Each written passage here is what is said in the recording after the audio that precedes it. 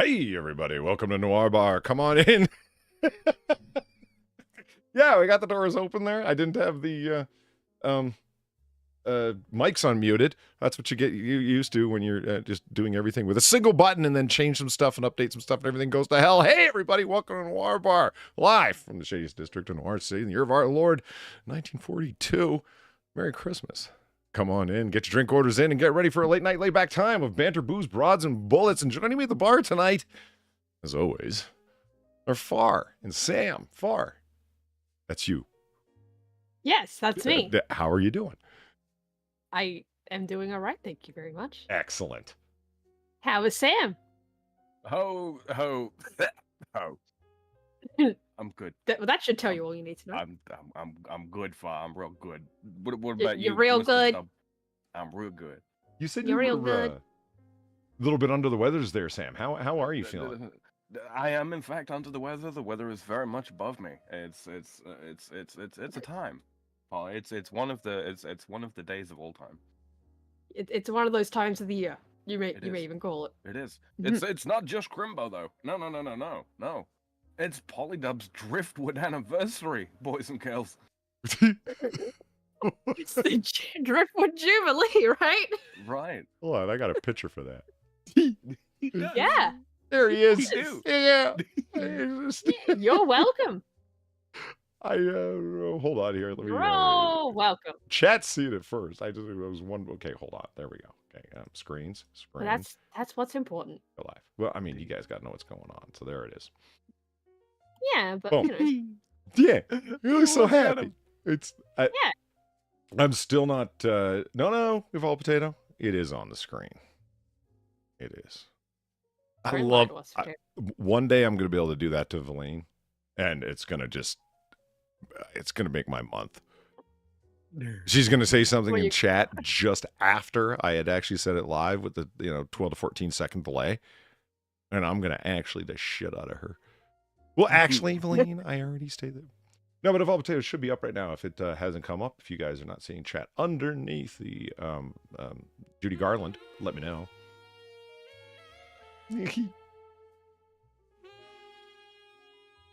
Alan, thank you for the $10. Who's in says, Polly. Alan, how are you, sir? I forgot that I put the Jessica Alba taking a slug from a liquor bottle on like a 4-loop replay. And yeah, it goes on for a while.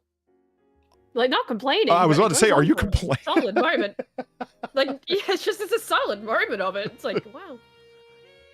There she is again. Mm-hmm. You know what? Because that's actually one of the first Noir Bar, fifth Noir Bar donation that I put together. And oddly enough, I didn't have a frame interpolator at the time to make slow-mo that wasn't jittery. It doesn't need to loop 4 times. I could have just, used my vacuum tube ham radio 1942 technology to just make it slower. Do you know what I'm talking about when I say a vacuum tube, Far? Yes, I'm aware of what a vacuum tube is. Convince me you didn't just lie. It's computer parts, right? Well, not computer part. Like, it's used in computers, or was. It is used in computers, or was. Poetically enough, Far, that explanation sucked. Get it? Vacuum sucked. See what he did there, Far? Did it used to, like, what, control voltage or some fucking shit like that? I know vaguely what it is. Well, you know what? Well, hold on. Hold on. Before we get it, okay. Darth I know what it looks like. Darth Mandalorian. Thank you for $3 before we went live. This still came up, so let's do it. Oh, there it is. Weebo legs. Woohoo! Yay, Weebo legs. Darth Mando says, I upset some admins. When Darth Mando used to be in chat, he says, and they're not fans, and then drama and whatever. And my answer to all of that is no. Yep. Yeah. With the period and the extended silence afterwards. Sam, we got to come up with a punctuation that indicates a lacuna. Ooh. Think about it. Mm-hmm. Right? we could call it a lacuna bang. A lacuna bang. I like that. Because it makes it sound dramatic, but it's actually just silence. But it is dramatic because dramatic silence. You see, a lacuna is a dramatic silence. Well, not necessarily dramatic, but... thinking lacuna matata, but, whatever. What a wonderful phrase. Yeah. Sounds foreign. Well, it ain't no passing craze. But... No, what happened with the de-spannering, de-wrenching of a lot of people is that... Fuck. Who was it? Was it Zach? Zach Osborne? Got de-wrenched? I believe so. And he was asking... Somebody was asking on Zach Osborne's behalf, I believe? I don't remember. I don't remember what I had for lunch yesterday. Yeah, it was Zach, and I believe it was our esteemed colleague, Mr. Frank Cap. Right, it was Frank Cap. Yeah, yeah. They brought it to his attention. So, like live last week, I went to that really weird, not easy to find section of the YouTube studio, Dilly Doo, and where everyone that had been muted from the channel was listed, and indeed, Zach Osborne was listed in there with a bunch of sex bots. Right. Because I personally had banned a bunch of sex bots, because anytime they show up in comment section or whatever, I just mute them from the channel. So it's like red hot ladies in your area or whatever. Not Catholic singles and so forth. So I unmuted him, and then anybody that hadn't been around in a minute, a good freaking dozen or so people got unspent. I was running a wrench no state. That's what I had come to understand. And so, yeah, I de-wrenched a bunch of people. That wasn't meant as a slight at anyone in particular. If you were to ask me, I would have said no. Mm-hmm. You see, the dramatic pause, it's worth it, Far. You see the effect it has? Mm-hmm. Lacuna matata, yep. Mm-hmm. So anyway, that's what's going on there. So, yeah, no. With 5 or so. For guys, there was absolutely nothing personal or anything involved there. I was also de-wrenched in the process. So have you been de-wrenched? I was. No, not anymore.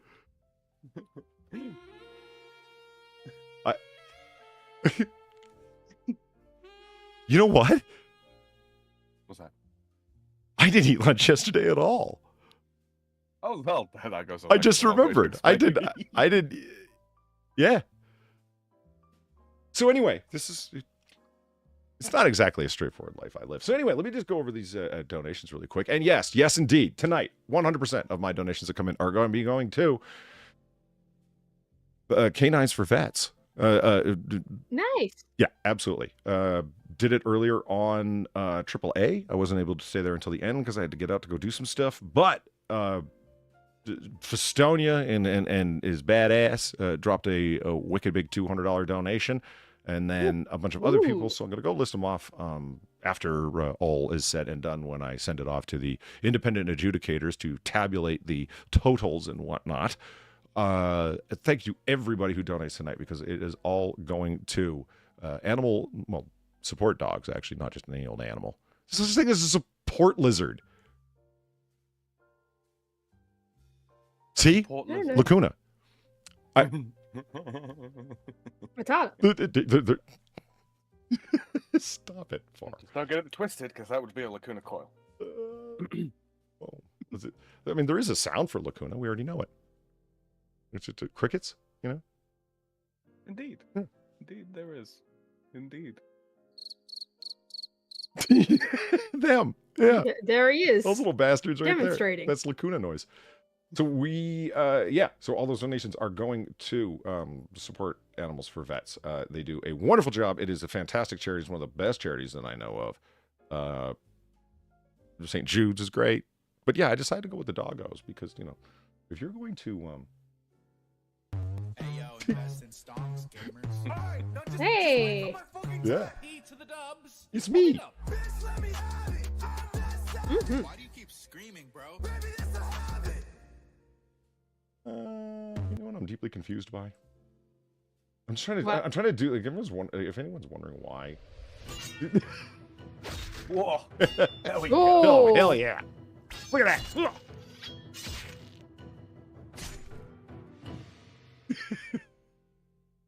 One more time because I blocked it by trying to do Woo! things at the same time. Whoa! There's Khaleesi with a big win.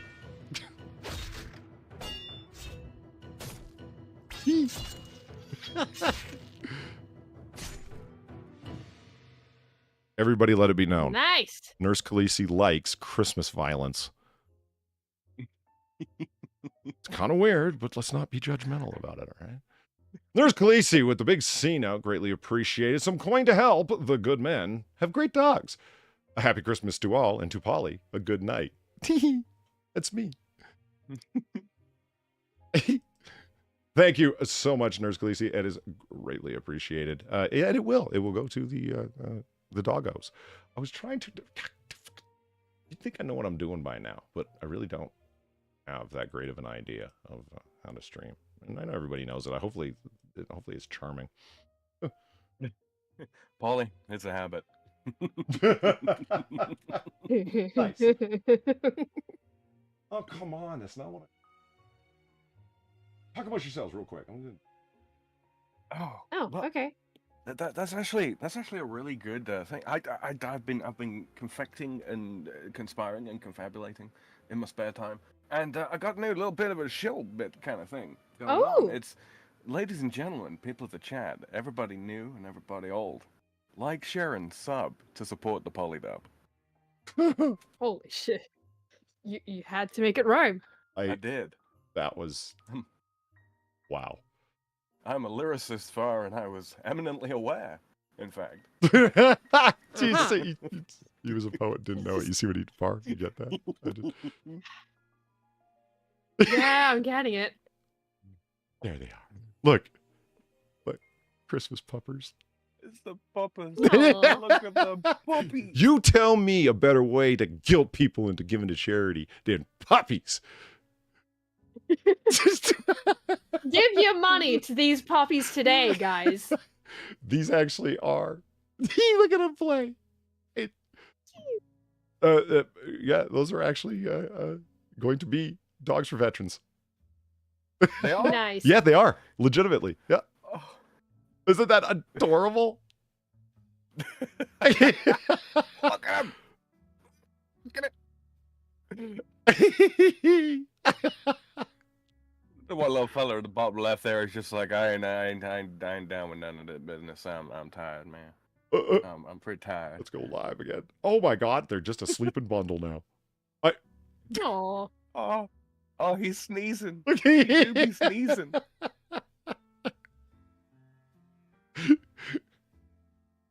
I just feel tired now.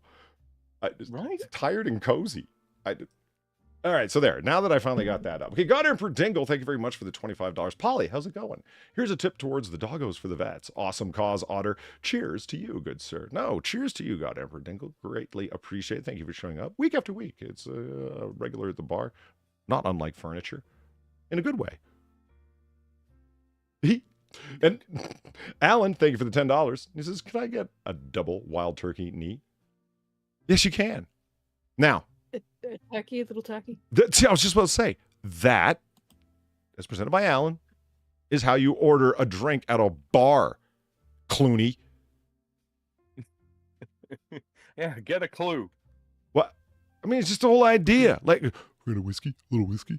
It's like wild turkey, I guess. Jackass.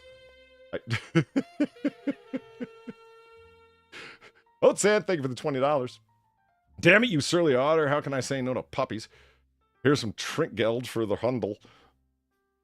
What? Trinkgeld for the hund? A hundle, as in a hound bundle. A hundle. Oh. I can't keep up with these language the kids are using these days. I did. Right. And yes, Alan, you absolutely can get a wild turkey meat. By the way, good choice. Who was it? Somebody was saying that in chat, like as I was trying to get the show set up some little while ago. That shit, is the music playing? I'm gonna say yes. No, those puppies are puppying. Oh man, they're yeah, that is full power Aw. puppy. What's going on? I mean, it's just it's there deliberately. hold on. Rotten Corpse, thank you for the $5. Gotta love it when the itch to buy another gun hits. When mainly you want to get accessories for the ones I own. You gotta love when the itch to buy another gun hits. When mainly I want to buy accessories for the ones I own. So are you saying that you want to buy a gun? Out of nowhere? Like the desire to buy a new one struck when really what you want to do is buy accessories for the ones you already have? The itch to purchase a new firearm has occurred when it would be in his best interests to accessorize the ones he has.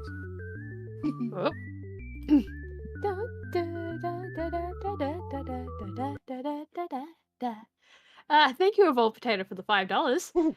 I'm sorry, Polly, but you are the person who said, fuck the orphans and puppies, especially the ones with cancer. You can't guilt trip me with puppies. I have one sitting on my lap right now. You know, I'm taking someone's word that I ever actually said that. But honestly, it sounds like something I'd say. I think you did say that. I have memories of drawing that. Like, yeah, fuck there's kids and puppies with cats. I could probably find the image right now, actually. Hold on. No, don't go. I said I believed you. Please. Shadow, find evidence to support the claim. Shadowclaw, thank you for the $1. Can I get a drink? A little drink? Yes. Tepid tap water, 1942. Straight out of lead pipe tap water. It. That's just. Found it. Did you? Yeah, I did. Here you go, Sam. You get it too. Thank you. Holy shit! There you go. You actually did draw that. Yeah, I did. You're sick. You did draw. And well, Polly, I'm one of the only artists you have. You got to take it or leave it. Oh no! Look at this chat. What the hell's wrong with Do you want art? Do you want art? This is how you do it. It's how you get it. Wait a minute, I have a button to be able to fill the screen with this. I don't know where it is. It's somewhere. Man, I gotta rework things so that shit actually works right. Yeah, yeah. I'm not repeating it. Someone's gonna clip it. I'm not stupid all the time. Just some of the time. It's okay. I understand. That's something that actually bugs me. Is it this automatic screen fill in browsers? I know it's not the biggest problem in the world, but like, how do I make it smaller? Well, you can't. Can I make it larger? Of course. Well, damn it, man. Oh wait, there. That's how you do it. Yeah, there we go. Control scroll wheel down, right? Well, yeah. Thanks. I'm slowing down today, Polly. I'm not very well. All right, my birthday stuff kicked my ass. Okay. No. Just seconds after, I'm like, wait, it's control, isn't it? With the scroll wheel, boom, there it is. And Sam's like, control, scroll wheel. That's how you do it. Far, stop drawing weird stuff. No, you can't stop me. Keep drawing weird stuff. I'm weird stuff. Keep drawing it. I fucking hate it here. Can't stop me. Thank you. Mm-hmm.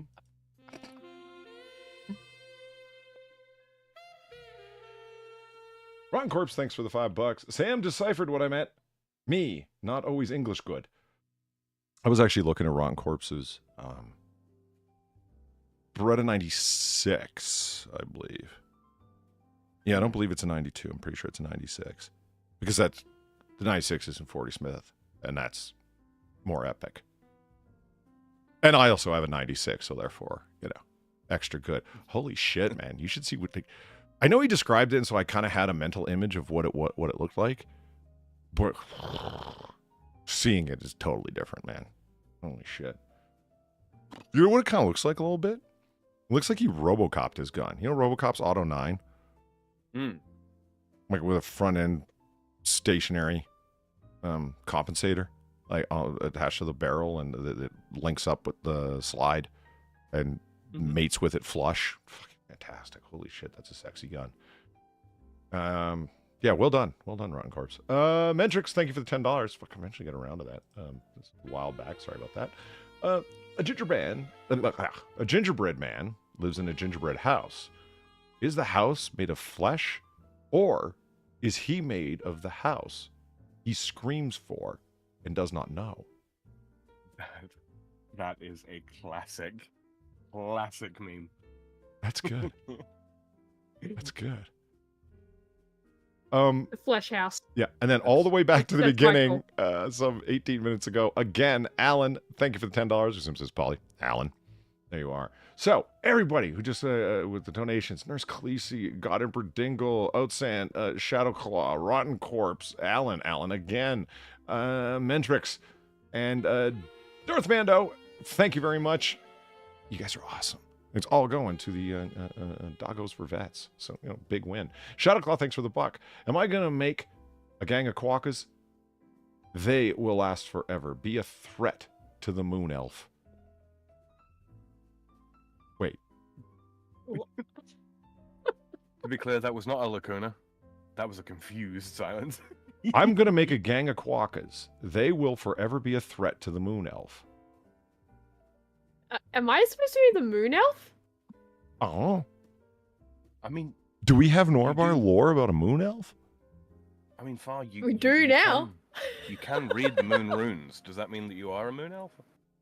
I can read some moon runes. Not all. I don't... For those wondering in chat, Far is fluent in Japanese and I am not recommendations. fluent. I am not fluent. Don't spread these lies, Sam. Jesus. Do not engage in Moon Elf Takia with me, Far. I know the truth. Jesus Christ, no. Don't start spreading I'm fluent in languages like that. Jesus Christ, man.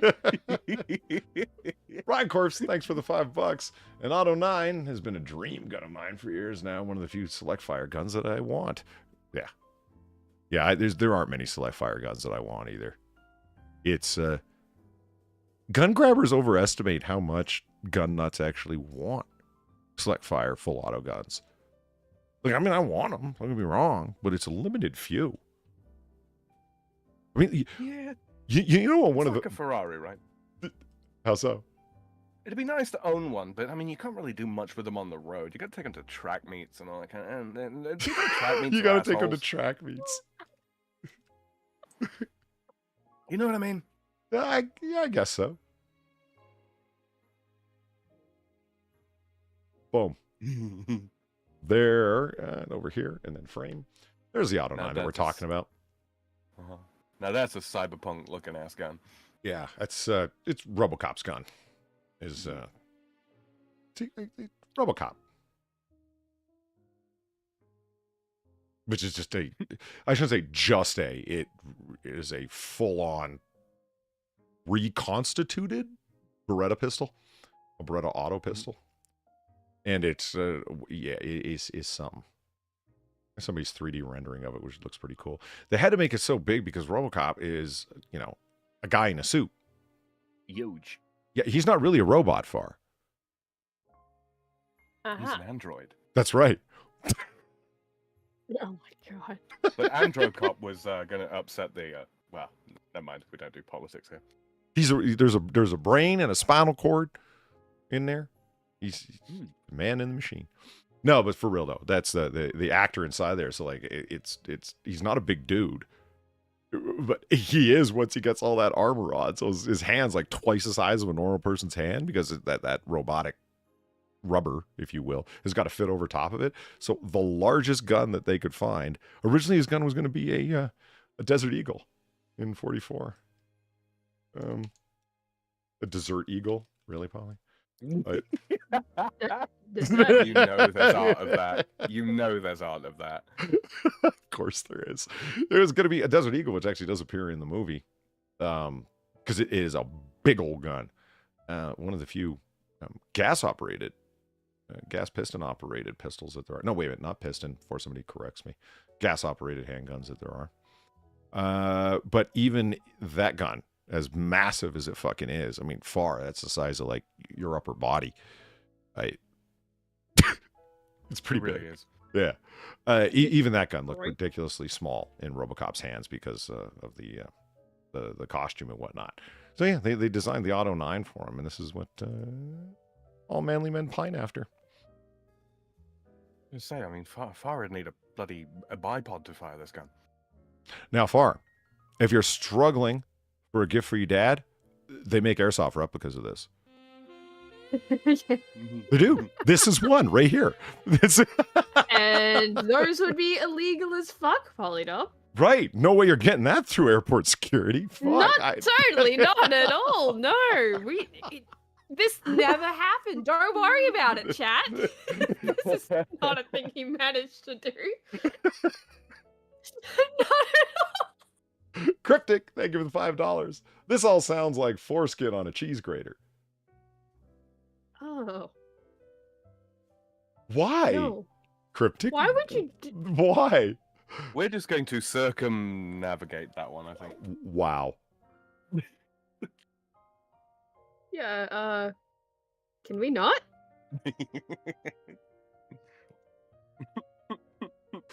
Yeah, okay, well, just as a last minute thing, because apparently it's like things I'm not going to describe to some people's ears, the whole gun conversation. But yeah, I was just, by coincidence, watching a video talking about the Auto 9 as a sideways thing that the guy went off on a tangent on. And I can appreciate that. I'm pretty tangential myself. A YouTube video. And I did not realize that one of the reasons they went with the Beretta 93 R is because it has a supersized trigger guard to be able to, for Robocop to be able to get his finger in there. Because most other guns... Jesus. It had a large enough trigger guard. There, Sam, make that filthy. He needed a bigger ring to fit his finger. Yeah, there it is. All right. Why not? You know So why I just not. I just had Willem Dafoe's Norman Osborn playing through my mind. You know, I'm something of a tangential guy myself. Man, wait a minute. Have I been dramatically louder than you guys this whole time? Oh, possibly. Maybe. I mean, hold on. I don't know, chat. Let us know. Let us know. Yeah. I am talking a little quietly to avoid, you know, blowing what's left of my throat out, but maybe that's it. Yeah, it could be you. If I can blame anyone, and I can blame you, I'm going to be happy about it. I mean, there we go. Blaming the French is something of a international It's a pastime. right? It is a It is. true national pastime for Americans, absolutely. There. Austin chat says, Sam's French. The French can make anything filthy. It's true. And now the Germans have returned our glycerin for making soap. We can make things clean. Now, Sam, I actually have a question for you that I'm willing to bet relates to the French language, though I can't be sure, but it probably does. You know, a chutney board, like a meat and cheese board, a charcuterie board. As Weibo would so eloquently describe, a charcuterie board. Yes. Charcuterie. Yeah, I damn well know that she could say it well, because when she's not around you to try to screw with your head, it's she puts a little flair and accent on the charcuterie. Why that word? What the hell? Why can't we just call it a meat and cheese platter? Like what's the word mean? Do you know? Well, literally just meat and smoked cheese meats. platter. Just smoked meats. That's all. That's what charcuterie means, is smoked meats? Yeah, charcuterie is just, smoked and dried meats. Yeah. So it's actually describing the meats. Yeah. So people are misplacing cheese and other items upon it. Those are how would you call it? Garnishing the board, I suppose you could say. I mean, there's nothing wrong with putting cheese on a charcuterie board. How do you spell that? With an S, with a C, with a... CHARCUTER. CHAR. I'll be right back. Okay.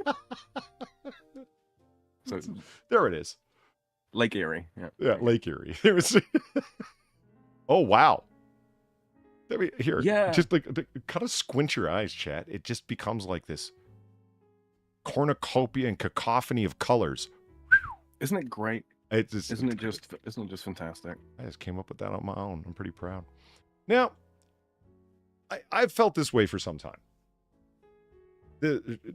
Weibo was actually the one who introduced me to the term charcuterie, or as I call it, a chutney board.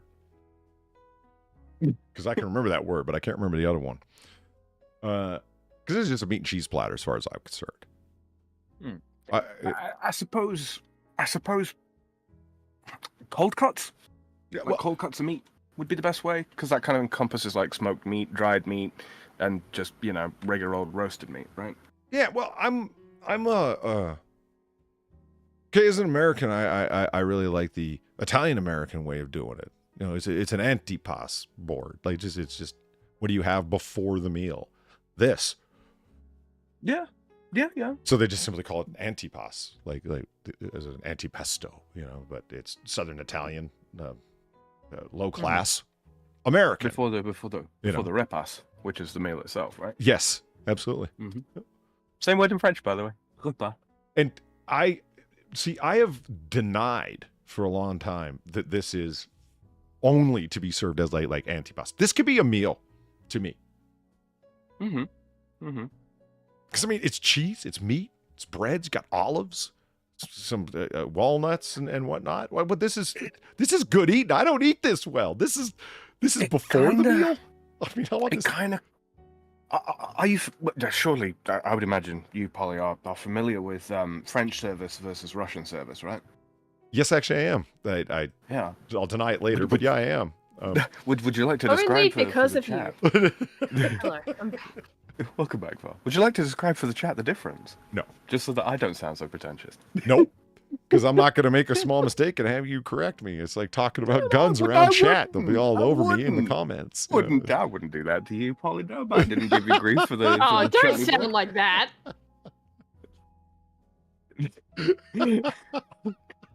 Okay, so Just tell them French and Russian service. Go ahead. French service is where basically everything is brought out all at the once, and then the Russian service is things are introduced in courses, right? That's the broad strokes, the difference between the two. So yeah, even when you go to a French restaurant, more often than not, you're getting Russian service, not French.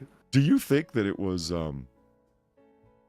anti-French sentiment when I did the sommelier thing through the Quartermaster Sommeliers in London that they called it continental service?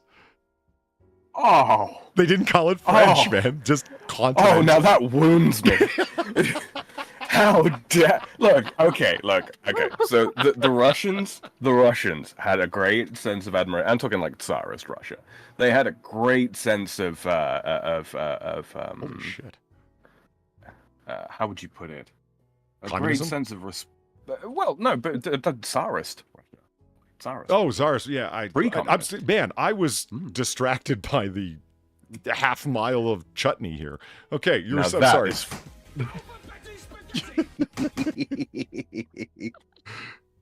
The old Far Sam dub donated $2. Thank you. Alphabeti Spaghetti. Indeed. See, that right there, that's like French service. That's right. Everything at once. Yeah, it's just yeah. That's a charcuterie stuff. Bench. Is what that is. It is, and I actually don't think this is smart. I mean, can we see how many places that it's like actually stretching? Oh, okay, that's all right. I misunderstood because the picture's so big. I was looking at all the food. I thought the paper that they have here was the edge of the table. Oh, and the thing below is a seating bench. Right, exactly. I thought. I thought they really had put it upon a very long, I guess, picnic table shaped table. And I'm like, oh my God, like the crackers and the raspberries and the whatnot are all like, and the carrots are all coming right off the edge. I mean, just off the edge. Yeah, you have really overloaded this to the point where anybody who bumps up against one of these crackers, much like a house of cards, the whole thing's going to come tumbling down, man. No, that's just the whole table. No, I get what you mean, though. Do you see what I mean? Now that I'm looking at it, now you pointed out, that's exactly what it fucking looks like, but it's not. You can tell by, like, the edge. Yeah, as soon as I went full size, I was like, oh, okay, I get it. Is there baby's breath around this? Like, look right here. Yeah. Uh-huh. Baby's breath is not edible. Well, okay, maybe it is, but shouldn't be edible. No, but it's got quite a scent to it, right? Just subtle. That would have to be why it's there, right? So I can't smell it then because it's subtle. Got it. There's no point to it. Yeah, baby's breath for those.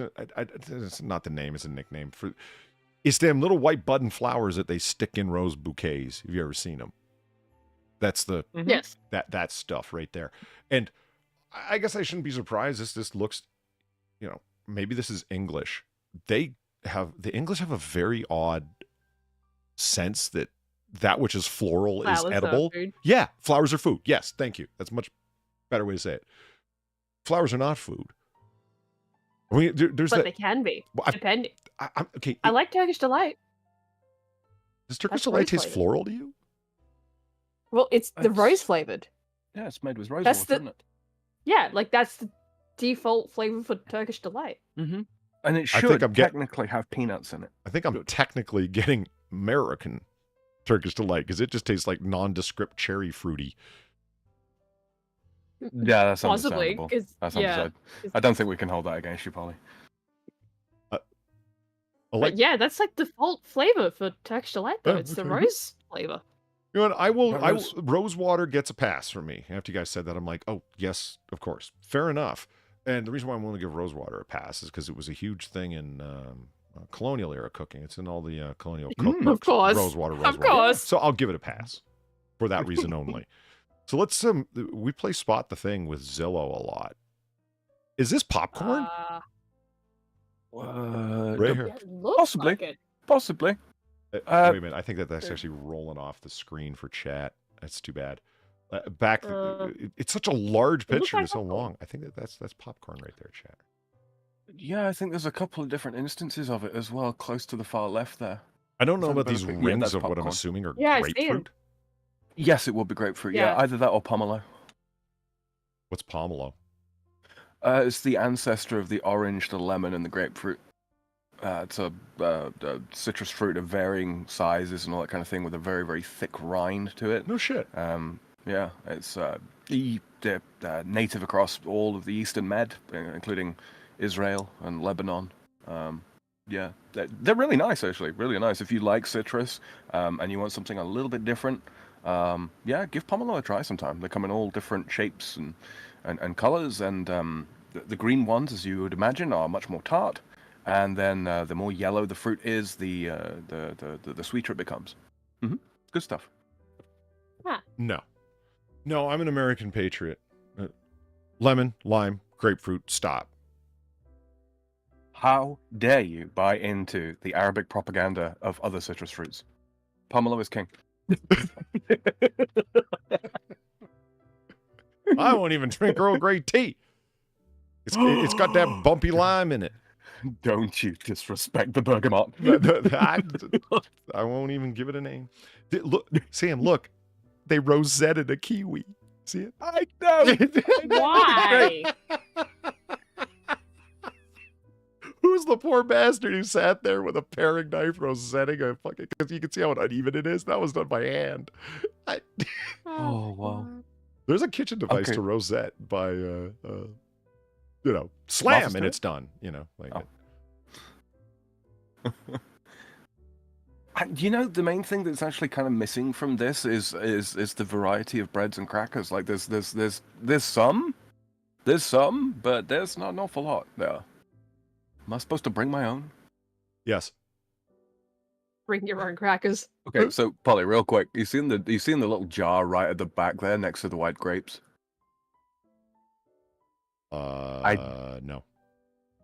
Okay, so you got on the left hand side of the picture as you currently look at it, you got the grapefruit looking pomelo stuff. Yeah. You've got the bread immediately to the north of there. Yeah. And then northeast of the bread, you got them stick things. Yeah. Are they thoughts? Yeah. I'm not 100%. I might be wrong on this because the image is a little blurry. But there's one of the things we do is we make miniature versions of the different dried sausages from around the country. Yeah. And they're kind of like little jerky sticks. I think you'd appreciate those. I'm okay with little smoked jerky sticks. Yeah. Mm-hmm. I mean, you know that it is my goal to be the jerk master. Mm-hmm. And I don't care how funny it sounds. I'm gonna get merch. I am the jerk master, and of course, it's referencing jerky. What did you guys think? When you Your comment. When you cut up beef or turkey or whatever it is, and you soak it in a marinade, with the intention of smoking, curing, or drying it, it is the process of jerking it. Mm-hmm. You think I'm going to change my language because you guys have some sick meaning for the word? We are respecting the original culture, Polly. That's what it is, right? Right. It's like that Caribbean jerk chicken, Jamaican. There jerk you go. Chicken. That's some good shit, yo. It is. That's some good shit. Yeah, jerk seasoning is pretty awesome. And so, I'm not going to back off of this. I want to get myself a dehydrator. You guys have heard me complain about the dehydrator situation. Yeah, Q continuum, I hear you. Boring, more pew pew. But, Cynic, I'm afraid he's going to start saying disgusting things. So, Mm-hmm. I just want to point out, those are some wild strawberries right there. Ooh. Fun stops. Mendrix is That's a right. pew-pew. I do like to jerk my meat. Flip it. See if I care. Go ahead. That's free promo. I will not back off of this. I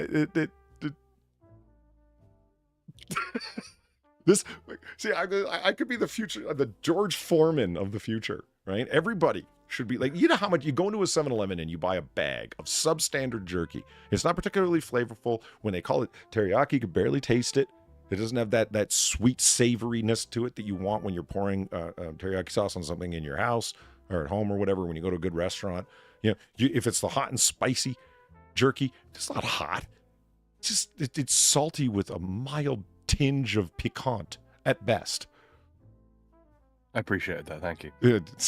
Got you back. All right. So it's never done well, is my point. And what do they charge you? Oh my God, way too much.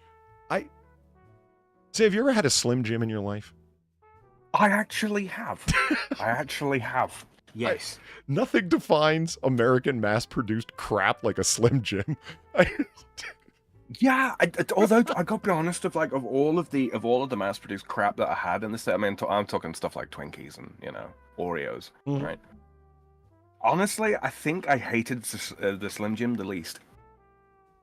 You know what disturbs me about the Slim Jim? What's that?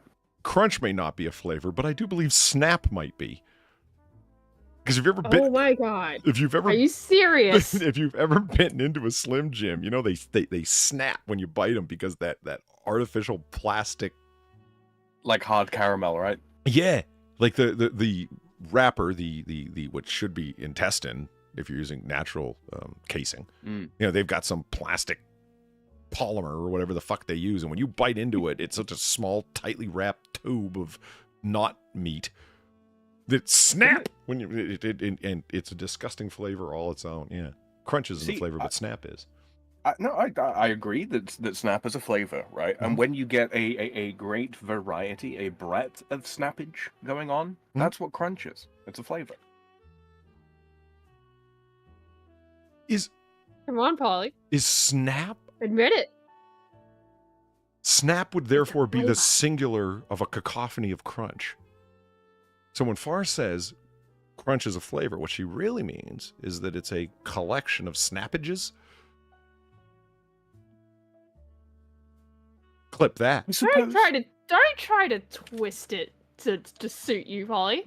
I fucking hate it here. I know you do. Yeah. Gamer Valine, thank you for the $18 going directly to the vets and their doggos. And wait, hold on. Right. Boom.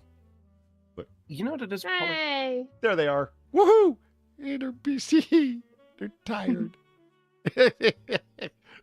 Look, there's 1, 2, 3, 4. I think there's just 4 of them there. I thought there was a 5th one under there. But no. Just oh my God, they're adorable. Yeah, these are the future canines of the Warriors, and I love when one of them does the sleep twitch. They all do it. It's responsive. What's going on? What's up? I wish I could sleep 20 hours a day like a cat or a puppy. Hell, I'd be satisfied with 6 hours of continuous sleep. Right. Oh, Mom's there. You see Mom? Wow. Yeah. Yeah, I see Mom. Oh, look, it's Mom. Yeah, they all get up and run with their raggy little tails. Look. They're all getting up. It's like, oh, it's Mother. It is Mother. The other one just kicked the one in the face, like, come on, get up, Mom's here. Oh, mother. Oh, there you are. Oh, good Lord. I was dreaming about dry kibble, and I'm so happy you're here. They don't even know what they're getting up and excited about because they're like running off in the opposite direction from where Mom's at. They're just excited because she's here. They're just happy. They're just happy she's here. Like, ah. So it's kind of hard to tell from this angle what's going on. Is it they've got these are like one of them's just sitting. These are like the puppy kennels that are like beside each other, right? And so that the people can come in from the front. And then there's like the adult dog kennels that are off to the side. But since like that's like Mom, she can walk along the side and stick her head in and walk right in through the door. But it's some, I don't know, that door that Mom just stuck her head in there is like maybe 8 inches off the ground, which means it's an insurmountable distance for these guys. They really can't get over that 8. Like, you see that bar around the edge? That's enough to keep them in. Yeah. No. He about to make a liar out of you, yeah, Polly. He was planning an escape. He almost managed it. Someday, little doggo. Right. Gamer Valine, okay, I'm here now. I was going to skim some and catch up, but I couldn't miss telling you that you beat me with the stream delay last week on the chat box test. Go on, lord it over me. Oh, I will. I'll make a donation out of it. Oh, and more of them trying? Oh, they're working at it. They're becoming a team. Come on, you can do it. Yeah, you finally did your own version of cat cam. Exactly. Oh, there's a puppy cam for the win. Okay. Excuse me. Just check on something. Make sure I haven't. Yeah. To come back to the whole snap and crunch thing, though, Polly, it's the difference. It's like there are things that are sweet and sweetened, yes, and then there are things that are sugary. Yeah. Snap is the sweet. Crunch is the sugary. There's a subtle difference, right? It's a matter of degree. Snap is the sweet. Okay, what? The crunch is the sugary. Crunch is the sugar. Well, what's the savory? Smush? Ooh, yes, smush is a flavor now. What? You started this far. Plunge Skyrim into chaos. I did start this. But you continued it, Polly, by denying crunch being a flavor. I still do. Now we're here. We got snap. We got mush. What's next? Crackle? Pop? That is what bacon tastes like. Good bacon does taste like crackle, it's true. You know, somebody actually caught me with that back in the day. What does you think Rice Krispies are made out of anyway? And I shrugged my shoulders and went, wheat? No. I actually didn't know that it was made of rice. I get it. It's in the name. I understand. Whatever. I'm just processing that. You can't know everything. It's in the name. Polly. That right there, ladies and gentlemen, that is courage. I don't... Admitting to that live on air is courage, and that is the exact kind of courage that veterans of the United States Army, Air Force, Navy, Marines, that's the kind of courage that they have displayed, all right? They know that there's a good chance they're going to get into some shit. Sure was this. Every son of a bitch that worked for him. They were all going to be better off dead. I'm going to have to change this, and I got to do a different screen share there so I can keep it up. Awesome. Gamerly, thank you for the $9. That's right, Lord, that actually over me. I'm so glad I caught it while you were live to actually tell you. Did you? You can't steal an actually bag. Thievery. All right. What I wanted to Polly's Dog Bar Noir. Yeah, no kidding. That one's seeing the dog food. Yeah, I know. They don't. They are dogs. I don't care. Yeah, they're just. Yeah. They don't give a damn. Okay. Rice Krispies, you mean rice bubbles? I mean, That is what they called here. Yeah. Rice bubbles? Yeah, rice bubbles. Shut up. Really? Yeah, actually. And Rice Krispies, I'm pretty sure, are just LCMs. Don't ask me what an LCM stands for. No one fucking knows. I'm pretty sure that is our equivalent. Liquid crystal maltodextrose? Holy No, shit! literally she wasn't kidding. Look. Yeah, they are. Oh, it's so But, like, wrong. Not even the people that make LCMs know what LCMs stand for. I'm pretty There they sure. are right Like, there. see, look, there it is. I don't think anyone knows. No, I don't. I'm still trying to get over this don't rice know. bubbles thing. Like it's rice bubbles. It's the runaways from the I North think- Pole, snap, crackle, and pop. Yeah. Yeah, how the fuck do you think I felt when I found out it was Rice Krispies? For you guys, I'm like, the fuck do you mean Rice Krispies? Because I'm hearing people, like, I would hear people say, yeah, Rice Krispies, haha, snap, crackle, pop. I'm like, the fuck is a Rice Krispie? They've got multigrain honey flavored rice bubbles. I've never seen that on the shelves, I'm not gonna lie. What? Multigrain rice bubbles, berry flavored. I'm not really surprised, though. It's 'cause bubbleberry. This tends to be how Australian cereals go. They get one brand right, and then they start going, how many varieties of this one thing can we possibly make? Like, that's we don't have much variety in actual, like, different cereals, like you guys do. But we have a lot of this bullshit, where it's just like, you've heard of rice bubbles. Have you heard of multi-grain rice bubbles? Well, They you look like have little now. cashews. Here you fucking go. Yeah, I know. I'm Also, a how do little you get a cashew. multi-grain rice bubble if they're made of rice? More than 1 grain of rice per bubble, I would guess. No, not Jesus. I don't think that's what they're going No, for. I here. don't. I know that's not what they're going for. Different grains of rice, like wild grain rice. You know what I mean? Have you ever had the? I don't. Have you ever? I don't Have you think ever that- had that's what wild they're grain going rice for. that, like, at a restaurant where they're trying to go really like I've had brown rice. So have I, and brown rice is good. I like brown rice. Yeah, I like brown rice. Yeah. And Hey! basmati rice is and basmati rice is good. It's nice. Lots of different options, but then you get into the weirdo multigrain shit. It's like when you get a mixed green salad and they put like the purple leaves in there and the leathery arugula. I hate the purple. I hate the fucking purple leaves. I know, exactly. They taste gross. Absolutely. It's like these are not lettuce leaves. These are weeds from my These are- backyard. Yeah. Why is this should not be edible?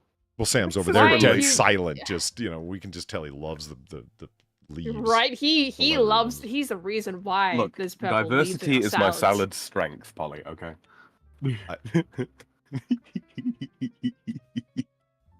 Rice bubble slice.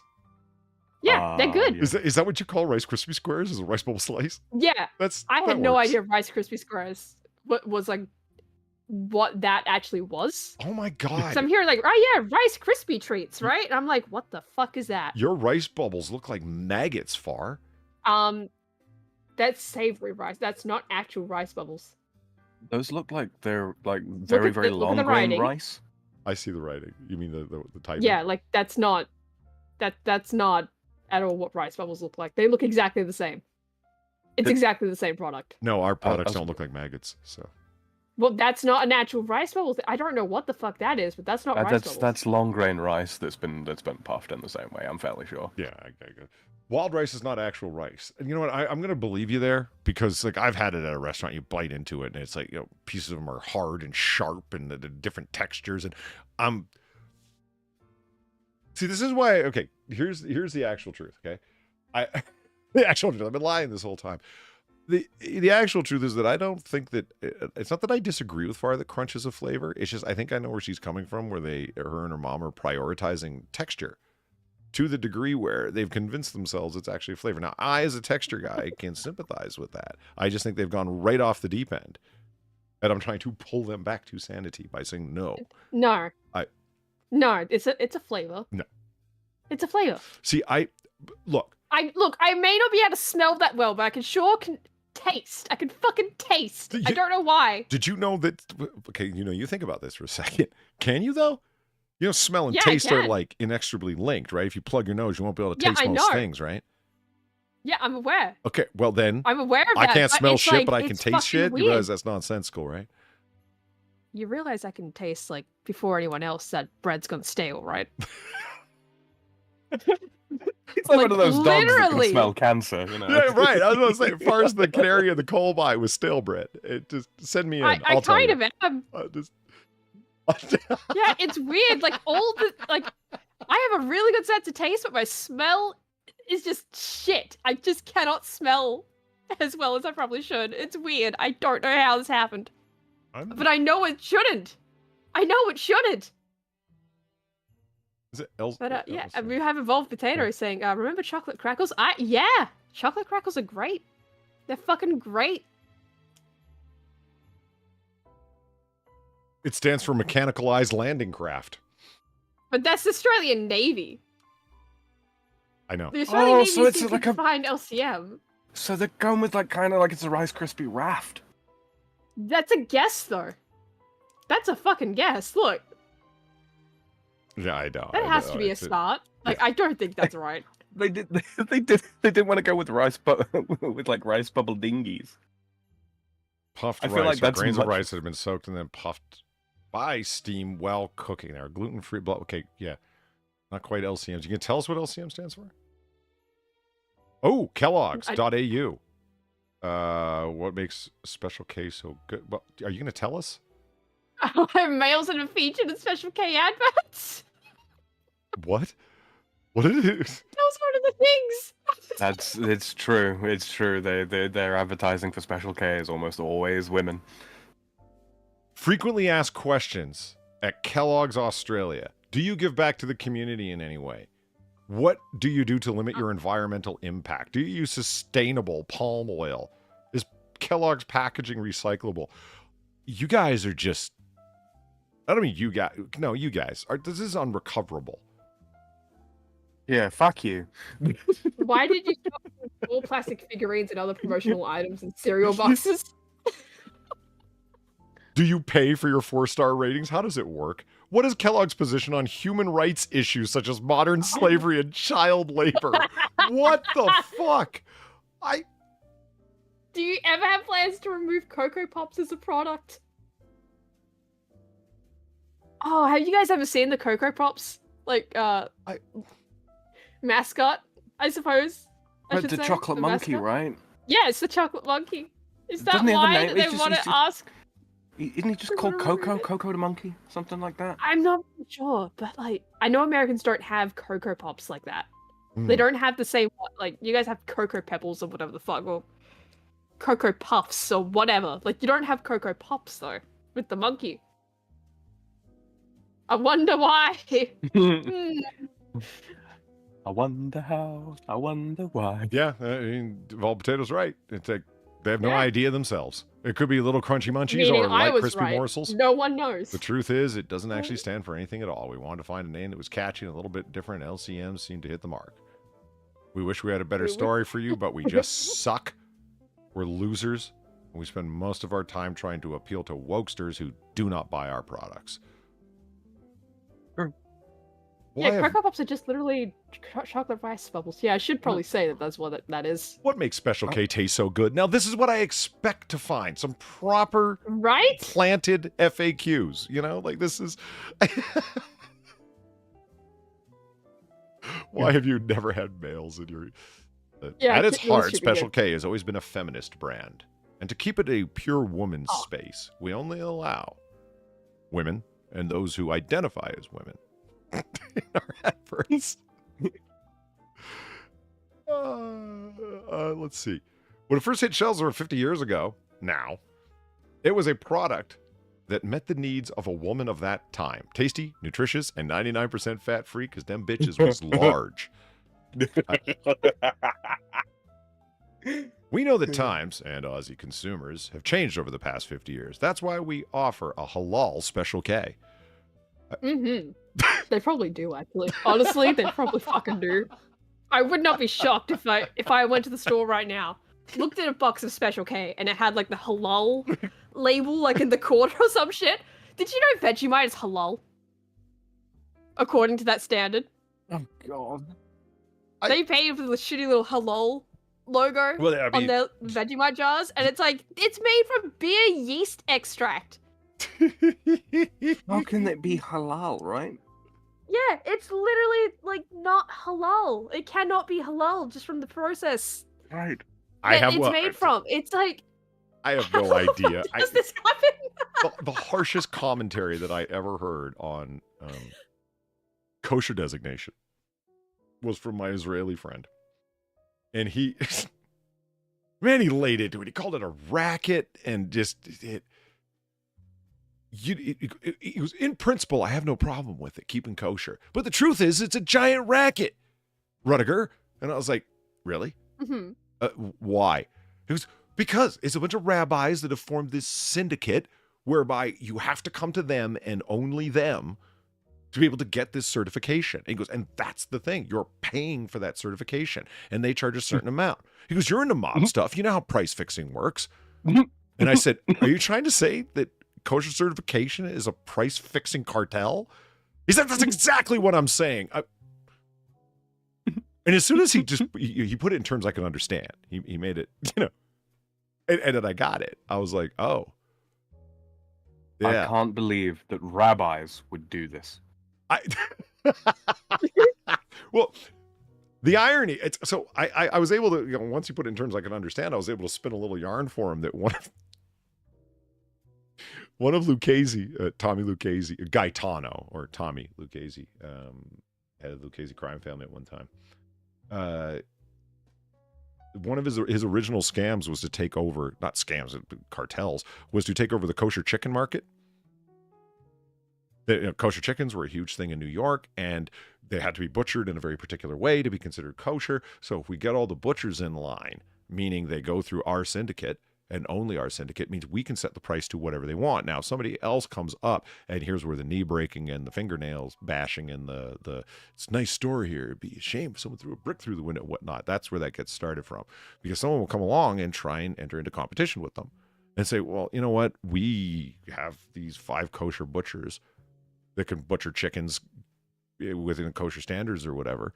And we'll do it for like half the price, because the price you guys are charging is way too much. It's greatly inflated over what you need to charge. So it's like, yeah, no. We'll break your kneecaps. You either join us or don't join and don't start into business against us. That's how price fixing works. He was like, he goes, and it was an Italian that started this? And I'm like, yeah. He goes, must have been a Jew who gave him the idea. He was really critical of kosher standards. So far, when you say, what brought all that to mind is, like, they had to pay for the halal thing. I absolutely believe you every bit of the way. There is paying for it. Yeah. And yeah, to make it even worse, to show that it's not about halal or kosher, there is no worse standard than organic. No bigger scam meaning nothing than organic certification. Mm-hmm. They may not. They don't need to engage in like the syndicate activities of trying to force a hegemony market where it's them and only them. No, it's just we will bang everywhere, put our products out everywhere. It's a volume business. What do you need to certify what organic is? Whatever. The standards are so, roll the dice and you can come up with their standards for organic, and people will buy it because they think it's healthier and better for the environment or something or whatever. It's like throwing sustainable on something or fair trade, whatever the hell that means. Who knows? I bought a bag of coffee at the grocery store the other day. It had like 5 labels on it, like little symbols. It was this, it was that, it was, fair trade, UN, International how much Council did they of fucking pay for? Yeah, it all sounded made up, like Noir Bar brand certification of awesomeness or whatever. Like, no, that's legit. Yeah, like Starquake cereal. Yeah, Red Bull is Right. organic. I believe that. I purposely organic. I might be a little bit behind on the whole, EU qualification for all this kind of thing. Because let's face it, they change it every 6 months so they can pretend they've done something meaningful. Wait, is it clear across the? Oh yeah, the EU? it's something like yeah, pretty well. Yeah, in order to call something organic, you're not supposed to have used chemicals in the as in artificial fertilizers, artificial pesticides, all that kind of thing, in the field within the last 3 years. Well, if you know much about crop rotations and all that kind of all them kind of doodads, 3 years is nothing. Not really. It may be less than that now, because there's lobbyists left, right, and center, right? And I might be absolutely believe that if you were to look up those regulations and their particular subsections, that there are like 1,000 little exclusions. Oh yeah, absolutely. That are listed in. It's like, oh, it's fine so long as 3 years. Well, actually, it's 12 months or 8 months as long as you have irrigated the soil in this particular way with this thing or whatever, and it was an exclusion allowed into the law by lobbyists that were working on behalf of through a support group for, et cetera, et cetera, et cetera. A bunch of people that had paid into it to get it. Son Manto, yes. Yeah. I can't, that's why I asked, is it EU broad, like wide? Because when I think about all the countries that are in the EU, holy shit, organic certification is a mega scam. Like in the EU, it would have to be worth billions. It is. It absolutely is. And the sheer amount of produce and the size of the EU. Fucking hell. Anything that is traded internationally by an EU country has to be EU compliant. Heck, even depending on how badly you've been cuckolded by the EU, you even have to comply within to sell the product within your own nation. Or announce that it is not EU compliant on the packaging or something along those lines. Yeah, it's bad. It's real bad, and yeah, it's a giant scam. Yeah, there's been several studies done. How long does it take for artificial pesticides and all that kind of thing to wash out of the soil, and it's like it takes like 10-15 years to be below to become a trace amount in the ground. So it's kind of like organic labeling. Complete horseshit. Poetically enough. Is it too late to get an Irish coffee heavy on the Irish? Absolutely not. Or you like coffee? Like you're okay with coffee? No. I thought you liked like heavily sugared and creamed coffee. I thought you were okay with that. I can be, I guess, if it's really flavored, but like not overly. No, I'm not going to choose it.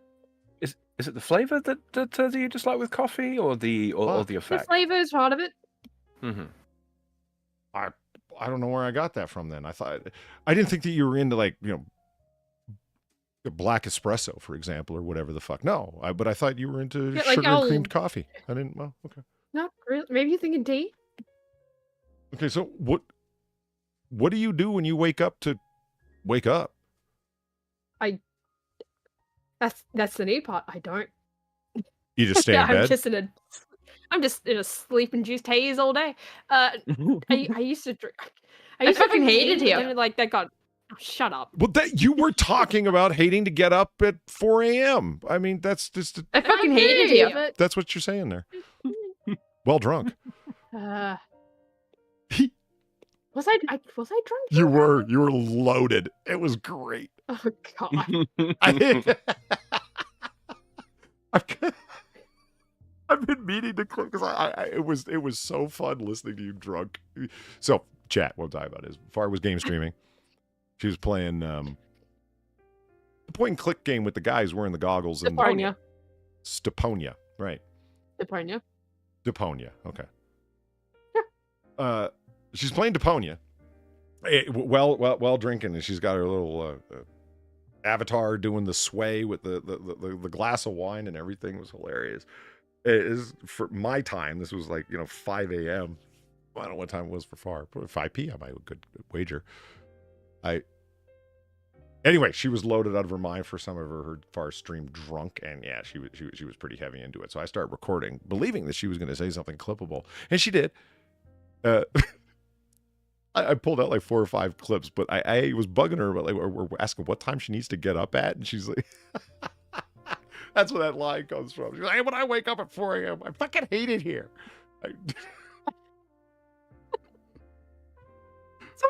I feel like I was playing. I think that was actually the puzzle, wasn't it? I was saying I fucking hated you. No, you were talking about being in the place of having to wake up at that time. Was I? Mm-hmm. I don't know. I do. All right. Because I mean that's not wrong, but all right. I thought that was me saying like I fucking hated here because I couldn't complete a fucking puzzle. I was fucking hating it. No. In any case, you sure? I'm positive. I've got the recording. Uh-huh. You be careful, Far. Yeah. This will be the bathroom we make you use from now on. Far would be fine in there. Why? Look at. Can you imagine using this bathroom? Tiny. Isn't that something? No. Well, I want to know how the fuck this even came to be. I know. That is bizarre. It's been tiled and deliberately like plumbed, like as in plumbing. Plumbed? Mm-hmm. That doesn't sound like it makes sense, but I guess. Anyway. I guess. Yeah, and they got the See, toilet micro thin tissue dispenser from the looks of it. Yeah. Is this a public bathroom? See, Polly, what this is, right, is this is the challenge mode toilet for gentlemen who wish to test their long distance aim, right? You see, each of those tiles on the wall there is exactly 12 inches. I see. Right. I see. Each of the little rectangles within is an inch across, and if you count them, you'll see that there's 12. Right. That's how I know. So what it is this is the challenge mode toilet. You're supposed to stand as far back as you think you can, and piss into the bowl, and it only counts if you hit water. That would account for the disgusting state of the floor. Exactly. Don't ask me how I know these things. This is actually a what? Actually? Anyway. Yeah. Okay. Yeah. Yeah. What this is particularly is a list of worst home design finds by realtors.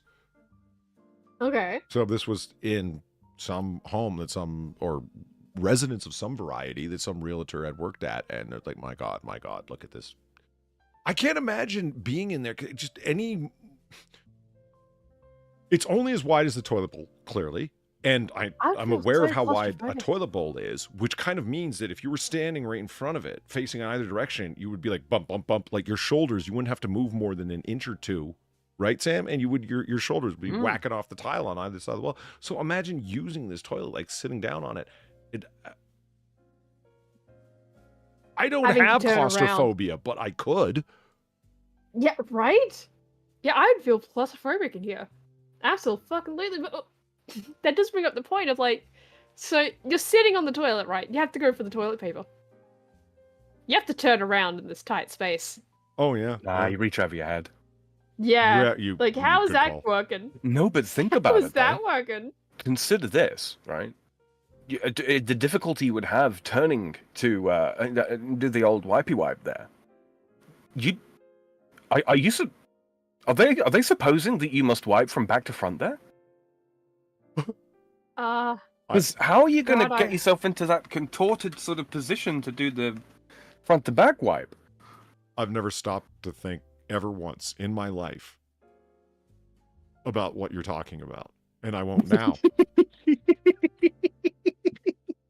I deliberately forced into my head alternative thoughts. I started thinking about an Annie Lennox music video just to avoid thinking about what you were describing.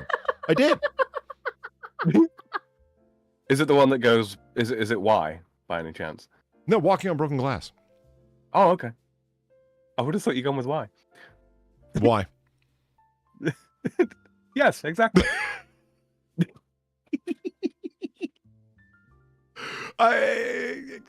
Annie Lennox is wonderful. She's great.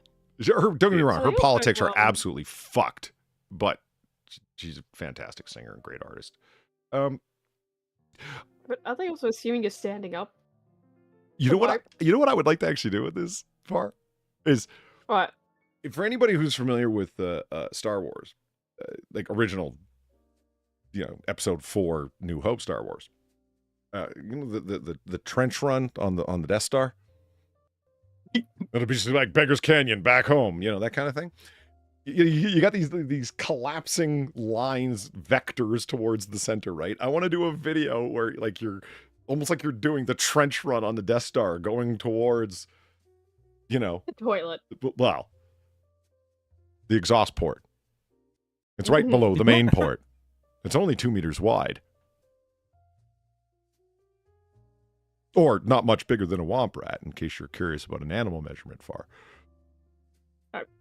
I don't even know what the fuck that is. Oh, it's not very big. But still, I mean, I was able to nail them with my T16 back home. Oh my God. This imagery is working for the purposes of auto suggestion. Right back. I'm just quoting lines from the scene in Star Wars where they 2 meters? That's impossible. Even for a computer. It's not impossible. I used to bullseye wop rats on my T16 back home, said whiny Luke. So anyway, if you've ever seen like the trench run on the Death Star, that's what I want to do. A video where you like, you know, you're going and you turn left and then right, like vector images, like 1980s IBM video games. You know what I'm talking about here, Sam. Lacuna. Okay. And he's muted. And eventually you get to the toilet at the end of this very, very long hallway. See, what I'd like to think far is that this hallway is, in fact, some 50, 60 yards long. It's like some nightmare passageway. It's around the perimeter of the house. So it's a door. Oh my God. Like a door, normally, you know. May I use your door? May I use your bathroom? Of course you may. It's right there. And you point towards this door. So they open the door and they step in. And the door slams shut behind them like a garage door. It's on like a heavy spring.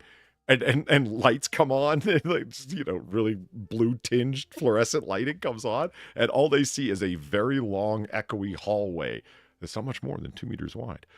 And they just sort of walk straight down because the door is closed behind them. It becomes like the Indiana Jones survival thing. This thing just goes around the perimeter of your entire house where it's just tile and tile and tile. And at the end of it is this. Holy shit. Are there traps too? Do you have to solve puzzles? Just to get to the fucking toilet? Yeah, the traps was funny, but the puzzles, okay, I like the puzzles. Yeah. You gotta, I don't know. No, there's no traps in here, Far. It's not that kind of toilet. Right? There's no feet to tap underneath, you know, stall doors. Yeah, you know what distresses me the most, honestly? You see the floor? Yeah, look at the tiling on the floor. Oh, it's disgusting. Yeah. Why? There's no, that. it changes. Oh, it does. Yeah, it does. You're right. Yeah. But why not just get tiles that are that far across rather than the absolute abomination of a tiling job? I'm wondering if like the room was originally bigger, but for some godforsaken reason they decided to make it smaller. The only thing I can come up with is like to put the wall up themselves. What kills me is that it is in fact tiled, so it makes it seem like much more like there's brick behind there, that somebody intended it to be this size. If you know what I mean. The fact that it's tiled makes it seem much more solid. I don't think so. I think there's just wood behind there, and this was the only space that was. Fuck, I want to know where this comes from. I want to know. I want to know why this exists. Like it does. Mentrix. Why are you trying to scare the shit out of them? So this is where it begins. I'm sure you've seen this meme picture. Oh my God. The bathtub. Yeah, and the stairs. Yeah. That seems like a good way to end up with Canadian healthcare. Yeah. It does. Do you remember the one image of like it's a staircase like that, right? But at the very bottom there's like the shower, the toilet, and all like this small little room, right? Yeah. No. And I think the sink is on the staircase itself as well, like to the side.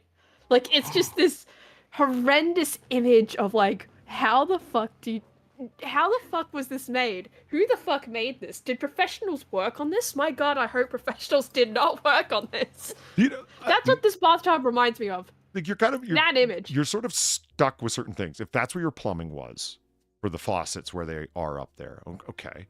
And you can see the window off to the right there, and the staircase. And okay, it's ill-designed, right? But there was a way to make this work, and it blows my mind that they installed the tub properly. You can see that there's sealant caulking around the edge, and it's properly tiled and everything. So somebody cared enough to do all this. Why didn't you just build a wall that went up to about 3 feet, maybe? So it's kind of covered, meaning, like, it only makes a difference psychologically, but that's the whole point. This is psychologically nightmarish, not, if you know what I'm saying. Like, nobody in their right mind would get in and out on the staircase side. You get in and out on... Some people might. Some people actually might. Yeah. No, I mean, like, people are dumb enough. Just build a wall up to, like, it would not mean much more than fencing, honestly. Just wooden paneling, whatever. Wood paneling with like three lengths of fucking steel rebar just to reinforce it in case someone falls against it. Right. Yeah, true. Yeah, you would definitely want it solid as hell. Like, this beam looks like a load-bearing member, so just attach it to that. Yeah. If you know what I mean. Where it makes a... Far, you're right. There are idiots out there. And so you make it idiot-proof. They can't get in from but the end of the tub. You know what I mean? Yeah, and you want to know why I say, like, people would? Because I probably would. I probably would a couple of times, like, just to get in and out of there. Like, yeah, this is easier than going over the little wall over here that's probably slightly taller than the tub. You wouldn't use the escape hatch there at the base of the tub, though. Just, you know, is that what you think happens, Sam? When you open that door, all the water floods out? Holly, that is the world I want to live in. I love that. I didn't even think of that. Like, occasionally, I probably would. Like, I'm saying, personally, I probably would, like, occasionally, you know, come from the stairs, like, get up onto the ledge. Why? Maybe not get into the tub, but, like, I'm just saying, because I am lazy as fuck. Because getting up those last couple of stairs, it's like, yeah, whatever. Sam, no, you... But I'm saying that as, like, I acknowledge that it's a dumb move. But I would never do it when it's, like, I'm, like, dripping wet. Or, like, there's water actually about. Here's our first example of how you ruin everyone's Christmas with your opinions. You ruined it, Far. Ruined it. You're welcome. It was a Merry Christmas. I even got decorations, and you're talking. I would. You're gonna fall to your death. But I'm not saying I'd do it when it's like, you know, there's water dripping on the surface or anything like that. It'd be like getting up. Okay, I'm gonna turn the taps on. Right, and then like go around. Do you remember that scene from The Matrix where Neo is like edging precariously along the ledge on the outside of the building? That would be Far trying to get out of a tub. Right. But I'm not saying I'd actually get out of the tub after I've had a bath in that. I'm not saying that. I'm saying, like, you know, turning it on. Yeah, I'd get up on the ledge. And I acknowledge that as a dumb thing to do. I fully acknowledge that. But there's people that'll take it the step further than I ever would and get out of the tub. Why have they put the faucets on the wall side? Why not run some piping, you know, around the underside of the tub and then have them on the near side? Or on the... No, but that's what I mean. The whole like, thing that's can where be I'd be adjusted. turning it on. You wouldn't need to run, like, calling a plumber to... Well, okay. You need a right angle and then another right angle to change at the corner to go and then have them off to the side. You could just leave them where they are and put the little fencing that we were talking up. And you've been to America. You've seen our positive and negative sided electrical sockets. One is bigger than the other. Right? So you can only put it in one way. And that's it. You can't insert an electrical plug into a socket the wrong way. You've also seen a USB-C plug-in. Now, as opposed to the older kind where it needs to go in one way, it can go in either way. This is called idiot-proofing. And it's for people like Far, who insist on doing things the wrong, dangerous way. So they make it such that you can't do it that way. Fun fact, though, our sockets here, right? You know, they're very similar to you know the electrical razor socket that you get in bathrooms and such. You know, it's just 2 pins. There's no tertiary grounding pin. Okay. Yeah, or earthing grounding. I can't remember which. Either one actually, but yeah, generally ground, but earth is pretty See, fucking common if you've ever done electronics. But yeah. For things that use low current, you can plug them in either way around. That's true idiot proofing. Like, it doesn't matter which way round it goes, it still works. Did we talk one time that the sockets in Australia are the same, except they're the ones that are slanted in at like 30 degrees, right? They're slanted. Yeah, you got. Yeah, they look like sad faces. That's right. We were talking about your sockets look like sad faces. Sam, what are they like in Australia? France, sorry. They're same thing, just no grounding plug.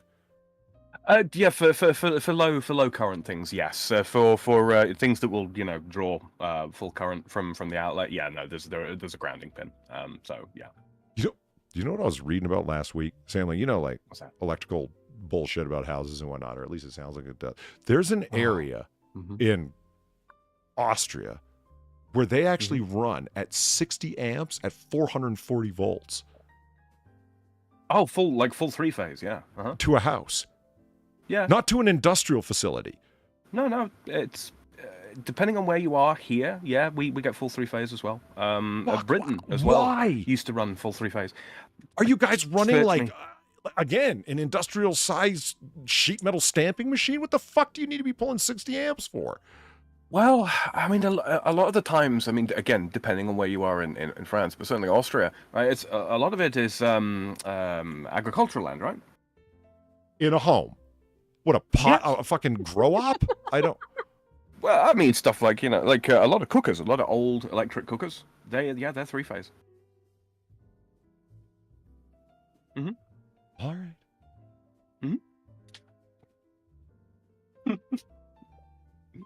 So sad face electrical sockets.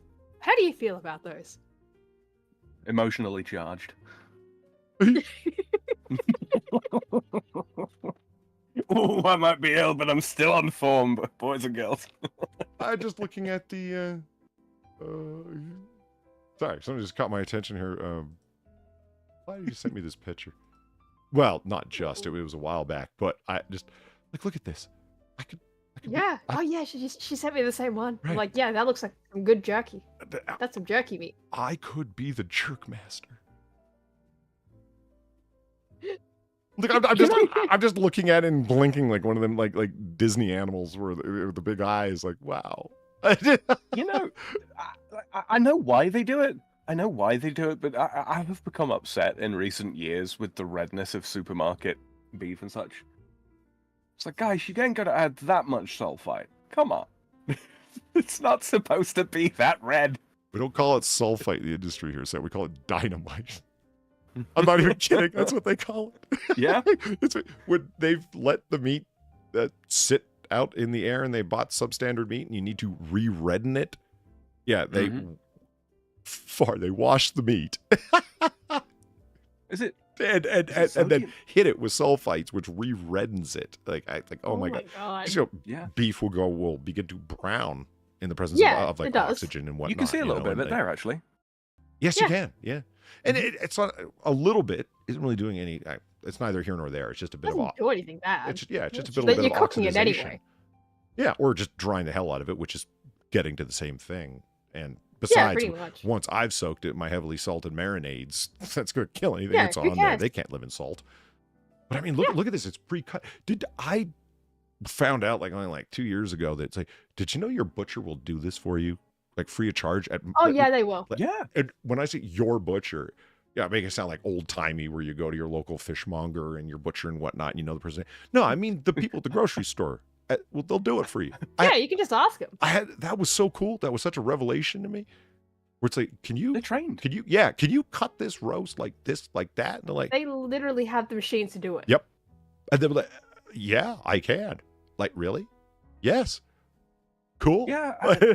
Most supermarkets, most supermarkets of a decent size. I'm not talking your hypermarket kind of affair. But yeah, no, you go to the what's it called, the deli. Yep. They'll do it. Yeah, all that shiny silverware and metallic contraptions in the background. That's not just for show. They really they're trained to use them. Yeah.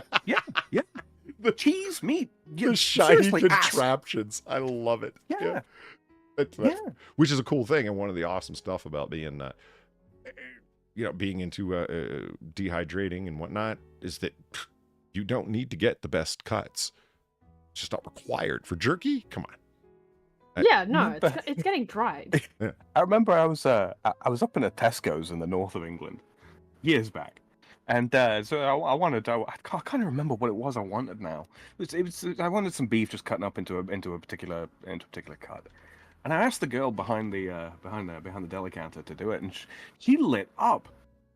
I was like, "Okay, you good?" And she's like, "Yeah, no, it's just nobody ever asks anymore. I've been wanting to use this thing since I started. I made her day by asking her to cut my meat.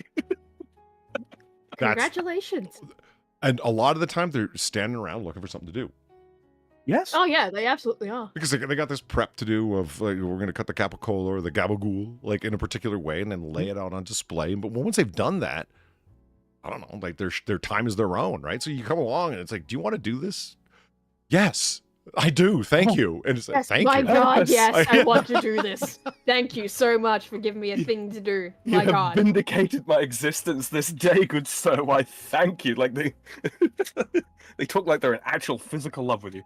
Look at over in chat. It's like, oh no, how much have I missed? Waffles. I'll nothing is the answer. Nothing and everything. Yeah, I mean, we haven't really gotten. Don't worry about it. We've kind of started the core of the stream, but not really. Welcome to Noir Bar. So no, you haven't. And Eve's here. Hey, Eve, how's it going? I love this comment from North. It's like, first time I've joined Noir Bar in close to a year, and we're debating electrical shit. Yeah, welcome to Noir Bar. Right? What do you expect? Random bar conversation. Come on, man. I mean, you've been around. But we were talking about this, and, you know, hey, chat, when we get off topic, somebody just say, what the fuck? Because I do that at bars. Don't you? Right. It's like, can we stop talking about this and talk about something interesting? Invaline. Sam asking women to handle his meat. No, please be more French. Look, she was delighted to do it, all right? I'm taking that as a win. You can't stop me. You know, I've used that I'm going to stop you right there line like 2-3 times. Yeah? Yeah, it's to great effect. I'm going to stop you right there. Is it? And then walk off. No, you just fall silent. And they're waiting for you to continue. And you're like, what? Nothing. I just wanted to stop you? Yeah, I just wanted to stop you. Just peace. Thank you. Do multiple times in one conversation, become polylacunic. Polylacunal? There are. I like that. Yeah. There are so few violating social norm things in that subtle way. And that's one of them. I come across them every so often. There's no name for them. Like getting on the bus that's mostly empty and sitting down next to the one other person that's on the bus. See how creeped out they feel. Or sitting in front of them. Or behind them. Yeah. That works too. Uh-huh. Usually behind them is worse, I find. Yeah, I would rather have someone sit directly across from me. Like, you know, like the seats that are facing each other on metros and buses and whatnot. I would absolutely rather have that than them just sit down behind me and we're the only two. Because I couldn't. No. I would. Yeah, no, I've had that happen to me before. Just someone sits down right behind me and there's no one else on the bus. Yeah, and it's just like, why did you choose there of all the fucking places? Like, it's near the back too. It's like, what the fuck? There's no reason for it. Sam, is there a reason that your Streamlabs isn't coming up? No, I'm checking. Are you checking right now? Okay, cool. Just yeah. seeing if you read that. Speaking of Streamlabs, Far's pasted it a few times, but all of our I can do it again. Okay. All of our Streamlabs are listed below, and Far's going to post it again, and plus all of our socials are down there. And all of my donations today are going to the K9 Warriors puppies. Yo, bring out the puppies. Yep. Bring out the puppies. There we are. The puppies. The puppies. And you'll notice that the last link in the link dump that I put there is for the Noir Bar collection on my store. Not Polly's Noir Bar collection. My one. Have a look. Get your Christmas order today. Yeah, get your Christmas order today. And your Uncle Polly poster. I'm gonna scrape together some money for the puppies in the future myself, but at the moment I'm paying myself back for all the birthday drinking I did.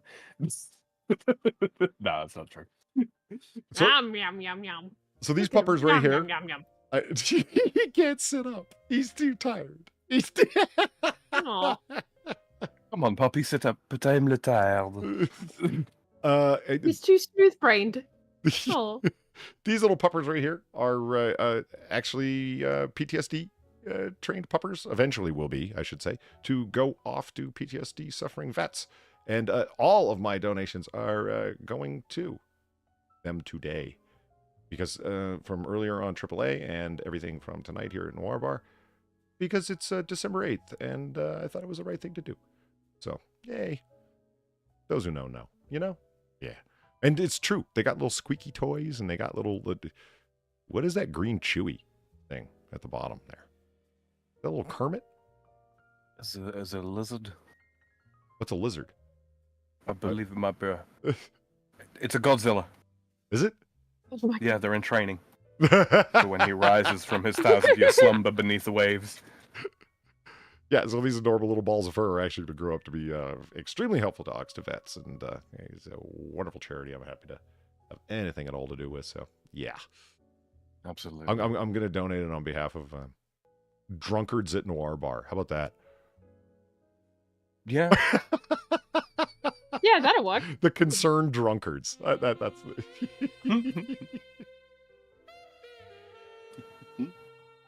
Puppy, thank you for the $5. Help, I'm sleepy and I can't sit up.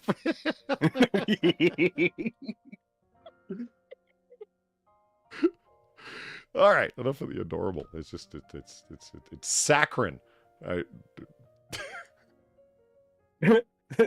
Nah, Polly, it's sugary. It's the same thing. Beyond sweet. Crunch, snap. I don't even. What? Far, do you know what he's saying? Apparently, I'm the only one who doesn't. Okay, look. So we were talking about electrical before Far decided that she wanted to be Thomas Neo Anderson and slightly ledge along the edge there. I'm just saying, turning the faucet on and off. Yeah, and then the nightmare toilet from hell, and moving on. I want to believe this is all the same house. Oh, why? Who? Polydub, a man needs a name. A man needs a name. Holy Christ. I feel like I've seen this before, but it's still so great. It's still so great every time. I don't think I've seen this before. How do you fuck up so badly? That is priceless. How dare she? I wanted that cake. This is what happens when you don't pay your contractors. Yeah. Thank you, Evolved Potato, for the $3. Let's hope that the vets that get the puppies aren't Vietnam vets that got it. Oh, come on. Yeah, I gotta taste all the local cuisine while they were there. We don't want you puppies go sit in the corner in that narrow toilet room. No. Go sit in the toilet room. Exactly. You're on the timeout party. Should this become part of the lore that this is actually the bathroom in location 2? No. This is the bathroom in the room behind the grandfather clock. No, this is just a temporal anomaly. Yeah. Let's be fucking real. A bookshelf now. I figured. Like, this isn't anyone's actual bathroom. This is just a temporal anomaly that you get when you go behind the scenes in the bar. I've got a suggestion. The places where you shouldn't be going. Or I've got a suggestion. And unlike a lot of people that, what you should have done is, and then they go on to describe something that's like near technically insurmountable. You know? Yeah. You want me to add a toilet room to the game that I haven't worked on in a while? That's right. And I said, I can add the toilet room. If at all possible, I'm not saying it is because I don't really know. You know better than I do. But I can add a toilet room. But it would be a toilet room. But should you want to do the puzzle room, this would be the way to do it. Where it turns left then right, and you got to remember the pattern of which way you're going, and it becomes like this Star Wars trench thing of you have to remember the correct pattern to be able to. Wait, it's not left, right, because I tried that because it just brings me back to the beginning, and I don't know if that's possible. That would be fucking hilarious. I think you can. I'm trying to think of the ways. Because it's been a hot minute since I've actually played around with the RPG Maker, right? But I think it actually would be possible, yeah. Because it's how it would work is so when you go to a different map, which is just a room, right? A different room. Right. You just set a teleport point on a tile, and that's how you move about. That's basically what's going on when you enter a different room. in an RPG Maker game, right? Okay. So are you... That would probably be how you would do that. Yeah, you could do that. Is it possible to put transport points that are not visible? So trapdoors, basically. Yeah. That's Yeah, you can. more than anything. I think that that's the way this bathroom should function, because it's like you're going along and all of a sudden, bang, trapdoor, like meaning figurative trapdoor where you're... That's evil. That's fucking evil, man. You mean hilarious? I already have like, well, hilarious, but evil. I mean, I have that already slightly like where like there's like invisible paths you have to walk through. That's already fucking evil as is. That's just adding on top of it. Oh, I know That's that. adding on top of the bullshit. For those of you who don't know what we're Remembering talking the about, and we evil should really think about that. Fuck, we get fast with the lore. Far started working with RPG Maker from Steam and working off of Noir Bar lore for like the past 4+ years. It looks awesome, guys. Yeah. It really does. She hasn't worked on it in a while I because haven't worked on it for a while. because she's been like IRL working, and so that's understandable. But still, what she managed to do with it, like helpful hops is involved, a little bird, and oh man, the cosmic otter, I think was got to be my favorite part. Man, that was well done. Yeah, like it doesn't actually have a plot. I want to actually have it have like some kind of plot, basically, but like this is all just random shit I've added in because like, yeah, this is funny. Yeah. This is funny. Yeah. This is also funny. This works. But like I would like to have like an actual like plot line basically so I could actually work on it properly without it just being, okay, I want to add this thing and then it being a whole thing and hassle to go through everything to kind of backtrace. It'd be nice to have a fucking plan. Yeah. I mean, But time loop. We have a time yeah, machine. that's what I was thinking. That's what I was thinking. You know? Like with the whole joke of like, wow, yeah, that one joke we did way back. I think still this year though, where it was like we had the frame up and it just kept looping the stream. Oh yeah. Yep. Yep, I remember that. Yeah, and then it was like what, is it night 18 that keeps getting recommended? Yep. Like that was the whole idea. Like there was gonna be something with that. It's just like everything keeps fucking up more and more. So it's night 18, but close, yeah. Oh, No, I said 18. did you? I think you said 19, sorry. No, I said 18. Yeah. How dare she? I wanted that cake. Who didn't? Thank you, sir, for 21 for the 20. Not $21. It's $3. I wanted to say 21 for some fucking reason because it said 21 at the end. Never mind. You're making a Noir Bar RPG. Can I be in it? There is ideas for donators, like to be in there somehow, to be involved. I'm fuck. I wrote it down somewhere, like my idea for it. Donators, Sam. But like, no, it was like the Golden Otter Club. Like it was a thing of like the Golden Otter Club, right? Like you donate that, you get a perk of being in the game. But like I don't know how to really because that's not mine, right? That's Polly's. Right. Yeah, that's right. It's like I don't really want to be offering that. The Golden But Otter it's an Club is the idea. big, it's the big 1,000 with the Golden Otter card, and the peak of epic manliness, which is down there, is the 500. And that's the Gentleman's Club. Yeah, that's the Juicebox idea. All card the Golden fun? Otter Clubs have sprites as a perk. That was the idea. Oh, That was okay. the idea. But like again, and I did mention that to you like a while back. I remember. Yeah. Yeah, but it's like it's not really my place to offer that. No, You know? I mean, it's such a fun idea. I'm obviously not opposed. I mean, people have... Didn't all the little sprite characters at the end of Cecil McFly's video come from people that were on her Patreon? Patreon. Yeah. Yeah, they do. If you guys haven't watched Cecil McFly, you should go check it out. And Atrocity Guide. And, Yes. of course, my favorite YouTube creator of all time, Fairly Social.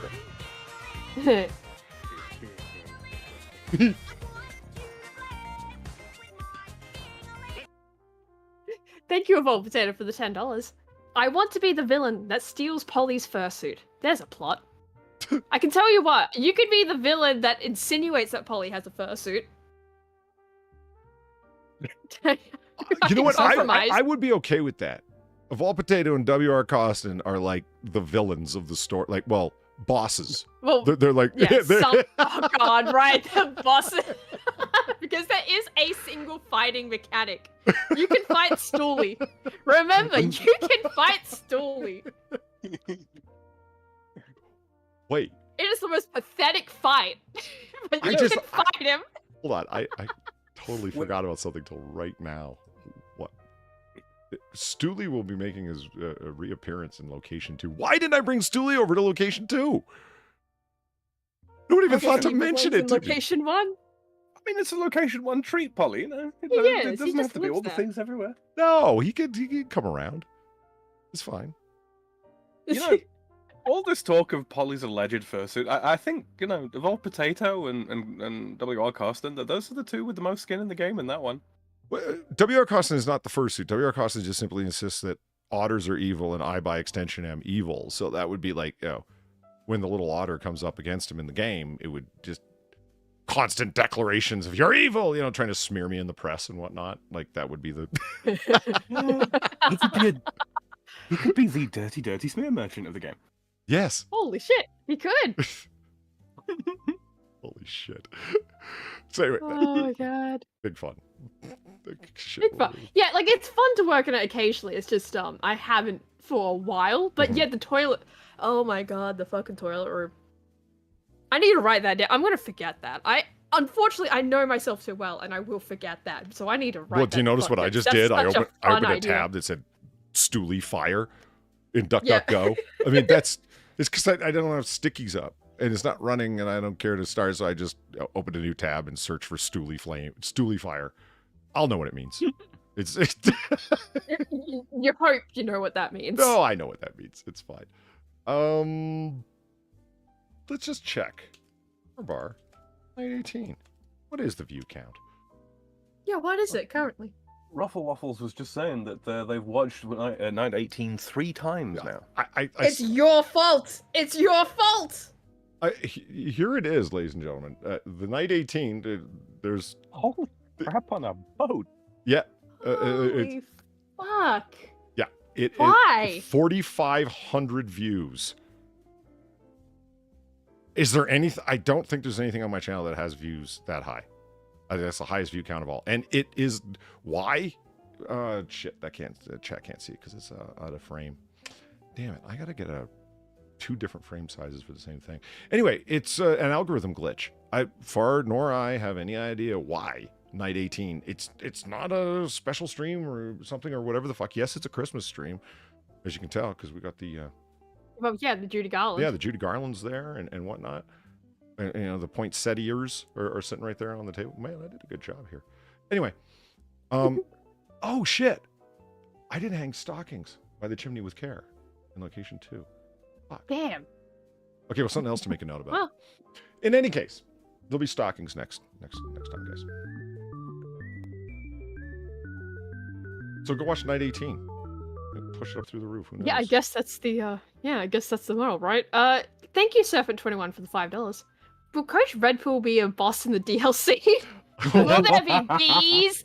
Bees that Snoot doesn't want to grab handfuls of? Bees that involve a fetch quest to kidnap an Antifa member to throw at the bees? Those are actually somewhat fantastic ideas. I mean, I don't know if I'd make it an Antifa member specific. I think I'd want to not quite be that inflammatory. But like, yeah, those are actually fantastic ideas. What the fuck didn't I think of that? See, we tried to get Coach Red Pill to come back to be the boss already for the Noir Bar RPG, but it turns out he just got too much stuff to do, you know. He just had to go. He had things to do, guys. Yeah. Can I go? Okay, you know what? Let's just chat. Let's just look at this for a second, okay? Here's Night 18. All right, the infamous Night 18 that through an algorithm glitch is promoted, no idea why. All right, there's Evolved Potato in chat. Right, what's he saying? Polly, does that mistletoe mean someone has to suck some dick or eat puss? This is the quality content Evolved Potato has been bringing to Noir Bar since 4 years. 4 years back. Thank you, Evolved Potato. You know what? He deserves to be in the game. He's been here for a while. He fucking deserves it. He's probably donated $1,000 worth, right? I mean, to be fair, Polly, he is also dropping the dono links in the chat like 5 comments up. So. Oh yeah. Well, you know what? It's true. He is. There it is. Yep. and he is. And what does it say? Polly, in parentheses, abuser. See it, motherfucker. Oh, cool person. Jack abused.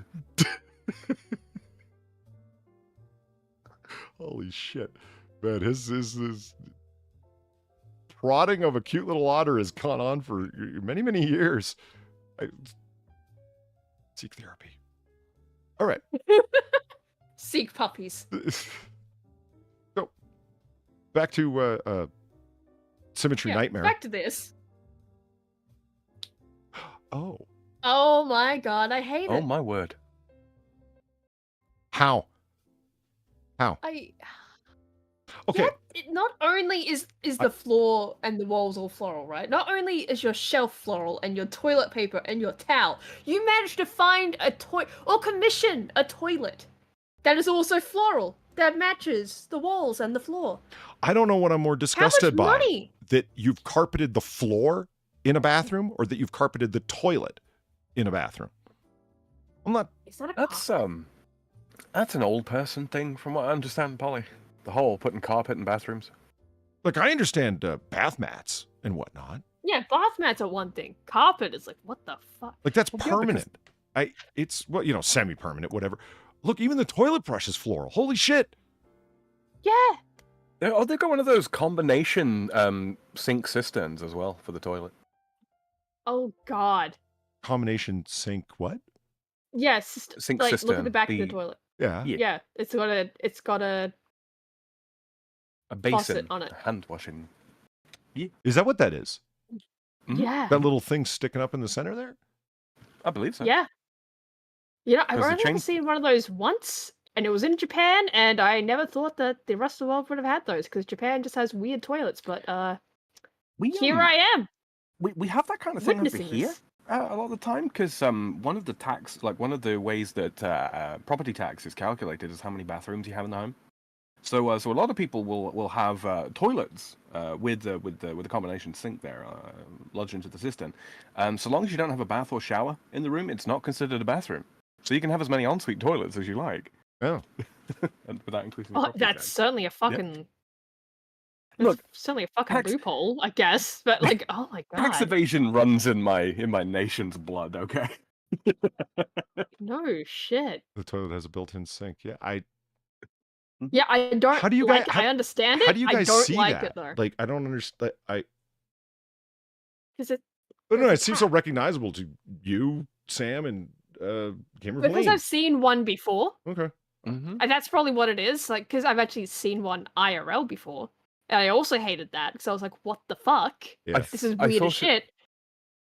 I thought yeah. it might have been the chain pull to begin with, but then I realized no, that's on the right hand side. So attached. this thing above, yeah, is attached. Oh, can you see the like, so if you look on the left, see all the wrinkles? It's velvety wallpaper. God. Do you know what I mean? Oh It's no! textured.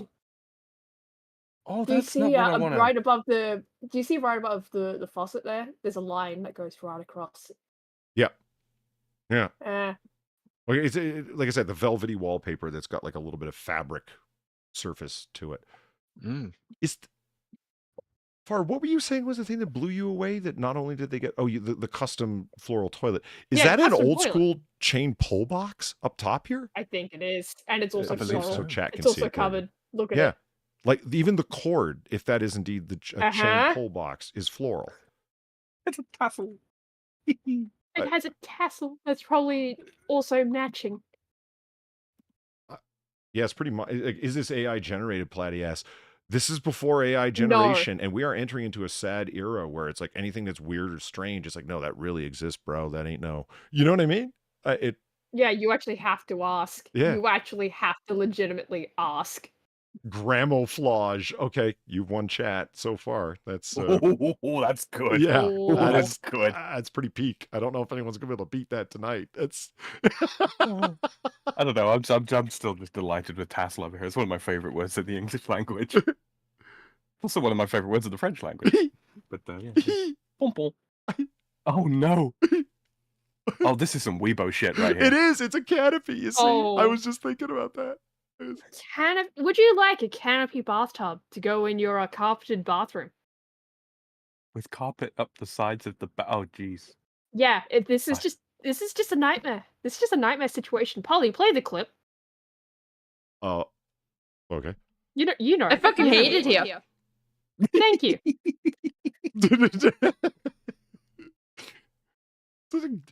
What's that on the side of it? To the left. Yeah, what is that? That just, it honestly is just like some stuff leaning up against the carpeted side. Yeah. I don't think it's permanently there. I just think that's some. Yeah, Material. but still, what is it? Oh, I think I might know.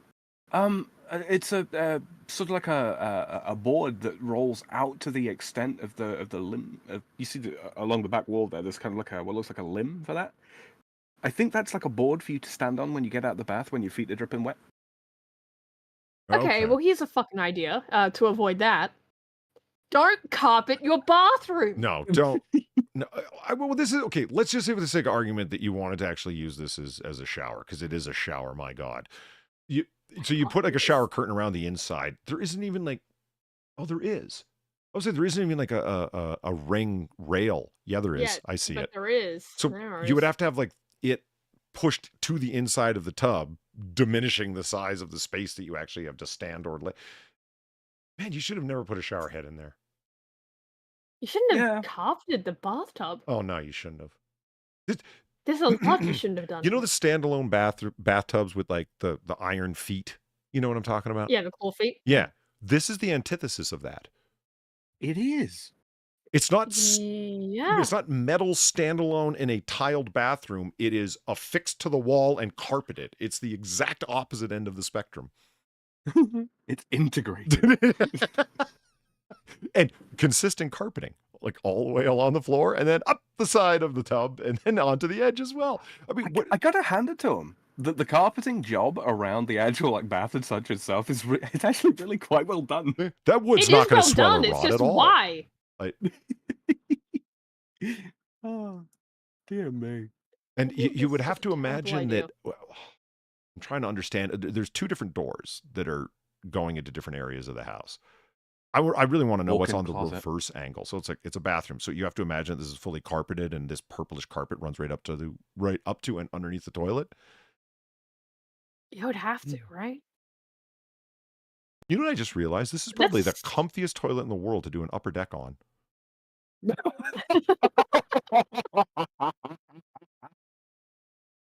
Somebody put that, please. What's the timestamp here? I need this in my. I need this. Oh my god. Oh. It is like receiving a blumpkin on silk. And if any bathroom in and of itself ever said, yes, this place deserves to be upper decked, it's this. Holy fuck. Okay, so I've gone from loving a part of the English language to hating a part, and it's the notion of an upper deck is something which I only know that expression in English. There's no French equivalency to it. No, really? No, they're really like we're degenerate. We are, but we're not that degenerate. Well, that's not an American thing, man. That's some. No, it's not. That's some German. It's scat-tastic. It's got to be German. No, I was about to say that's more of some like frat bro fuck around at your friend's house party when you're drunk, dumb shit. You know what I mean? Like that's pissing off the balcony level thinking. You know. How did you get the champagne so warm?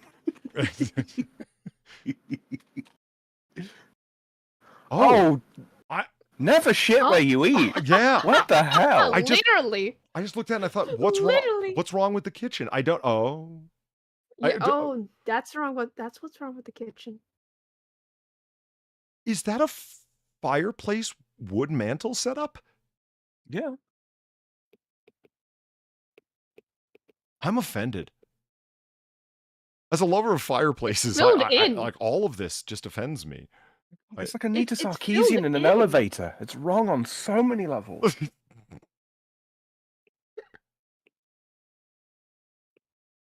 I'm just looking at it in just disgust and amazement. It's got a China hutch. Why?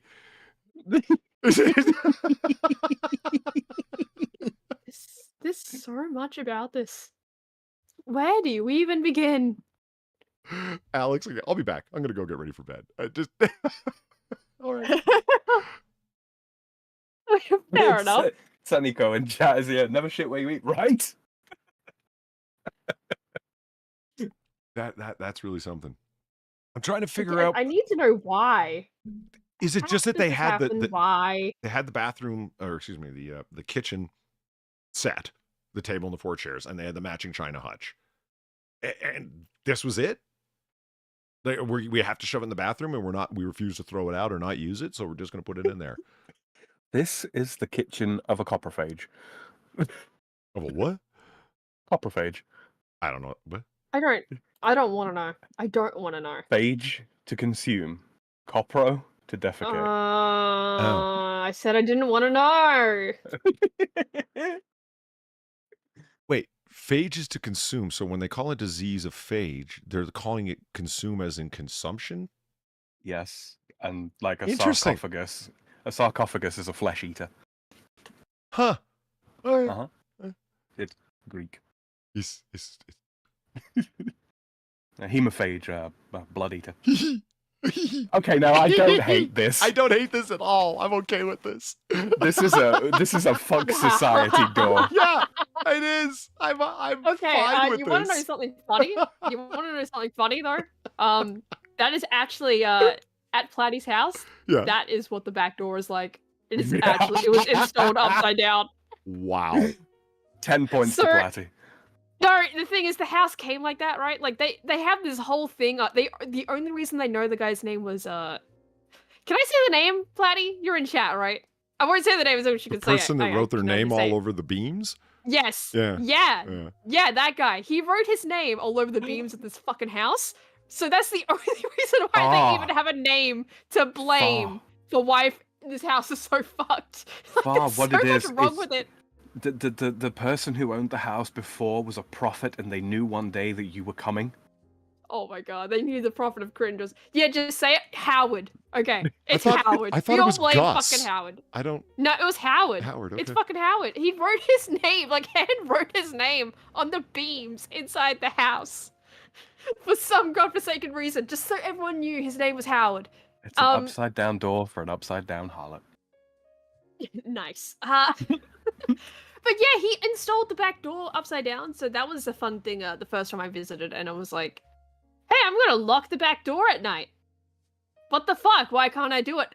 Oh, it's upside down. Oh, what the fuck? Like, I can do it now that I've done it a couple of times, but it's like, yeah, it's fucking weird. It's just so fucking weird. That house is all kinds of fucked. There's a wall where, like, it's leaning, it's on an angle, but it really fucking shouldn't be. It just is.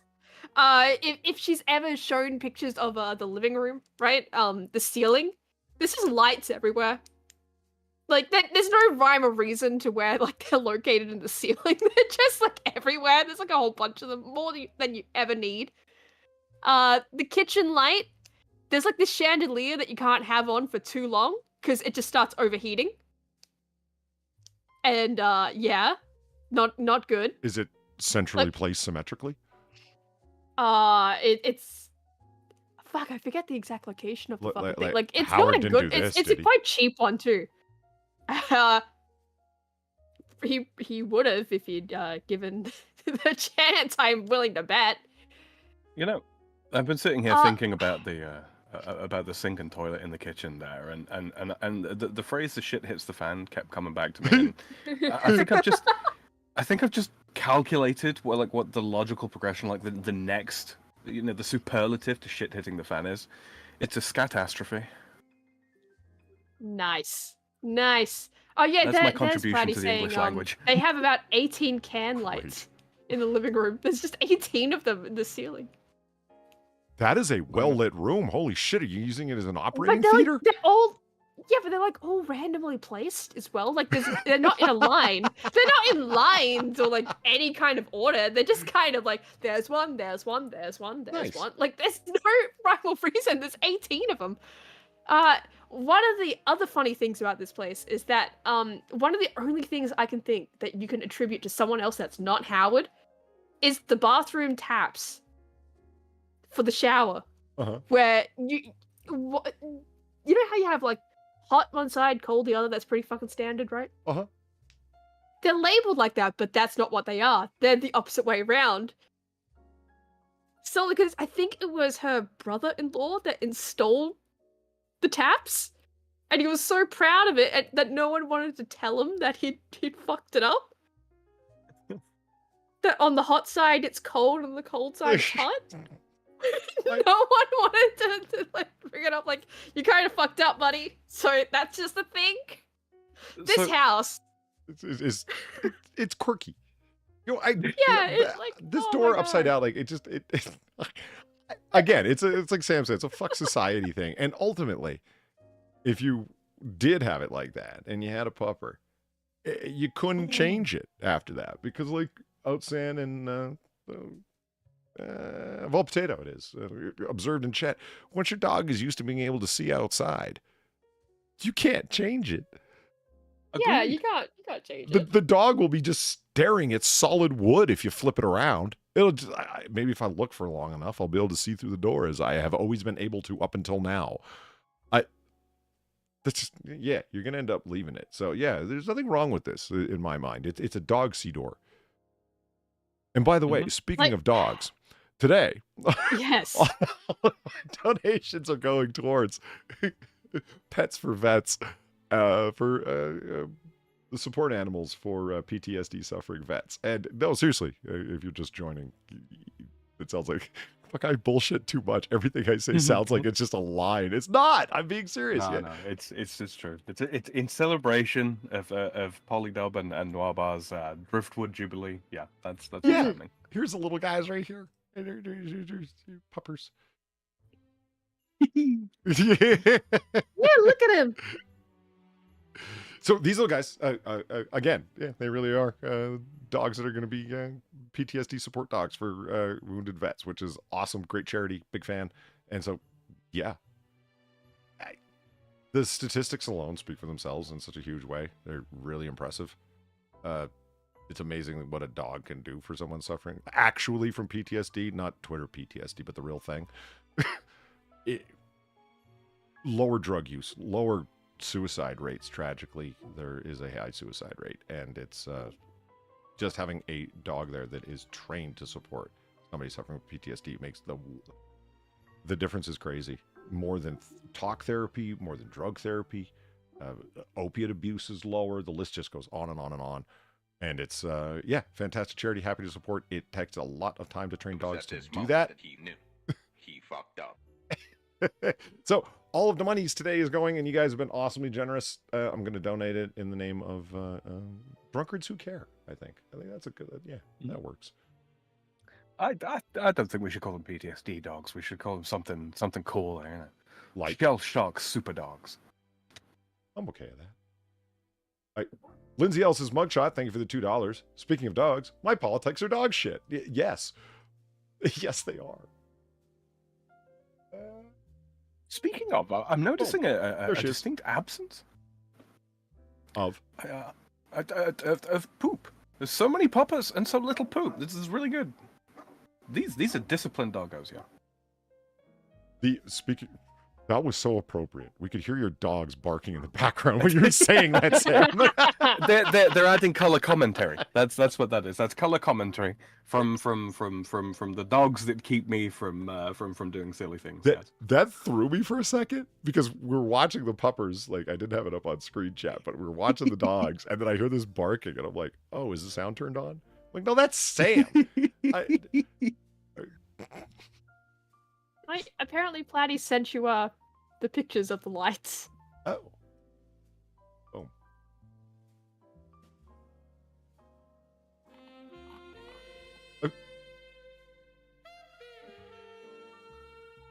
There and then back here and then up there.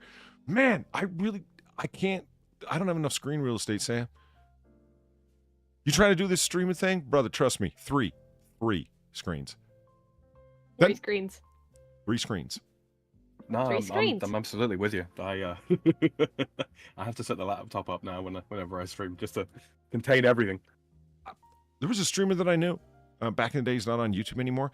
He did it all from a laptop, and it was his gaming laptop, so it was super powered. It was running what? A 2080 it would have been at that time. Fancy NVIDIA video card, and it had like fans. It was like an oversized laptop. But the point is, it was only an 18-inch screen. You ran a complete stream off of just an 18-inch screen where he was constantly sharing shit and running OBS at the same time, of course, and blah, blah, blah. How? I can't even wrap my mind around how he was able to manage that. I'm running one 17-inch screen and then a smaller 4x3 screen beside it. And because this is what I have, and that's life. But, and it's not enough real estate, man. I mean, there's... No, it's not. Yeah, anyway. I mean, like right now, okay, for me, I've got the channel that we're in with your screen share on there, Polly, so that we can see. The thing I knew for sure was this: every son of a bitch that worked for him, they were all gonna be better off dead.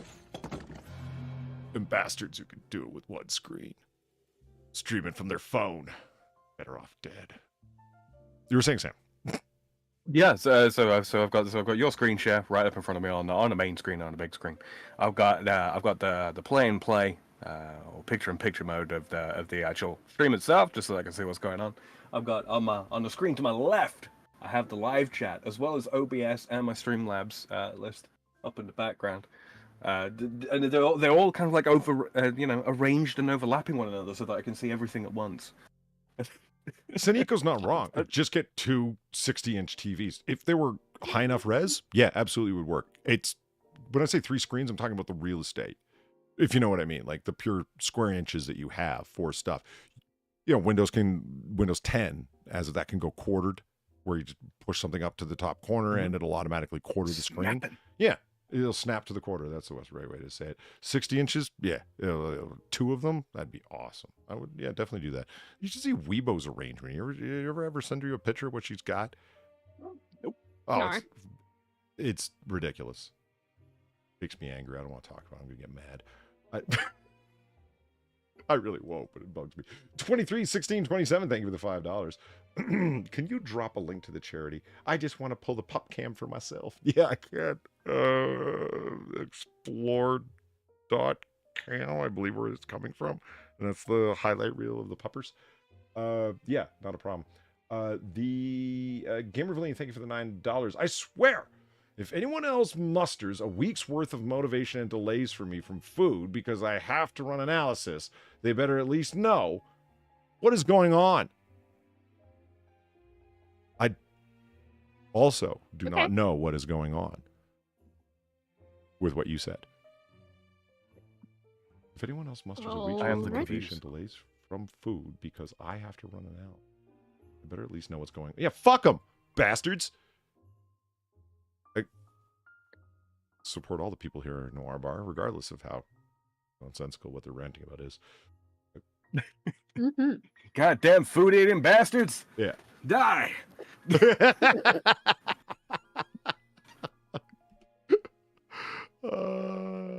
Yes. Oh my god. What? It's the meditative bathroom. I see no problems here. There's a bed right next to it. Well, it's after you've had your relaxing jacuzzi bath relaxation soak. You can just roll over into bed. No, I'm kidding. This is terrible. This is absolutely awful. Yeah, this is why. This is just why. I can ruin this image in 2 words. Oh no. Oh no. Go ahead. Water How are you sports. gonna...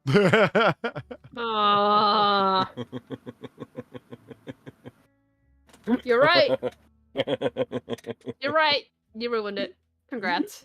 Happy birthday, Noir Bar. Yeah, Eric is right. It's the glass bubbles. I noticed those too. It's not enough that it was ugly in the pink. You see all the hanging glass bubble Yeah, I do now. arrangements?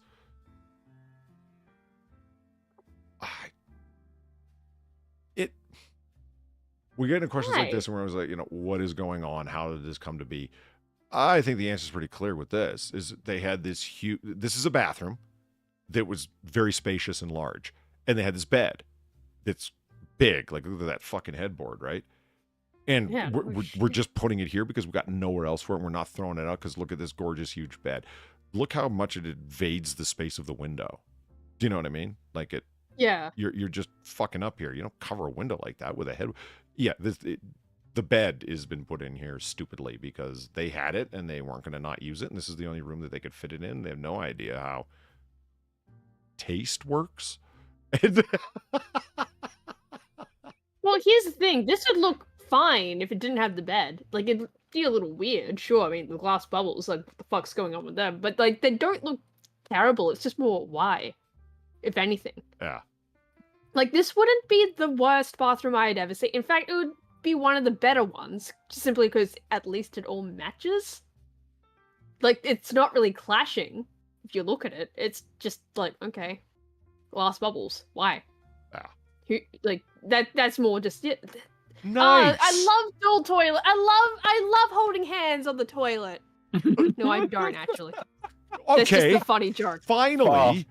Clip that. Go ahead, Chad. I get Yeah, go clipped ahead. all the time. Someone. Go ahead, fine. I think. Look, I've made the dual shitting joke whenever I've seen like dual toilets so many times. I don't care. I don't fucking care. Yeah. I think it's funny.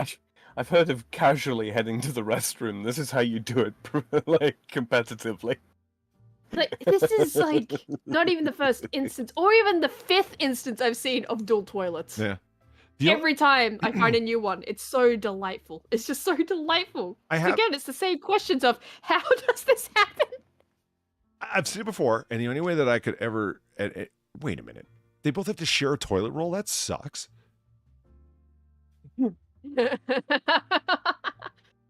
Anyway. Oh wait, do they actually have that? Eric Grizz said, I don't want any cameras in my bath though. Why is there a fisheye camera in the ceiling of the bubble room?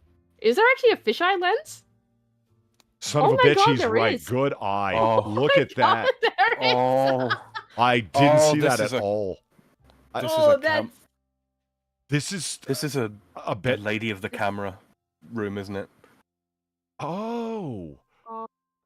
Ah.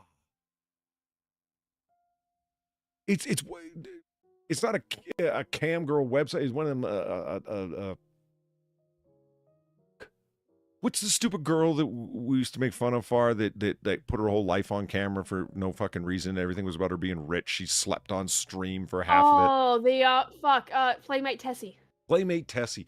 We're sort of like she does, but then also gets naked and does all the cam girl stuff. It's like on stream for like 18, 20 hours a day, including sleeping and whatnot. And the only time that she's not streaming is when she goes out. And I'm like, that's a thing? And he's like, dude, you don't get around online. I'm like, not to places like that, I don't. Yeah, not like that. Like, we get around online, but not like to those corners. Yeah, and I think that's what. Like, what? Yeah, Sam, I think you're absolutely right. It's a lady of the cam, so to speak, and she does that kind of cam streaming where she's on 20 hours a day. I mean, that would make sense. That would make sense why the bed is in the same room. Uh-huh. And why it's all retarded looking. You know what I mean? Just like fairy lights that are done gaudy style like cam girls. So nobody wants that in their life IRL. Only cam girls have that shit. Don't get me wrong, I'm a sinner, but I'm not scum. Holy shit. Like, that is such a revelation, though. Good eye. Yeah, then back to the dual toilets. Yeah, I was about to say, I have seen before, and the only thing that can make me think is that the plumbing is there because there's supposed to be separate stalls, and the separate stalls have been removed. That's usually what it is. That's usually what it is when you see like double toilets like this. That there was originally stalls, but they removed the partitions. But how the fuck does this happen though? Because the toilets are kind of facing each other. Yeah, and I mean that they're completely separate toilet designs. Like they're, we bought one and we bought another because fuck it, like Yeah, but like they're facing each other. They're different designs. There's not really much of a space between them. There's only one like toilet paper roll on the wall. Maybe they just replace like the sink, the upright sink that was in there with a toilet, and they just haven't removed the old one yet. Maybe. Because money. Like that's still weird. money. What? Oh my god, it's another carpeted tub with the bed in the same room. This is It's like a studio apartment, right? Is there a camera? But there's the mirrors on the ceiling right over the bed. Yeah. And the So steps. 70s. Yeah, and the steps up to the bed. I think this is a a honeymoon suite in a trashy hotel in Vegas. Do you know what I mean? Yes, because when I'm making love, what the woman that I'm making love to wants to see more than anything is my spotty ass reflected back at her. All right. But I mean, yeah, you I see gotta admit, that's not very, It's not sexy, the is it, idea Fra? of that? No, it's really mirrored not. ceilings over the bed have never been sexy. The 70s were an awful, And yet they strange still time. insist on it. I know. Maybe you see the steps up to like to the big, huge, double-sized bathtub, jacuzzi-style bathtub, and everything. Yeah. I really get the impression of a hotel suite for honeymoons. And you see the toilet peeking out there, at the back. Or like Mike Savage says, simply a whorehouse. Yes, a whorehouse. Yeah. Yeah. And Do you think that that Euro is actually one-sided? Like you can Well, see that's a through horrifying it, the other thought. side. It's a I mean, true. the other one had It's a a true camera. whorehouse. Like they're doubling the money on Yeah. the same location where some people just want to watch, so they're just sitting above there. Yeah. Like some sort of. Some I sort of hate to even have the lizard. thought, but you know. Real quick, has anybody else had problems with the Streamlabs? Is that all resolved now? Because the site loads for me, but then again, I'm logged in, so I don't know. I had problems loading Streamlabs at all earlier today, where I just got the spinning circle of eternity thinking, the loading screen for 15 minutes or more before it finally loaded. But not since then. You see the carpet cleaner treads in the carpet? I bet you after each usage, the room is badly, shall we say, stained. Yep. And so, yeah, I'm willing to bet that those carpets have been cleaned a number of times, like after each and every use, because, ew. It needs decrustigating, yeah. Ugh. Come on. Again. Again. I don't hate those, the cupboards and the compact dishwasher and the oven and everything. Well, kind of weird to have a microwave oven that low like that, but whatever. Oh, I know what this is. That you see, you think that's a bath. That's actually not. That's where you know how Sanute does the streams about the goals, the big goals. Oh, that's where they wash their Is that dishes. where they cook them? Oh. And they splash so much that they need a bath mat? Well, it's just the platters are so huge. Oh. Mm-hmm. Sure. This is the most provable image of a fisheye lens. Just look at the floor for a second and really feel the is. space warp. Yeah, it's you know, so. Yeah, it's All so. the squares make a circle.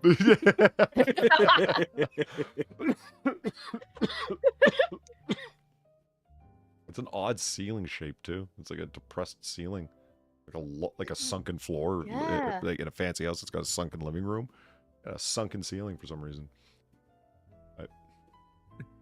Yeah, Mason says that your Sam isn't. Your Sam.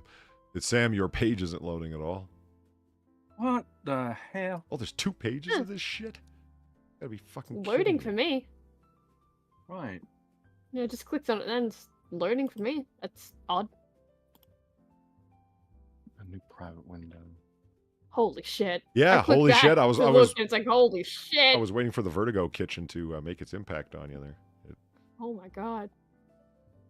I wouldn't be able It's to. like one of those it would just... it's like one of those tea shops you see in like when you go through an airport in like fucking Singapore or some shit where they just have all the things. That's what this is. That's what this reminds me of. Those stores you walk by in like Asian airports where they just have like tea, maybe some coffee. That's all what the they're selling. things. 2 things stand out to me the most about this, okay?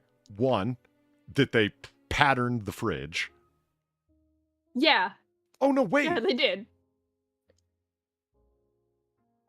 Is that actually a fridge, or is that one of them, like the Japanese screens, the hinged screens? Is that what that is? Oh, I don't know. I think it might be a fridge. I don't know. Like it's There's a lot of shit on the side of it that's just kind of sticking there, so I thought it was magnetic. right. I can't No, tell. you Maybe it's might be fisheye right. warped or whatever, but I thought that might be one of Yeah. those screen partitions. No, look at the line of the tiles on the floor there. It's It's warped. not it's not parallel to that though. I think it's fisheye warped. And then the second thing that I like, and this is for you, Sam, the tassels. Yeah, there are tassels. They see it? There they are. And they're huge. Do you know what I would? Do you know what I word for tassel is, Polly? What's your word for tassels, Sam? Pompon. Umple? Pompon. Pumple. So, pom-pom. Pompon. Is that where pom-pom comes from? The more you know. He's learning. Look, That's he's a having a great cow. chat. Look. It's cows. Perfect. That is such a Fucking cow long kitchen. cow. Oh, It stretches the Doja length. Cat lives here. I can't even be mad. I can't even be fucking mad. That's just great execution. It is though. Long cow is long. Yeah. Uh-huh. Yeah, And that is a long cow. and that Got milk. and they, Mhm. and they didn't stop. They wanted to add a sense of realism, so they put sky above the cow. Yeah, Good. I seriously cannot even be mad. This is I yeah, can. long cow. I don't know why, but something tells me Zelthor would adore this. I just He would. what are them? He would. What are them damn blinking '80s toys that got a beak and the blinking eyes that kind of look like an owl a little bit? Furby. Furbies, the long Furbies. Oh God. Remember when he was obsessed with the long Yeah. Furbies? Yes. Long Furbies. Yeah. What do you mean? Remember when? He still is. This is long cow. I think you get a kick out of it. Whoa. Oh no! Whoa! Mm. Too much infinity. Do not like. I Okay. This kind of reminds me of my nana's house where they had a mirror, not quite this angled, but similar. Where if you looked at it at a certain angle, yeah, you just looked into infinity. now everybody has seen, or everyone has done rather, the thing where you take the medicine cabinet door and you lean it up against the everyone's done it. Oh, yeah. Hey, don't deny it. You've done it. Holy shit! Sam, you've done it. Stuck your face in there, and it's like, hey, hallway of infinity with my face. Like, yeah. Yeah, everyone's you done just it. want to see. Yeah, and they did it in Inception, where then Ellen Page pulls the door, and it's like, ooh, infinity. I'm like, yeah, everyone's done that in a bathroom. Inception. That's not cool. I mean, so many of the effects in that movie were cool, but that they actually did that, it's like, that's not mind bending. Everyone's gone to their friend's house that has the medicine cabinet facing opposite the mirror in the bathroom and fucked around like that. I'm not opposed to this little triangle sink. I don't mind it at all. Yeah, the triangle sink is fine. The mirror is. I actually like no. it. It's a circular sink, and the little, it's efficient. It's clearly the mirrors that are the problem. Okay, so what happened here is that they had two mirrors of different sizes, and they were framed. So some criminal pulled one side of the frame off and wedged them into the corner. Awful. Just awful. Also, notice how the frame is just yeah, You want to know the other thing that's bugging me two separate as well? frames. They aren't at like a good angle from one another either, because look at the difference in the reflected images of each mirror. Yeah, one is slightly tinted because you can see the rotund lady in both. You see, taking the picture, and she's clearly the mirror on the right is clearly tinted more than the one that's on the left. So the sort of the what would you call it? The hypotenuse that isn't mirrored between the nearest edges of the mirrors is not parallel to the line of the sink. That's what's doing that. Yeah, Seniko's right. It's like All the kinds of fact that wrong. they're offset. That's what I mean. When some criminal pulled the side off of one frame and then off of the other frame and put them together like that, knowing that they wouldn't match up, that they were completely different sizes. It's like you destroyed 2 framed mirrors for this? Why? Yes. Sir, you're under arrest for crimes against geometry. And you have to imagine, like, this frame looks like it's flush with the wall, which means that some criminal that knows how to miter properly actually cut these frames at a 45-degree angle so they would fit in flush with each other. Oh. just it's wrong. It's just wrong. Oh god, red velvet bathroom. Is that velvet or is that tile? I don't know, and I don't want to know. But look at the middle. I think That it's looks like concrete. it's just water. Like, it's probably not, but like that just looks like a puddle.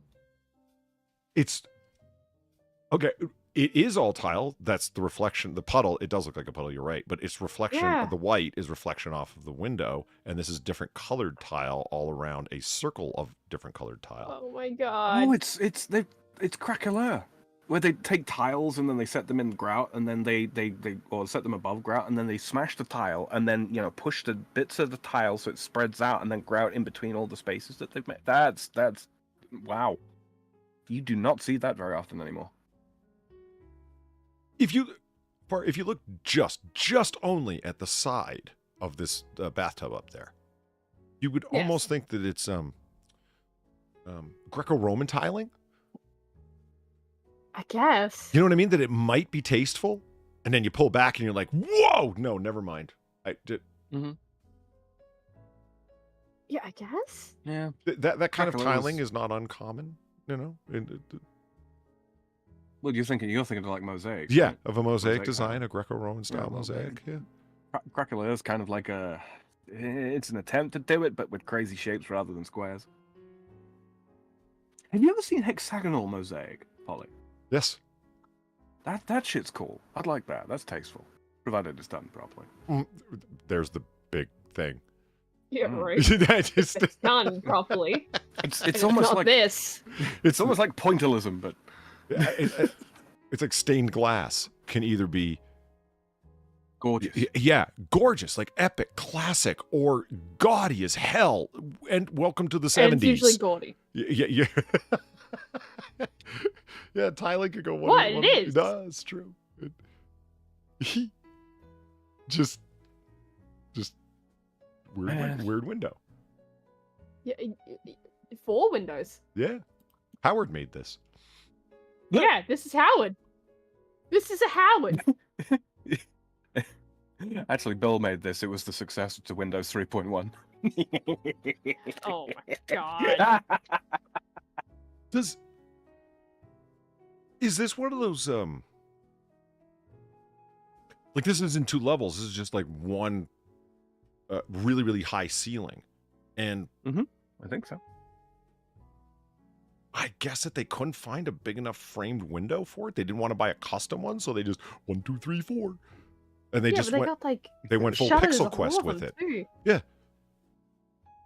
But the shutters match the Like, you know you're gonna- you can see the shutter off to the you're left gonna- here, right? They just had these are the windows. Yeah, but like you're never gonna reach the shutters at the top of those windows. If it's a high ceiling. You're never gonna reach them like, well, you mean to close them? Yeah. Those shutters don't close. They're just there for looks. Oh my god.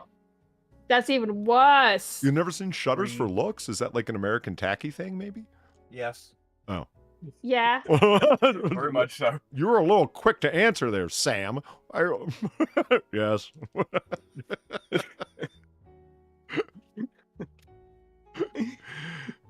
Holy fuck. I don't know, when I say shutters in a window, I assume they fucking work. But I guess not. Why would you assume that shutters shut? Because Well, much like I It's assumed that the shutters! primary thing that Rice Krispies are made from is rice, Polly. Yes! Holy fuck. Alright. Alright, what's wrong with this? Oh, the curtain. Is it the curtain? The curtains? I believe so. It's the curtains what are that they covering? that Are those? Are there super small little windows up there? Are they like covering super tiny puppet shows? Like they pull apart? It's like I don't know why I found that funny, but I did. Some crazy person does tiny puppet shows up near the ceiling from outside. I don't know. Are they like hiding like some photos or something? That's like we have the photos up, but we just don't want people to see these. Like, those are the nudes. Why? Yeah. We framed our nudes, but we don't want people seeing them. But they're there. Vents, Eric? Yeah.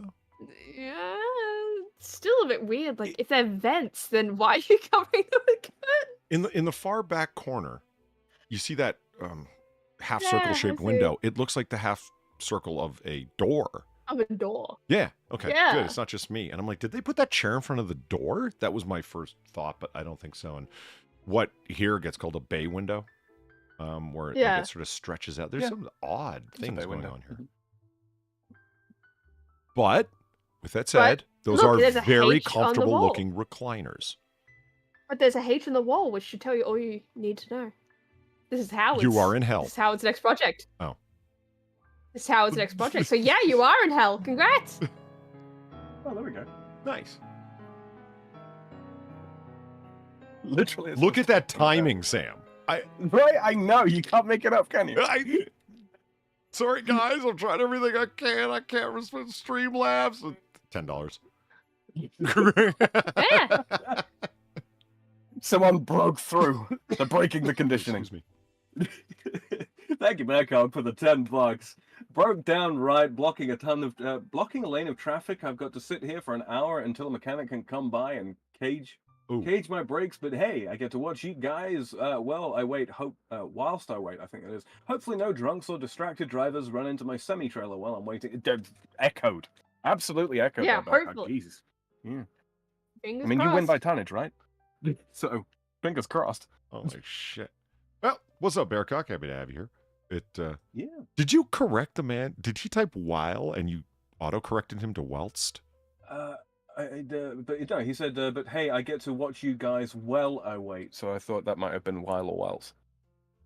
Okay. Yeah. I was about to say, while is fine. You don't need to be poncy. No, absolutely. Absolutely. Okay. I default to whilst. Let me ask you a question, Sam. What's the difference between among and amongst? Nothing. I thought so as well. Mm-hmm. Grammar Girl disagrees. Who? GrammarGirl.com. Who? What? She's a professional grammar Nazi.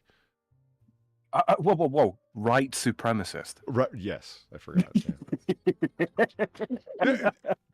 I love that fucking meme. It's somebody who's I would assume either an extreme enthusiast or a graduate degree holder in English, maybe. But yeah, GrammarGirl.com, it gets hit again and again and again. It's like, what is a semicolon for anyway? And she actually does a really good job of explaining it.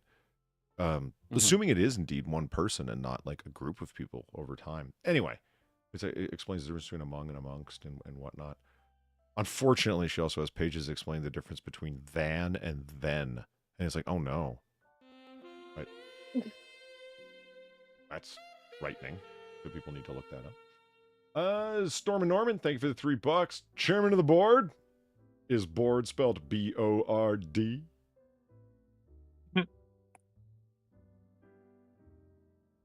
Only if you're Howard. Okay.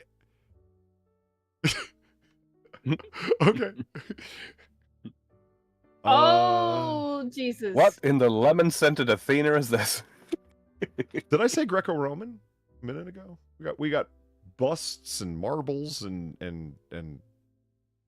they busted out the marble. there's a bust on the far corner of the there is the sink stand. This has always been something that bugs me, where they got like there's so much space underneath there, and it's all held up by like one little rail? I don't even know what to call it. Bar? Post. Yeah. It always just, the sinks like that as well. I don't know. It's not so much that it looks crappy, it looks fragile. Mm-hmm. Don't lean on that sink, man. But I agree. It absolutely looks like this room is citron smelling. Yeah. Yeah, you just Ironically walk in enough, here they and used just the green smell the pine lemon. sol. Holy I would do shit. that just to fuck with people, you know. Who knows the What, different make a sense yellow of room? Yeah, but and then use the green pine sol. Just to see who would pick up on it. Probably no one, because they would probably be more horrified that the room is this fucking yellow. Far, this is America. Well, okay, that's because of my own quirkiness. I think Kimberly's competitively winning with the.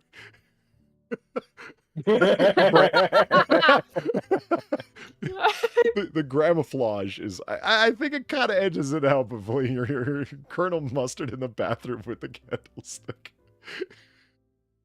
Yeah, alright. I was pretty fucking good. I love Clue when that Holy kills fuck. me. Lemongrad. Oh no, that takes it. That's I'm Nico. sorry, Peter. Sanico has knocked you off the top spot. Fuck, Well it is played. a three-way battle, man. Holy shit. Sam, they're out punning us. This is terrible. Oh. I mean, they are. No, I love what we've created here, Polly. Holy shit. I feel so outdone by chat. It's incredible. It's lemon American crap. American construction done by limeys. Oh, fuck. Oh, okay. What's Wait! going on I here? got it. It's the Lehman cellar. Oh. No, I've Fatal heard of a four-way, let's lean-to, go. but this is ridiculous. Seriously, like, what's going on here? What is this? You know, I would like to think that they custom made that center piece. It's like, Yeah, right. we need to bring some balance to this. I'm gonna cut a special one just to nice. Just for you. Yeah, because That's it's the soul patch. yeah, Oh, man. it's the Hitler mustache of curtains. Oh God, no! It's the, Oh, God. I can't, wait, Well, wait, it definitely got wait. rejected from art school.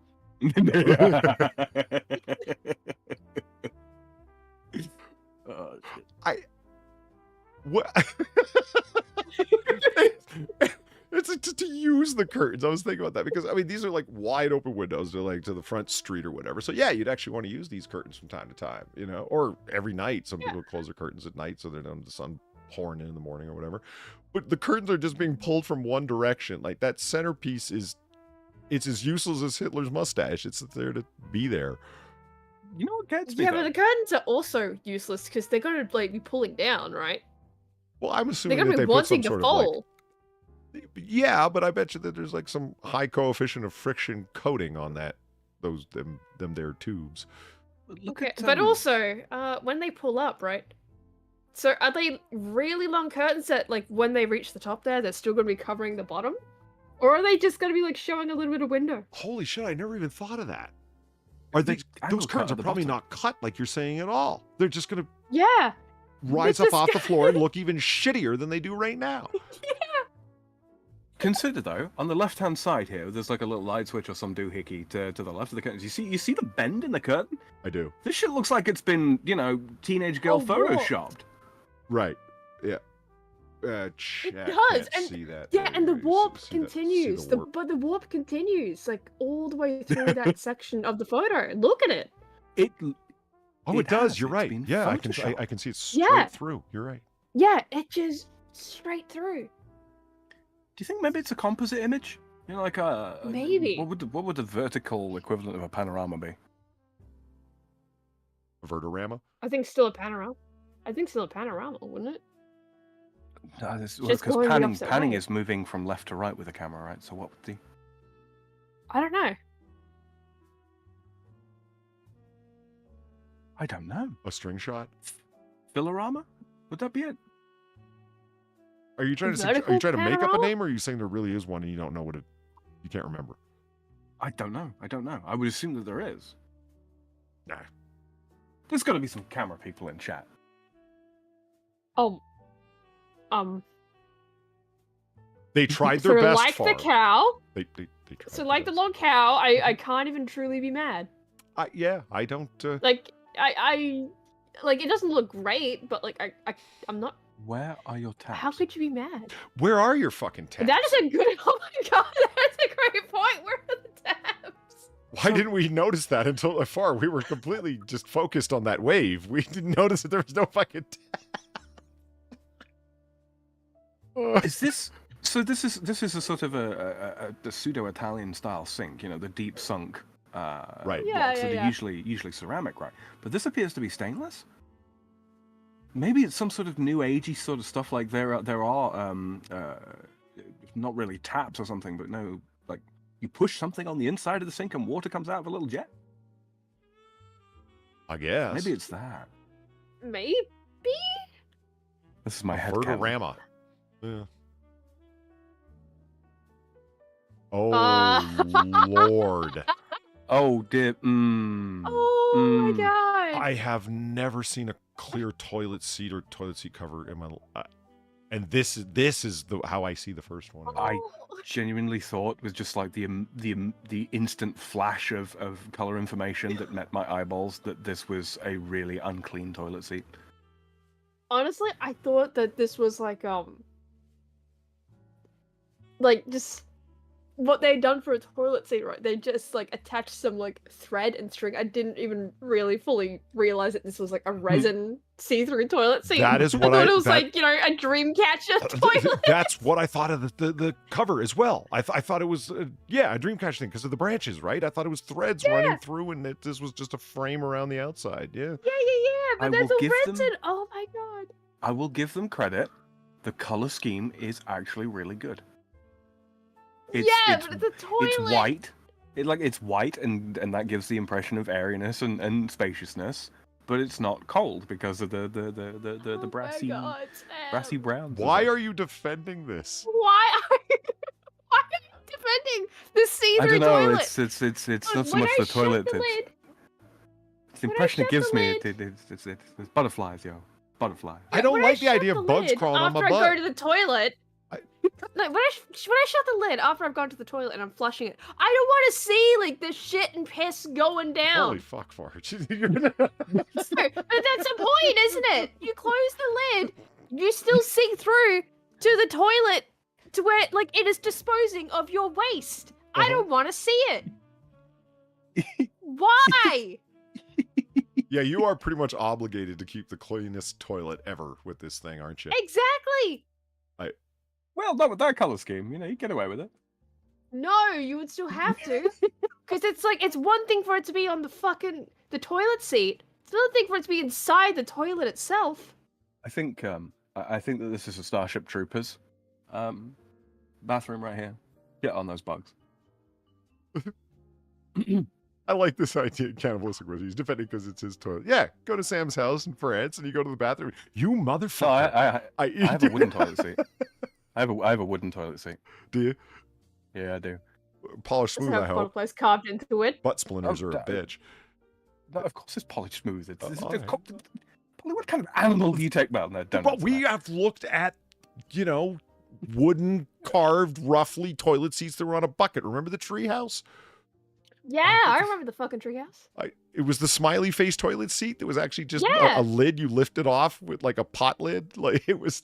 Yeah, and it had like a bucket underneath it. Uh-huh. It was one of those composting toilets, right? It's just filled with sawdust. Well, it was in a treehouse.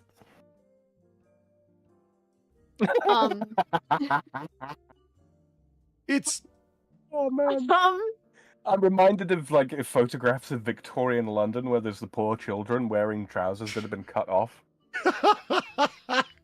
I can't help but feel kind of like this is like, aw, someone tried their best. You know, it's. You know, carpet is no good in a bathroom, right? Right, we all agree on that. Wood is a close second. Oh, it has to be At very least... well sealed, but yes. Yeah, like you'd have to have that be very fucking well sealed. Just tile your floors.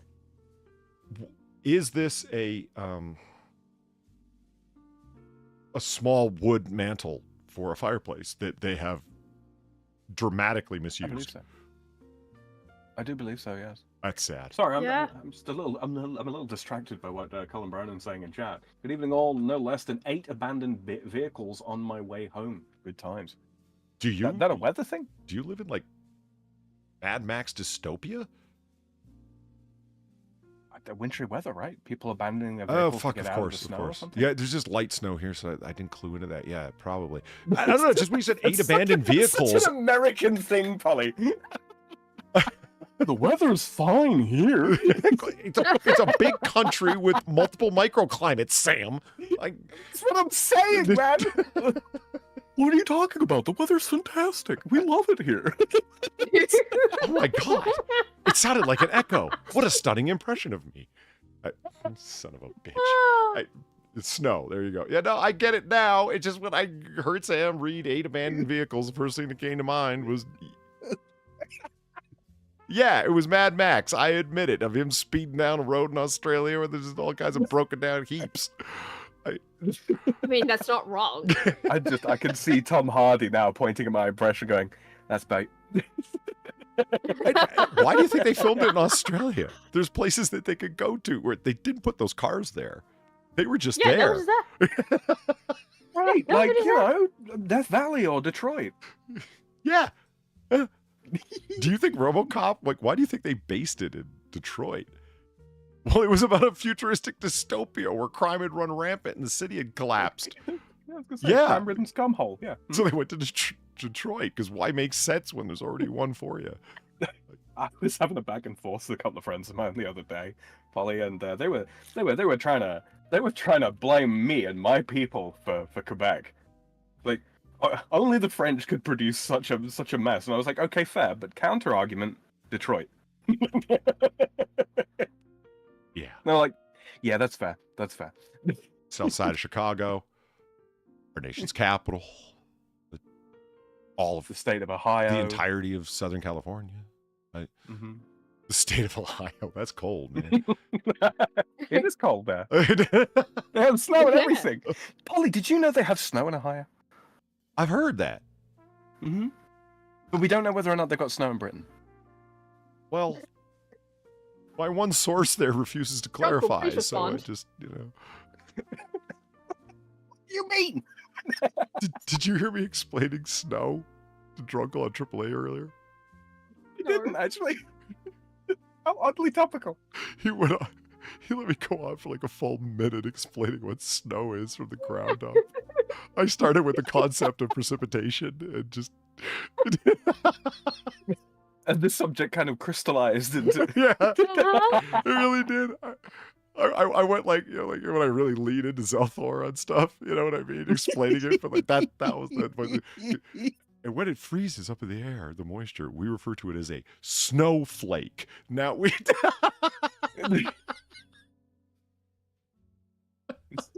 Holy shit. Is there a breakfast cereal called Snowflakes? Because I feel like there must be. Frosted Flakes? Yeah. Well, that's what I'm thinking, but like more so. They're like Frosted Flakes, but more so? Yes, the sugary flakes. Cereal.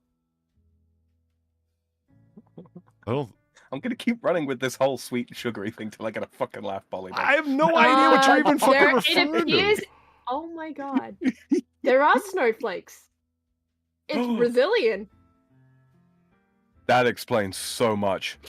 I'm pretty sure it's Brazilian, and they have what I can only describe as like a strange recoloring of the Frosted Flakes character, except Tony they the Tiger. turned it into a polar bear. But it's the only way to describe it. That's brilliant. Love it. Yeah, I think that's Brazil. That's what the what BR means, right? When you put it at the end of a URL, Brazilian right? Portuguese, Yeah. That's what. Yeah. Huh. I know that says the powder, but my brain immediately read it as pute, which is What does What does that mean? It's a polite way of saying to fart. Oh. Pute or prute. Now, chat. I don't actually have this up on screen. I'm just thinking about what we're going to go on to. And we have 10 unconventional Christmas traditions from around the world. And 10 annoying people who ruin Christmas. Here's our first example of how you ruin everyone's Christmas with your opinions. We can add to both of these lists, Polly. Yes. 10 annoying people who ruin Christmas, number 1. Bar. Thank you. What? You know, I was going to say Kamala Harris, but okay. Yeah.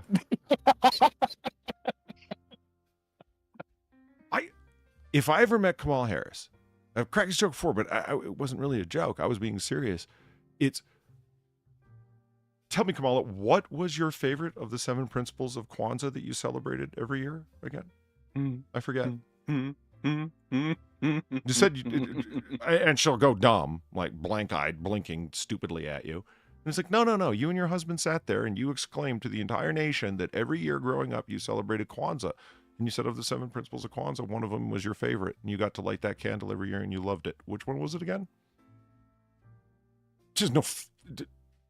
Bro, she made it the fuck up. She didn't celebrate Kwanzaa any more than you said, I want freedom when you were a toddler, you lying. All right.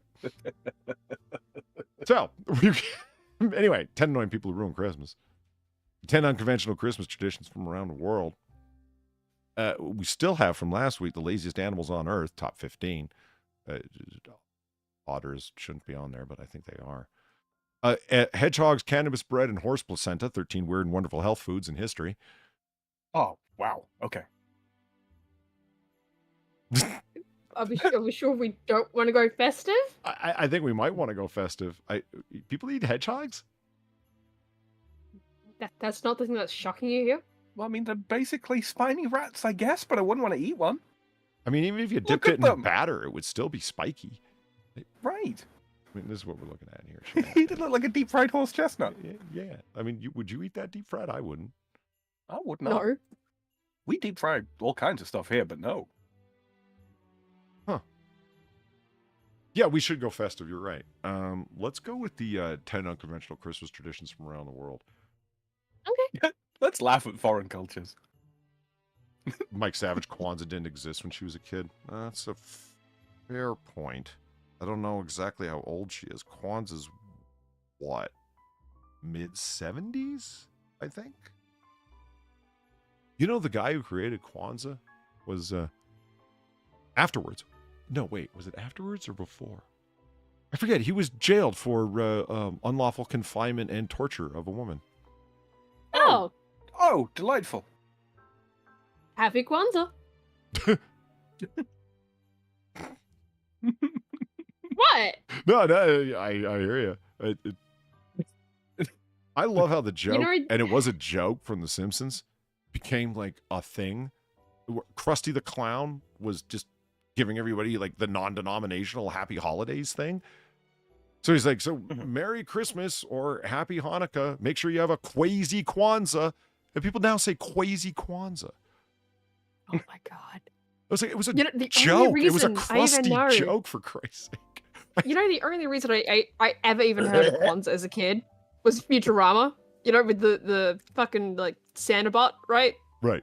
Bender's the Sandabot. Yeah. For, like one season, he's like going around. He meets the Kwanzaa bot. He's just like, yeah, I'm handing out these books to all the kids, and it's just the cover of the book. It just says, "What the hell is Kwanzaa?" And it's like got these kids shrugging, or confused, like I don't know.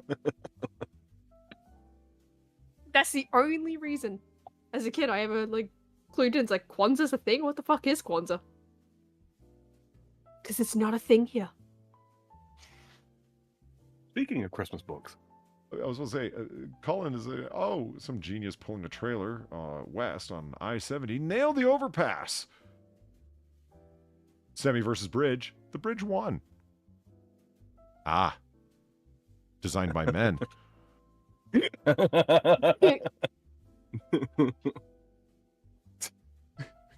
I'm kidding. Dems was jokes. All right. 10 unconventional Christmas traditions from around the world. Number 10, the book flood. Finland? Iceland. It does say Iceland. Yeah, why did you read Finland? I don't know.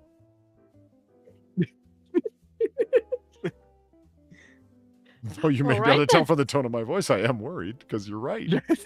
I actually went and looked and I was like, no, fuck you. Oh, wait. Huh. Yeah. No. Anyway, Finland became independent from Denmark in 1918, but didn't become I know. But did become a fully fledged republic until 1944. Yielding important restrictions, inflation, and rations during the Great Depression led to a shortage of many products in the country. The only product that was easily imported was paper, which led to books being the gift of choice for each Christmas. Not because they wanted them, because they hate reading. This tradition remains in Iceland. Annually, each household receives a catalog of that specific year's published books. Citizens are then able to pick books for their loved ones for Christmas. Most of the stock sells out between September and November. This is known as the Christmas book flood. Ah, okay. The flood refers to the huge number of books hitting shelves. Yeah, I got that. On Christmas Eve, books are unwrapped, and recipients love getting into their new stories right away so they don't have to talk to their fucking families. Invariably, print media are full of book reviews once the festive season comes to an end. Yeah, I bet they are. I hate this less than the Black Friday, annual stampede of the retards. Well, you know what? I'm okay with this. Yeah, you're right. It isn't terrible at all. This is a good thing. This is a good thing in my book. Their literacy rate must be like really fucking high. Everyone's is.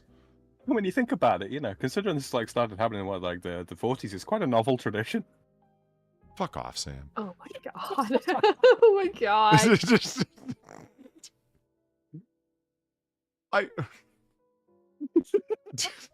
Wow.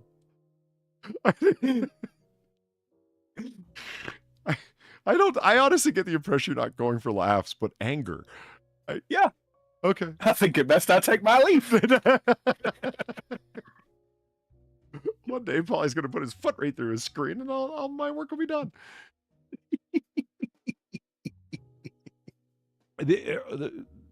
It tells you something about the West. Their literacy rates must be very, very high.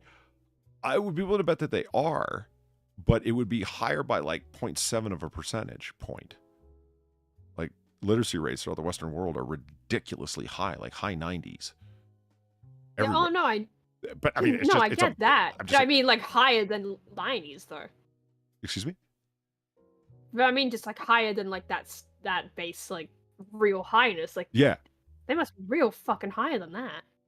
Yes, but I'm just taking this as an opportunity to take a stab at everywhere that's not the West, because their numbers ain't nothing like that. I mean, wow, Finland, commonly called Iceland, must have everywhere else 97.2. Fuck, they're topping 98.9. Those reading sons of bitches, them. China's 40.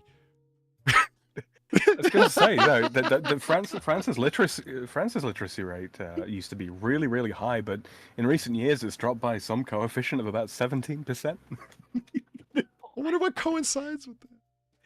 It's interesting, isn't it? Yeah. Anyway, moving on. Number 9. Australia's is.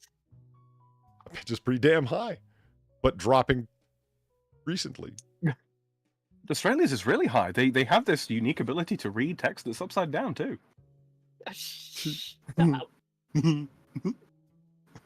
You could crack jokes about that. You should have seen Far's ability to read things written backwards.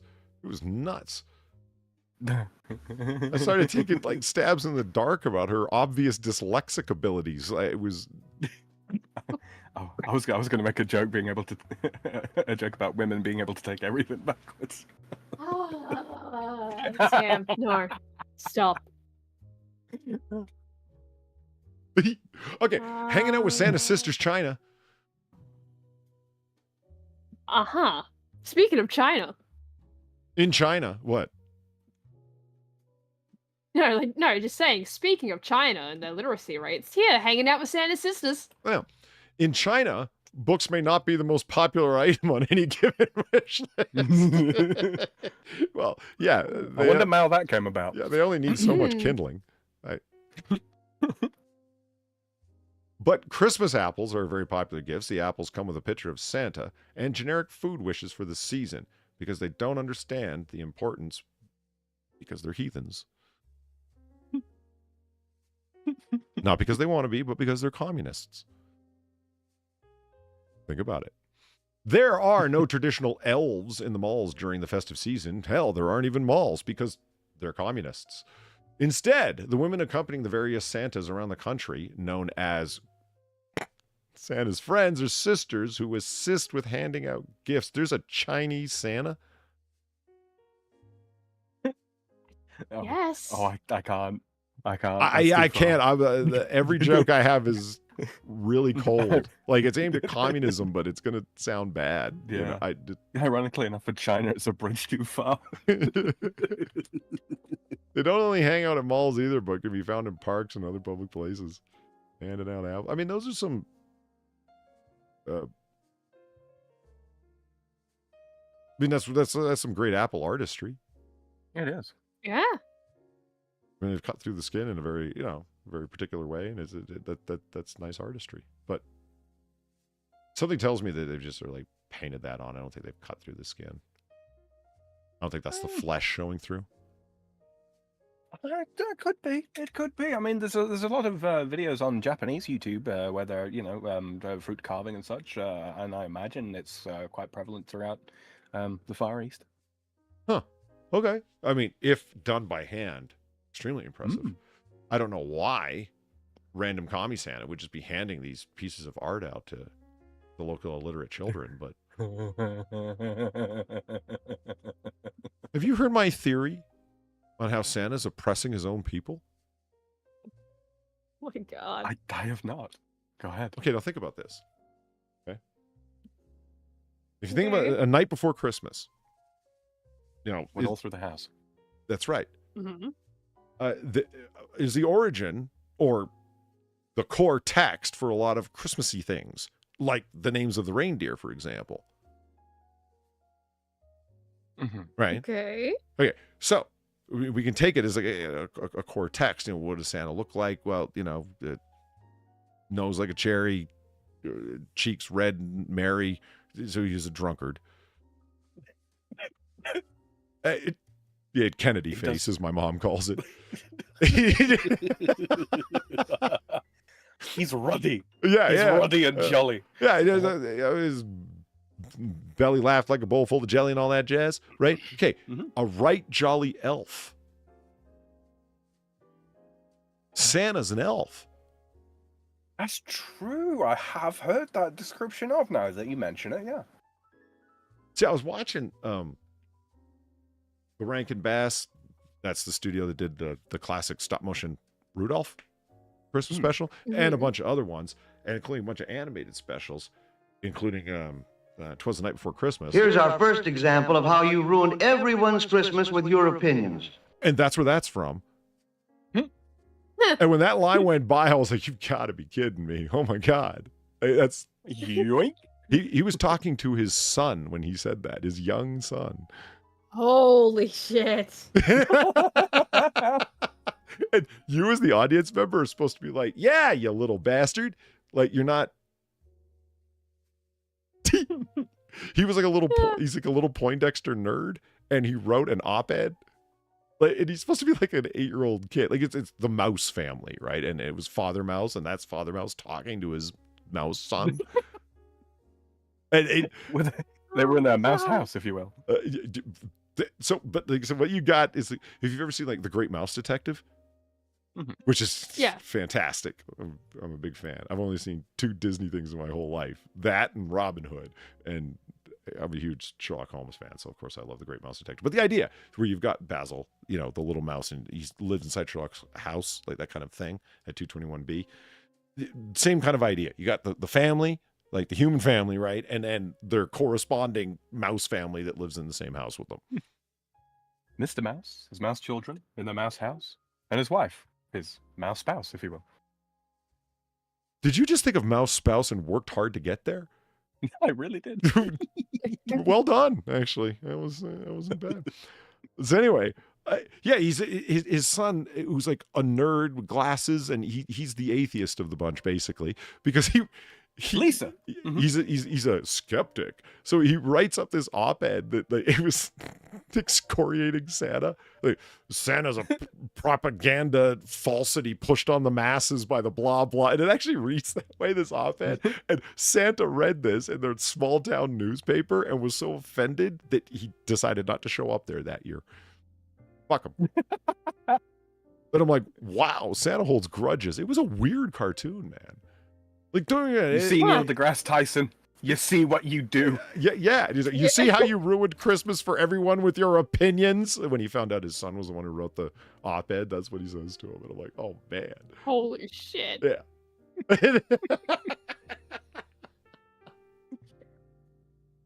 In any case. I'll be right back. Santa's oppressing his own people, you see? Because he's making all the elves work for him. It all connects. Peter's put this in chat. Just definitional description of what elves are. Right, a small, often mischievous fairy. So fairy. So if Santa's kind of like the leader, or at least the tyrant of the elves, does that mean that he's kind of like cognate with Oberon? Santa and Oberon are the same guy. And the red suit, that's just propaganda.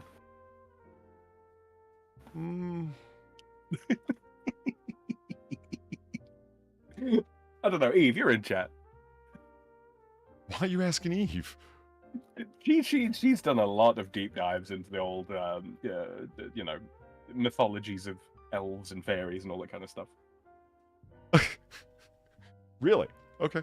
Yeah. For into fairies, as in whose? The Fae. I'm sorry. The Fae. The old school fairies. Well, I just meant like German, Irish, because they all have their own. Slightly different takes on it. Mm-hmm. Yeah. Mm-hmm. I don't know. It's just I was reading. Oh fuck! It was a while back. Irish fairy lore, insanely complex and detailed, sophisticated. Like wow, this is on some Greco-Roman paganism level complexity of family relations and hierarchy of angels and all that kind of thing. Yeah, it was crazy town. I'm like, yeah, I see why they weren't quick to let it go. Why it held on, because it's if only because of the complexity. Who likes to forget lore? You know what I mean? Well, I mean, a lot of complexity, right? Arose from the fact it's like predominantly oral tradition, right? Yeah. they don't have some kind of like primal text, as it were.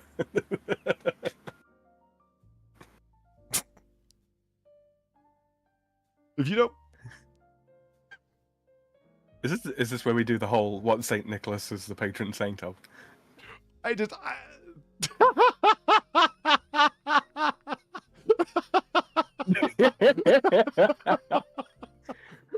that's fun. I like that. Yeah, there's. You wouldn't think that there would be good memes on something like this. But there's a bunch of. He really did slap the shit out of someone. He really did. So, for those of you who don't know this game, this is what Sam and I are laughing at. Christ is not divine. He was created by that heresy. Saint Nick really did that. He really did. The classic real world Saint Nicholas, upon whom old Saint Nick Santa Claus is based, in part. He was one of the attendees at the Council of Ephesus, and that was arguing over Arianism. Arius, obviously, after whom it is named, was denounced, and his notions were denounced as heresy, as heretical. And during the discussions, when all the bishops are there in Ephesus in the mid-300s, 343? Someone correct me. Sounds about right. You're on top chat. Damn it, I am. Live chat.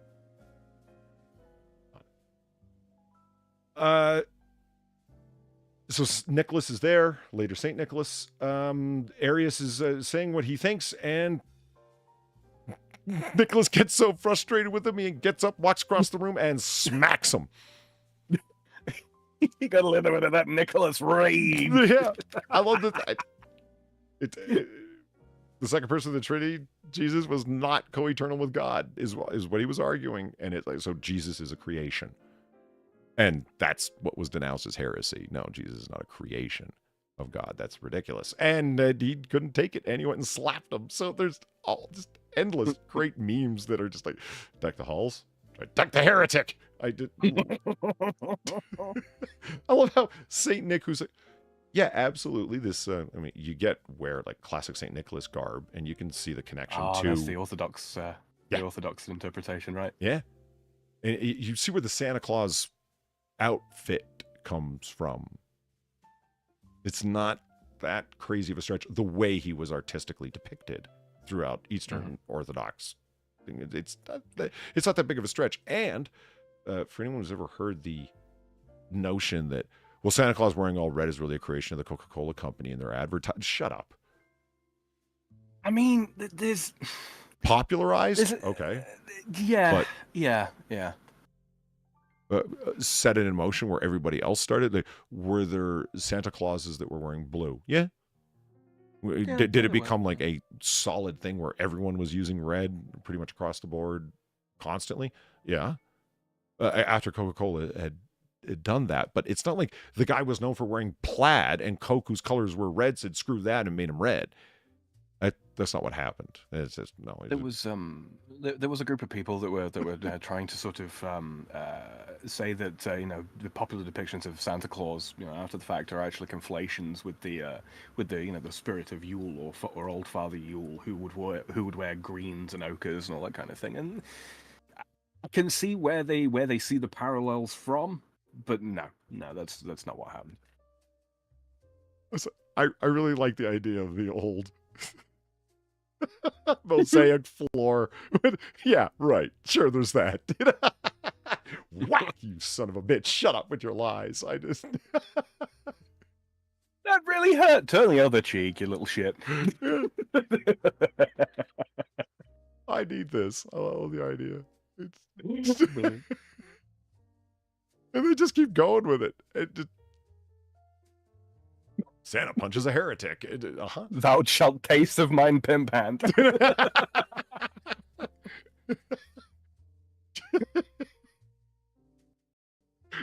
I love it. Oh, yeah.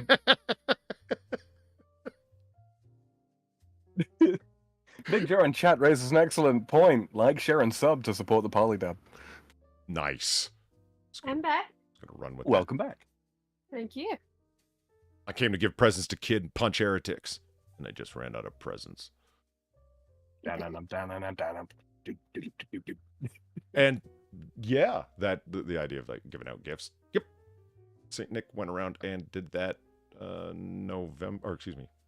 December 6th is St. Nicholas Day. Wait, sorry. 7th is St. Nicholas Day. 6th is Krampus Day. Krampusnacht. Oh man, Krampus. That's another one of those sort of European traditions that's kind of been stamped out by all the wrong people, or attempted to be stamped out by all the wrong people, especially in the Netherlands. You may well be familiar of the sort of the it's not really Krampus. It's sort of a Krampus adjacent depiction of he's known as Zwart Piet, literally Black Pete, and yeah. they're trying to push it out as saying, oh, it's a depiction of an ethnic minority and it's unfavorable. But no, he's supposed to be an ashen-faced imp who is working against the generosity of Saint Nick. That's what that is. There are.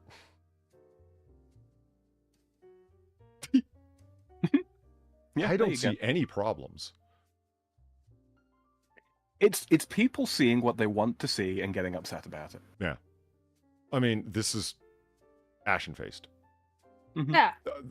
He's clearly ashen-faced, you're right. And yeah, he is supposed to be ashen-faced. If you know what I mean. Like, why is he black when there are no black folks that live there that are natives? And it's like, well, because he's ashen-faced. And Al Jazeera is asking, Black Pete, is it time for the Netherlands to give up their blackface tradition? Shut up. But this is the picture they choose. There's like way worse you could go with over here. I mean, I agree. Like this isn't. It's not a tradition stemmed in racism at all. It's just. Yeah, not this is what it is. Yeah. But like, if you got to choose a picture, why are you gonna choose like the least offensive one? I mean, that is a good point, actually. Why would you have done that when there's other like there's pictures? way like what you could consider way worse. Like this? Like that one. Yeah. Yeah. And I mean, this is the thing. I mean, when you look at depictions of Krampus over the last few centuries, he is always depicted as being, you know, demonic and scary and all that kind of thing, and eminently black. Not black as in, you know, ethnically as such. No, just black in color. He's a creature of the cold and the dark. Wait, Black Pete is against Santa. St. Nicholas, yes. Yeah. Trying to undo St. Nicholas's work, his gift giving. Generosity. Yeah. Mm-hmm. Stealing presents and basically grinching. That's a good way to say it. You know, the Grinch is actually a depiction. Whatever. Mm-hmm. The Impish Pete and mischievous Christmas. and malevolent. Yeah. Watching Donald Duck Sweden. Yeah, but they have their own weird thing with Donald Duck. They do? Pretty sure it's them. Yeah, that's where like Doland comes from, right? Oh. Okay. I didn't know that. Pretty sure. Somewhere there, anyway. Enlighten us, Far. What is Doland? Isn't it just basically rip off Donald Duck? I don't know. I'm asking you. Just 1 minute. All No, right. I'm not looking for McDonald's. Fucking Christ. Our Lord and Savior. Sweden has perhaps one of the cutest festive season traditions in the world, Black Pete. Each year on Christmas Even.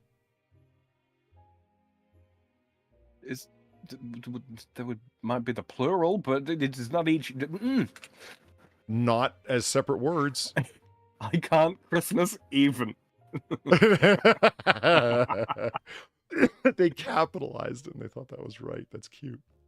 Families gather around the television to watch Donald Duck and his friends wish you a Merry Christmas. Why is all of that capitalized? Is this it? Oh, that's the name of the show proper. Yeah. Oh, I never heard that Christmas special at all. The TV special is hosted live and includes clips that ran from the 30s to the 60s. All right. This means that there are no other. Never mind, Dolan. Sorry, Dolan is Finland, and it's parody. Popularly known as Iceland. Yeah. Yeah, probably known as Iceland. So what's happening in Iceland? Dolan? At any rate, that is what we're going to try to do. Dolan Duck? Yeah, Dolan Duck. Okay. It's a parody of Donald Duck, obviously, but it's like, yeah, that's where that comes from. They have a weird attachment to Donald Duck. So much so that they've created their own Nordic version countries. to be able to use them? Or that's what they one call guy him did it, in and it's just Iceland. become a meme. Okay. No, it's like one guy like did it, and it became a meme. But like, yeah, no, they have a weird attachment to Donald Duck. Oh, ow, fuck. God. Ah! I wouldn't do that for you, Polly. That might hurt. Did you hear that? I did. Oh, I did. Yeah. I mean, it's... I smacked my mic arm, whatever the hell you call it, and... The boom. The boom, yeah. And it was. But it was like straight on at it, not from the side. And so it didn't fold up or move at all. It was like just running into a solid object. I feel like I just smashed my hand against a device. Gary Verlaine, thank you for the Tree 50. They re-released a longer version. Really? The longer version of the Muppet Christmas Carol for the 30th anniversary last year. Extra fun now that I know Frank Oz has disdain for Disney. Hold on. I'm just going to make a note for myself to go get that from perfectly legitimate sources after the bar is closed. Amen. Yeah. I mean, any excuse to watch something with Michael Caine in it, right? Absolutely. Absolutely. Man's a legend. Yeah. And the thing that's interesting about Michael Caine is that there's so many different incarnations of him. Mm-hmm. Almost like the different guises that Roman gods had. There was like Jupiter and then Jupiter Optimus Maximus and then Jupiter, like, etc. That kind of notion. There's 70s Michael Caine that is dramatically different from 80s Michael Caine that you would not be able to recognize as the guy who played Alfred. But it's the same Michael dude. Caine is a Time Lord. Shit. So are you trying to say that there's going to be Michelle Caine at some point? You know what? Why not? Fuck. Do do do do do do. Oh my god. I didn't need those eardrums anyway. What?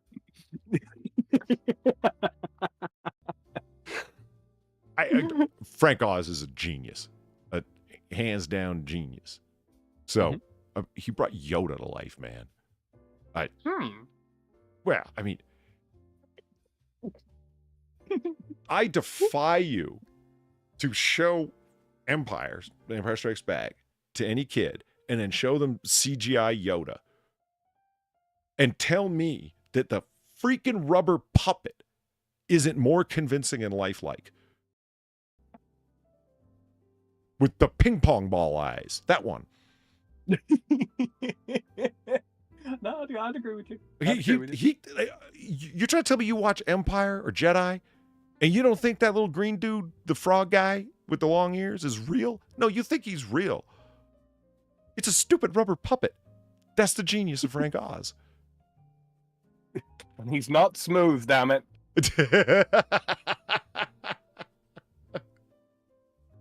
I'm not even cracking jokes. I really legitimately think the guy's an artist, man. Like he was able to bring Yoda to life. And, yeah, it is. Just it's marionette people that are to be shunned and run out of town. Indeed. Yeah. This means that there are no other activities happening in Iceland, somewhere Nordic, during this program. Moms don't cook during it. Children don't eat during it. And it's never taped to watch later. I call bullshit. Yeah. Yep. Me too. That's. I don't know. The Swedes are weird about things. I can understand the value in wanting to watch it live, right? But don't sell me that it's not on tapes all over fucking Sweden. Are you kidding me? The Swedes are weird about certain things, man. Like there's this whole sort of thing. Like if you're invited to somebody's house in Sweden, I think it's more present in more present in Finland than Sweden. But yeah, don't expect maybe in Iceland to share a meal with them if you're there during their mealtime. But don't expect to share a meal with them. If they invite you over and to their place and then it, dinner time rolls around or something like that, they will ask you to sit in a room or something like that while they go and eat dinner. That's what? Yeah. Why? Is there a specific thing that they okay, what's the cultural deal there? You've been invited to my home, but that is different from being invited to break bread? Pretty much, from what I understand, yeah. I don't know all the ins and outs of it. I'd have to revisit it, but yeah. And it's one of those things. They don't think twice about it. It's not done out of malice. It's not right. nothing untoward. I'm just trying to get my head around the cultural. Yeah. Reasoning? Yeah, my thinking just takes me to there's some kind of distinction that they're making that we're not, and thus why it's not a problem, and the way that it's done. Like there's being invited over is not the same as being invited to a meal, which is very different. It's like, oh, okay. Yeah. Where it would be impolite because if you're in my home, obviously I'm willing to share table fellowship with you as well. Where they're not. So they have no manners, is what you're saying. It's not so much that they just have different manners. It's different manners. But this is where I'm calling bullshit on the tape, though. Right. You're assuming that it's a Swedish person recording it. What if it's someone that happens to be there? They have the means to record it, but they don't have the weird Swedishisms of going, oh, I can't record this program during this time. I can't do anything except sit and watch program. I have to sit and watch Donald. So Fuck. Like you're their like you're a foreign visitor and they're off eating a meal Yeah, and you're in a room by yourself, so why there. not record? Yeah, or you've moved there, right? Like you're from some other Nordic country where they don't do that. Because this seems to be a Sweden only thing. Judging by the way they're phrasing it here, they're just saying it's Sweden, right? It's like, say you're from fucking Norway and you moved to Sweden for some fucking reason, right? And this is going on. I'm just gonna record the Christmas special I see here. Don't you dare touch the VCR, Peter. No, but you get what I mean? Uh-huh. It's like, there's so many other ways that you could... I highly doubt that no one is recording this. Yeah, so do I. And it... Mike Savage is like, hashtag not all Swedes. Damn, that's harsh. In Ireland, you'd be forced to eat with the family. See, this is the thing. I can't think of anywhere that I've heard of anything like that, except for... I've never even heard that before. It's the first time.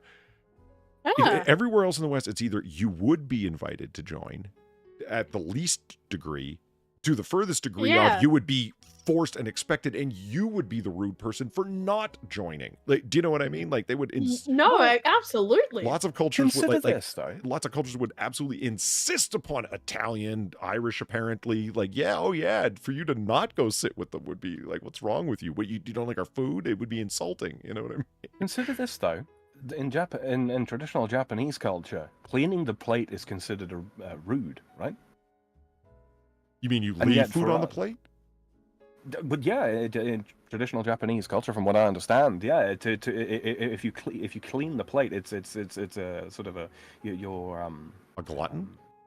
You're saying that you haven't been served enough food to sate you. Oh. So you traditionally waste a small portion of it to show respect for your host's culinary skills? From what I understand. I mean, Farp, you probably know more about it than I do. Not really, but that does sound about right. Like, that one I'm not familiar with, but sounds about right. HSBC ran an advertising campaign once about their we're a bank that respects all kinds of international cultures and traditions, blah blah blah. And basically there was a white guy and he was sitting around with a bunch of Japanese businessmen eating a meal, and he'd had some sort of like some sort of eel stew of some description, or eel soup. And he looked at it and he was like, he's got the expression on his face, I don't know if I'm going to be able to eat all of this, but I don't want to disrespect my my associates here. So he eats it all just as quickly as he can to sort of get rid of this eel that's staring up at him. And the lead businessman, the chairman at the head of the table, he sees that the plate is empty and he goes, and then clicks his fingers and they bring out another bowl for the white guy, and he looks at that and he's like, oh god, he eats it all. And the businessman looks over, sees this again, and then sort of shakes his head slightly and goes, kind of thing.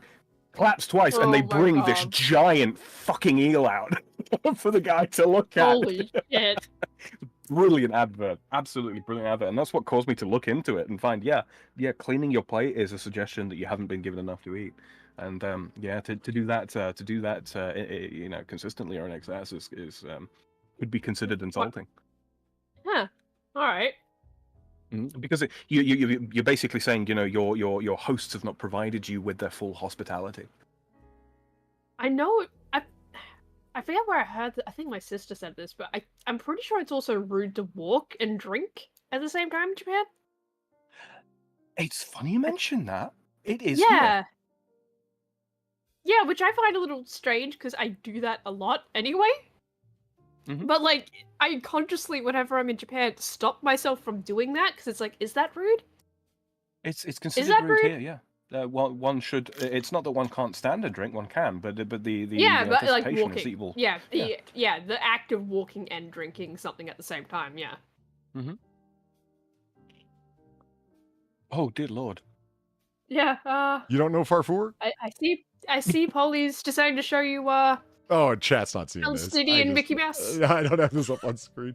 This is a Martyr Mickey. Farfour. Farfour. Yeah, Farfour is. He was entrusted with the key to the Promised Land. Right. And the deed that proved that.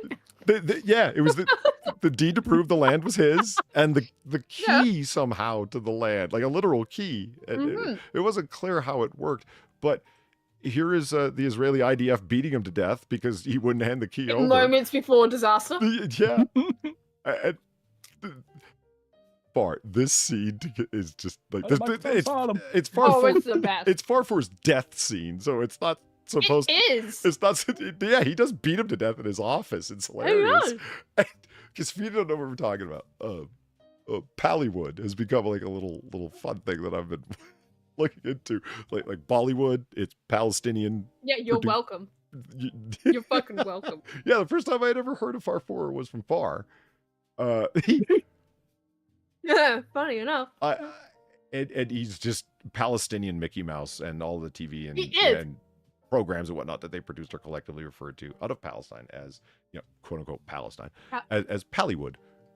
And you want to know the interesting thing about Farfour? The whole reason he was killed off was because Disney sent a cease and desist. Actually, that is actually what happened. Israel cannot apparently get them to stop doing their bullshit. But Disney, all they have to do is threaten legal action, and they, yeah. Yeah. we Rip miss you, Farfour. Farfour, 2007 to 2007. That's hilarious. Martyred by Zionist spies. Exactly. Yes. Yeah. R.I.P. Sheikh Farfour.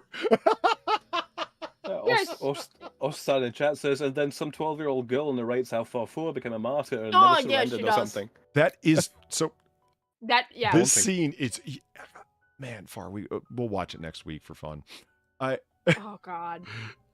This guy, the IDF intelligence officer, gets so legitimately mad. Like, you would think he is seriously angry at this giant mouse. He's like, Farfour! Like, right at where it's due. He loses his shit screaming because he keeps saying, give me the key, give me the documents. That you're... Yeah, I mean, granted where it's fucking due, right? Like, when they're acting, Careful like, how you actually pronounce really that. angry, like, they are real fucking angry. Well, it's a Palestinian being angry, or It it's is, a but, like, Palestinian they're trying to good at portray anger. just oh yeah. Yeah, Palestinians Yeah, are good good at at anger. anger. It's true. Skate Well, the edge here of going comes the political monetization here, of but this it's- stream. Yeah, no. It's still about Farfour because Farfour's inexplicably human grandfather. They don't attempt to explain that. They Very never little logic. explain how all these, because after Farfour, there's like a revolving door of cartoon like hosts, basically. Like, not cartoon, but you get what I mean, right? Like suited hosts, I guess you could call them, right? Yeah. A whole revolving door of them. Yeah. And like they're all like this guy.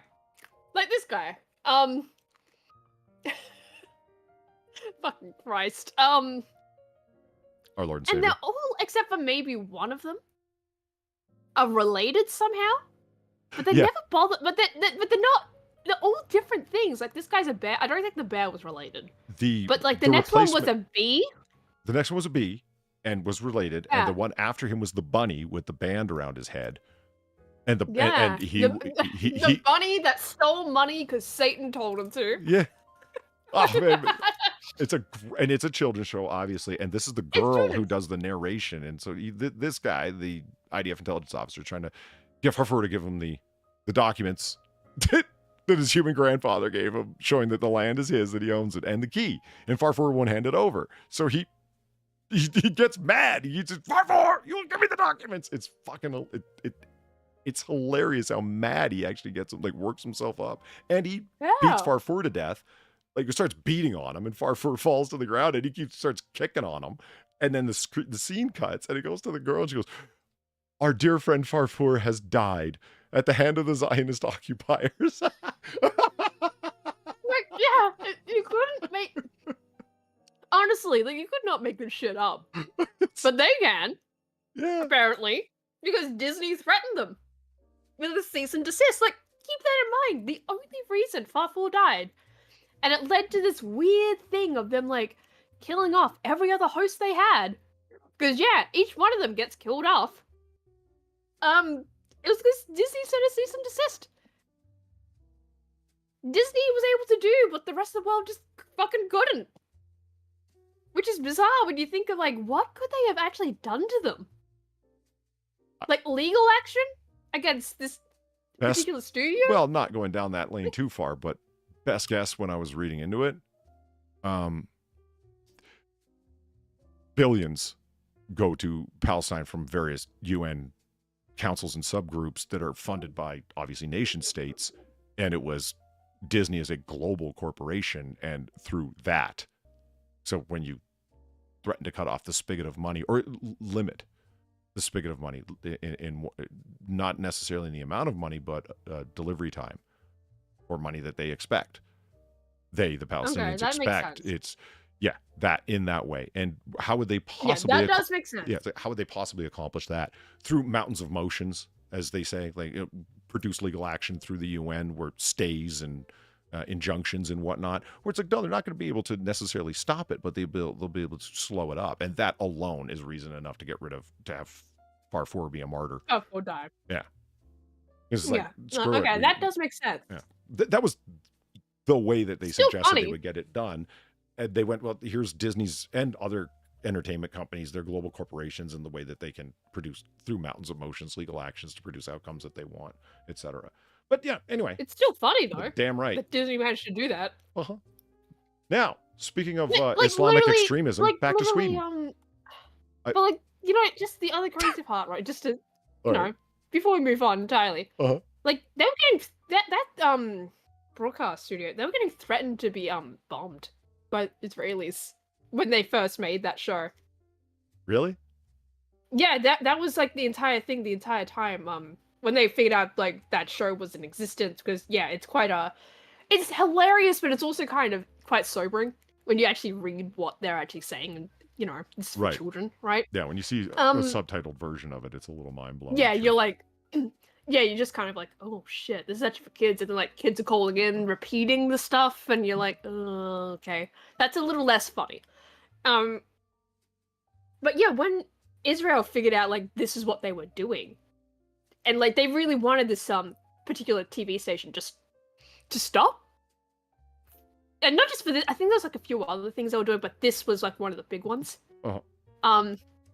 They did threaten, and they did actually bomb the studio a couple of times. And yet, despite them bombing the studio, they were broadcasting the entire time. The broadcast never stopped. It just kept going. You've seen the broadcast. You could do it from, like, your basement if you wanted to. You could. Oh, you literally could. But that's the funny part, though, right? Like, they aimed at the studio itself, but the broadcast kept going because it's obviously not going from there. Yeah. Right? But Disney could kill off Far 4, but Israel could not stop the show entirely. That's hilarious. Bombings couldn't stop this show.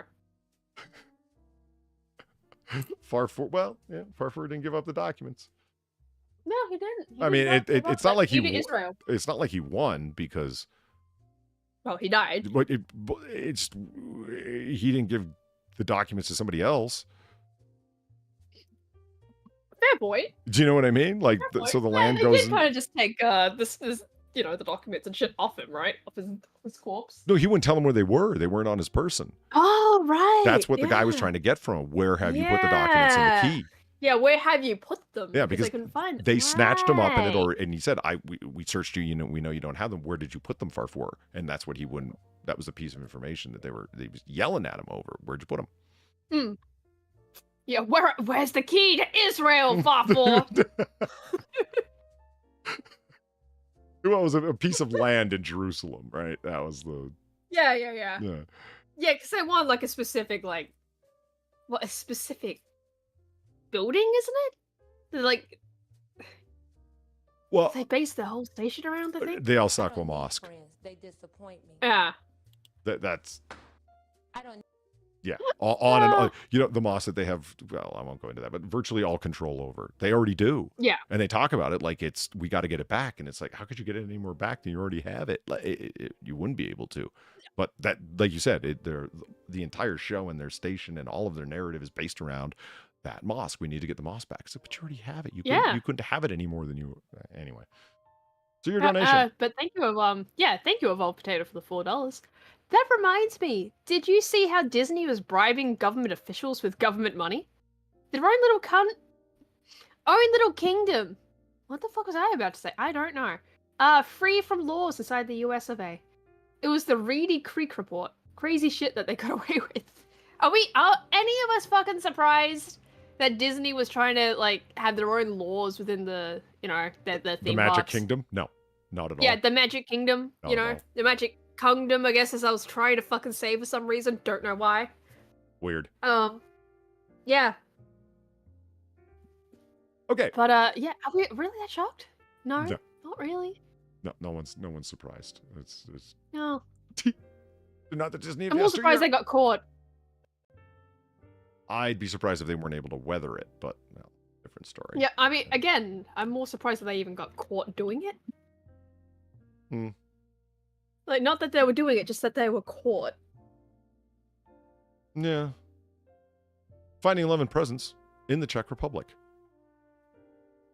Finding love and present. Yeah, I didn't read forward because I'm curious. I'm wondering what the horn hats are about and why they're dressed like Yeah, I don't know, matching hats? really crappy Ren Fair people. A very old tradition in the Czech Republic has it that if an unmarried woman throws her shoe over her shoulder on Christmas Eve and it lands pointing towards a door, she will get married in the coming year. It also said that cutting an apple in half during this time and finding a core with 4 corners will bring bad luck, whereas 5 corners will bring joy and good health.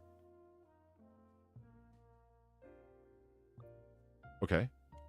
What? Yeah, I'm trying to picture this. I don't get it. I'm not understanding. I don't know. When you say like 4 corners and you start talking about 5 corners, I'm like, squares don't have 5 corners. I realize you don't, it doesn't need to be a square, but you made me think like that. Now I'm just confused. He's also said that cutting an apple during... What's up? If you have a square with Gaussian curvature, yeah, it can have 5 corners. But that's a story for another time. You leave non-Euclidean geometry out of this. I love that you know what I'm talking about. You start talking about tesseracts, I'm going to fucking lose it. Fantasy. Damn math ghosts. All right. There is also no Santa bringing presents to children on Christmas Eve because they're a sad, depressed people. Instead, baby Jesus brings gifts. All right. Hey guys, it's my birthday. I'm giving you presents this time. And announces his arrival by ringing a bell. It is said that if kids misbehave, they receive no gifts. Okay. And instead get a lump of coal on December 5th when they are visited by St. Nicholas, an angel as well as the devil. Wait a minute. But I thought you just said that Jesus is the one giving gifts. This is... Or is this just a Christmas Day? But it plays itself out far before Christmas Day on the 5th of... So you know that you're a bad child long before Christmas and that you're completely irredeemable for 20 days. Cool. Cool. And cool. I really don't get the last part. Christmas. They get no gifts. Instead, they get a lump of coal on December 5th when they're visited by St. Nicholas, an angel as well as the devil. So St. Nicholas, an angel, and a devil show up all on the same day?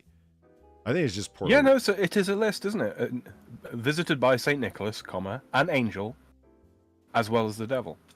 An angel, missing Oxford, as well as the devil. Or is it implying that St. Nicholas is a fallen angel that's now the devil? That is absolutely a piece of ambiguity. Is there? I just think it's poorly written. I think no, it's absolutely poorly written. And I still haven't found out what the horn hats are about. Yeah, what the fuck is that? And why you look like medieval doormen.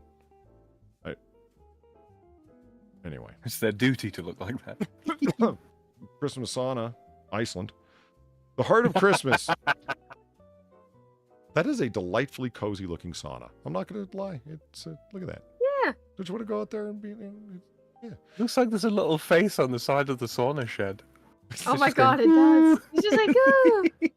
Hey, I'm a sauna. I'm happy. Delightfully enjoying his Christmas pipe. What's the problem? The heart of Christmas is family and loved ones gathered around a festive table with lots of good food and dessert, but nothing religious because reasons. Because fuck religion, right? In Iceland, families gather in a sauna on Christmas Eve to enjoy some well-deserved peace and quiet before Christmas Day arrives. Candles and lanterns, as well as sauna oils, are used to create a festive atmosphere. What the fuck's a sauna oil? Something else you put on the coals for aroma? Mm-hmm. Okay. But the sauna must be cleaned from top to bottom first. After the sauna, family members get dressed in their Christmas best before opening presents and having a delicious meal together. Gifts are also presented to the sauna elf, according to a long-standing Icelandic belief. Oh my god. We got trash nymphs and sauna elves. I know that we're owning it. We're adopting. That's ours now. Yeah. Thank you. Yeah, we are adopting the sauna elf, man. That is priceless. Please tell me there's like ancient pictures of said sauna elf. Search safe search. Okay, yeah. Good. I was just thinking. Safe search. There they are, sauna elves. Oh my god.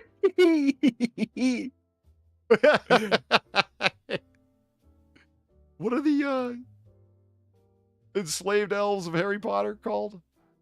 House elves. House elves? That's it? They ain't got no name other than that? No. Yeah, that's it. Well, she bothered to name everything else, and she just called them, like, operantly what they are? Yeah. Well, yeah. That's what they are, but they're relegated to the freaking sauna. Sauna elves. What? That is a gnome. Yeah, sauna gnomes? With his hat pulled down over his face? Here's the thing I learned, or found out about rather. So, I'm gonna do a little Tolkien right now. All right. Okay. So, Galadriel, right? They're tall, blonde elf in the movies, yeah. In the early incarnations of Tolkien's Legendarium, he separated the different groups. Well, they are actually still separated into different sort of tribes of elves, if you will. You know the Noldor and all that kind of thing, right? Well, the race of the tribe of elves that Galadriel comes from originally had a name which translates from like Old English into New English as gnomes. So, or was it leprechauns? One of the two. But yes, so basically, Galadriel, tall, beautiful, shining gold hair, all that kind of thing. She's a gnome. One of these. One of those. My brother collects these, by the way. This little style of gnome. He's got dozens of the damn things. Oh God. Why? He just likes them. I send them to him. I was going to say, is there some kind of like French lore around them? Something? I mean, we have the old, Frankish concept of gnomes and elves and such, much so much, there's the Irish and the old Germanic stuff, right? Right. But, that's not why. He just likes them, I guess. Every time I come across them in a supermarket near me, I pick one up and send it to him. This one is looking dramatically different from all the other sauna elves. Mm-hmm. Is it wearing like a little tunic? Mm-hmm. And this one looks dramatically different from the other ones. Mm-hmm. Weird. Oh, he's got a little bed. I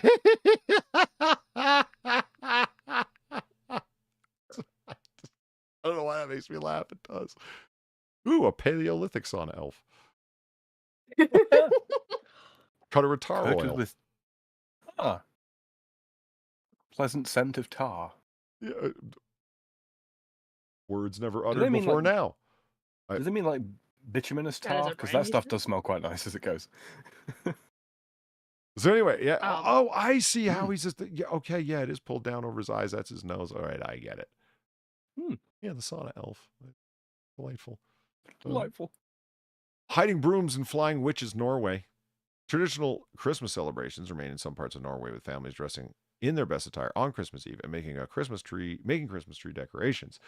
This is also the day on which they have their main festive meal and open presents. Afterwards, they sing carols and walk around the Christmas tree in 2 concentric circles. Okay. That one's weird. Yeah. I mean, Sam, have you circumambulated your tree this year? No, I have my tree circumambulate me. Nice. It's on some kind of like gyrocentric turnstile. No, I'm an arboromancer, Polly. Yeah. I don't just speak for the trees; I speak to them. Some believe the Christmas Eve celebrations present an opportunity for witches to come out of hiding in search of brooms. For this reason, all brooms are hidden during this time. Oh yeah, no, that actually tracks. With okay. You got some Norrish friends that obsessively No, hide not the so much brooms? that. It's more the sort of the old Nordic understanding of witches. It's not so much that they fly around on brooms, but they would take like a branch, like pine branches and such, and fir branches, and that's what they would fly about on. Right. And of course, brooms would be made from predominantly fir and pine and all that kind of thing. So that's probably the modernization of that. Mm-hmm. Huh. Oh, wait. Second. I know lots of bullshit about all the old religions of Europe. Yeah, I'm noticing that. Odds and sods here and there. Peppers! Okay. I just wanted to check. Dog backwards said, just dropped. And I'm like, you did or the stream did? I don't know. Oh no, it's the latest Styx Hexenhammer video just dropped. Ah. Yeah. Well, quick, let's go watch. I thought I sensed a disappointment in the force. Yeah. All of shit. Where is he? Hashville there. Fuck! I'm drawing a blank here, man. Netherlands? Yeah, the name of the city just got up and ran out of the room. I was just about to say it and I forgot. Amsterdam? Thank you. Rotterdam? It's Amsterdam. Yeah. Oh, Hashville. Okay. Yeah, no, I see how you. Yeah. Right. And Day of the Little Candles in Colombia. Oh man, that's a sight. God, that's some Diwali kind of bullshit, right? Yeah, that's wild, man. That's like Japanese lanterns, you know? That's like along But that. the Colombian. That's really cool. On December 7th, Colombia observes the Immaculate Conception, woo, which is also the official starting of the holiday season there. That's December 8th. On the eve of that, December 7th, that makes perfect sense. It's a huge celebration. And we're celebrating, damn it. On this night, it is customary to place candles or lanterns inside of houses, on windowsills, and outside of balconies and porches. Candles are also placed in public places, such as parks, where they can be seen from a distance. The next day, households can be seen flying the white flag bearing the image of the Virgin Mary. Yay! Even graves are lit up on December 8th as part of this holiday celebration. Fantastic. That's kind of nice, actually. So it looks like it's along a stretch of road. Yeah, definitely. Okay. So those are barrels then. That's why I'm trying to get a sense of scale. Like, how big are those? Yeah. You take a look at the lines on the road, assuming they're the same length as they are here.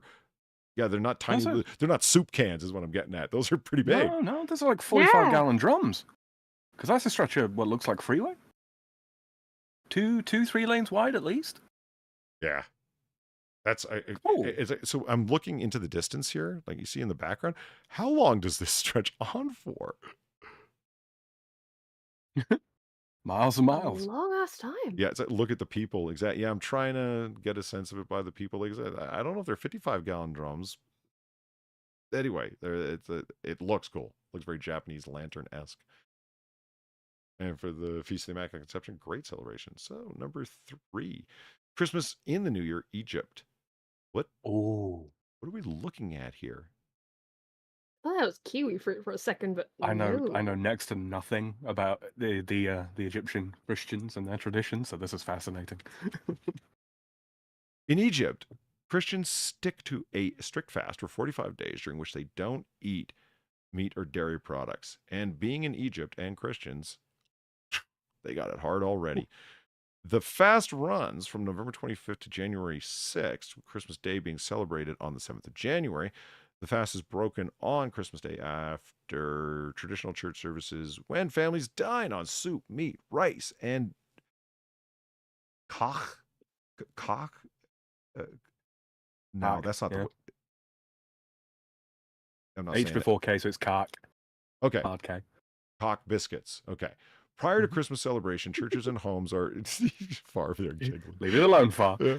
Well, I'm trying to figure out what's inside. No, I'm leaving it. It looks like sticks of celery. Like I don't think it is, but it just Cucumber? okay. They grow shitloads of that in Egypt. I'm taken to understand. So maybe that. So it's a cucumber wrap. Perhaps. All right. Oh, what about lotus stem? Can't you eat that? Maybe that's the thing. Don't know. Yeah, Maybe it tells lotus leaves and not to be eaten, just stuff wrapped in it because of the really strong flavor that it imparts when they steam stuff. Anyway, prior to Christmas celebration, churches and homes are adorned with lights and nativity scenes as well as Christmas trees. You do this in Egypt? This doesn't make you a target? Well, they don't keep it in their bedrooms, Paul. Churches are decorated with lamps and candles, which are said to represent the candles Joseph used to keep Mary safe while she was giving birth in the manger. Nice. That's really sweet, actually. It is. There's such a dwindling, tragically, population. I'm just surprised that they can, it's going to sound bad, but get away with this. Like, every time you hear of a bombing in Egypt, it's not random. It's them that are targeted. You know what I mean? Like all the anyway. Number 2, bonfire of the dried thorns in Iraq. Oh, now you want to talk about some Christians that got to keep it on the DL. Yeah, that population is pretty much gone. How old is this article? This is tragic. Okay, on December 24th, Iraqi families celebrate Christmas Day by choosing one child in the family to read the nativity story while the rest of the family members keep and listen holding candles. After the reading, a heap of dried thorns is lit up and turned into a bonfire. As the thorn burns up, hymns and psalms are sung. Should they burn to complete ashes, it means good fortune for the family. However, the family members and whoever is with them must jump over the ashes 3 times while making a wish. Interesting. Huh. Jump over the ashes. So, yeah, I take it that these thorns don't burn very long. It doesn't sound like they're waiting there for, when they say bonfire, I don't know. I get like a image of a raging, multiple hours long burning wood bonfire, but I don't think that's what's going on. And I'm wondering if they're aromatic thorns because, oh man, there's so many spices and aromatic things throughout the Middle East, and you know what I mean? Yeah. In churches, bonfires are also built in the church. Maybe outside? Well, no. I mean, there's almost certainly enough space within your average sort of church to have a bonfire in the center before the altar, right? I guess. Their ceilings must be sooted right out. In churches, bonfires are also built while the baby Jesus idol is carried through the building on a crimson cushion. I took that word cushion and tried to make it Iraqi, and it just got weird. I was like, on a cushion. I was imagining it with little accents over the letters. That was great. Okay. The church service ends when the bishop blessing the congregation. The blessing is called the touch of peace. This is okay. Keep the fire burning. Yeah, I mean, Scotland. Odd, but you know. Yeah, like the last 3 were not like we were having like laughs at people. Like they got dramatically less weird and just became like wholesome. It's been And this is how the Christians in the Middle East have survived so long, by just being so fucking wholesome. Well, I was about to say, like it's up in the Nordic countries that we were reading where like they got sauna elves and they're watching rip off Donald Duck. Elves are good. They were, but they were just unexpected stuff. I'm drawing a sauna elf right now. She's ours now. So up in Scotland, there are a host of Christmas traditions in the beautiful country of Scotland. These include the usual, such as fireworks. Okay, I've never heard of Christmas fireworks before. I don't know why they'd call them usual, but I'm okay with them. Yeah, why are you calling that the usual? It's common here. Really? Super common here. I'm okay with Christmas fireworks as a notion. That's a good idea. Yeah, like I am too, but like, yeah, I don't think it's common though. It's common in Scotland, far. Well, and apparently France. Yeah, and then Britain in general, really. Christmas pudding and going to a Christmas church. However, some Scots keep the older traditions alive by burning branches of a rowan tree to ensure bad vibes between loved ones disappear. Vibes? Is that the traditional Scottish word? Yes. Well, others about these ancient vibes, you know, back when they were burn out the bad vibes. still running around painting themselves blue. It's all the bad vibes. It's all the bad vibes. Of all potato, does Scotland celebrate by drinking, fighting, and doing heroin? Jesus. They That's do now. just Glasgow and Edinburgh and Aberdeen and Dundee. Yeah, a couple places. So they burn the branches of the rowan tree to get rid of the bad vibes between loved ones, while others dance naked around a bonfire. Do they? I'm just kidding. I'm just kidding. It doesn't say naked. They dance around a bonfire or carry burning barrels on their heads. Now, that actually does say that. No, they're just redheads. What do you mean burning barrels on their heads? That requires further explanation. You can't just say something like that. You can't just drop that. You can't just leave us hanging on that vibe. They've got, like, what, receptacle hats that they put flammables in and then light them afire while they dance naked around? I don't It's an old English top hat with the top cut off and then a barrel put inside. It's just a good time. I don't get it at all. Fire is an integral part of Christmas celebrations in Scotland, and many families keep a fire going in their homes all through Christmas Day to ward off evil spirits. They also hang mistletoe in doorways to keep evil out and invite good luck, and come up with cheap excuses to kiss people that don't want to be kissed. That sounds like victim talk right there, Polly. You good? Yeah, you okay?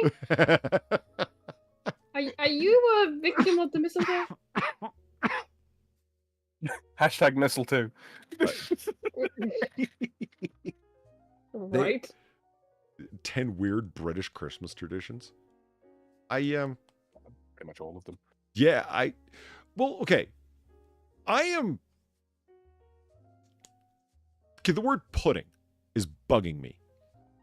Because it's a Christmas pudding, or we're going to have pudding. Y'all need to just say dessert. Because pudding could be freaking anything. Well, no. Sam, why are you debating this? You're French. Like, I'll look up Christmas pudding, and it would be not like chocolate or vanilla pudding, like an American would think of it, right? At all. Different. Sure. Right. That's because Americans like to redefine things that don't belong to them. Yeah, but we can and will and do. That's it. So no. Do you know who pudding belongs to, Polly? Do you know who it belongs to? Let me guess. The French. Yep. Oh, wait, yep. There we go. Lee pudding. But what? Boudin. Buddha what? Boudin. Okay, and go on. What's it like? Is it boil in a bag fruitcake, or is it like? Pretty much anything that is comprised of, be it can be meat, it can be fruit, it can be grain, pretty much wrapped up and boiled. That's what a boudin is, yeah. So boudin noir is black pudding, as you know it. So, I'm in trying, like, okay, so a Christmas pudding, and it comes in a bunch of different ways when the British do it. Like I said, they can mean virtually anything by it, not the boil in a bag fruit cake or meat cake or whatever that I thought it was.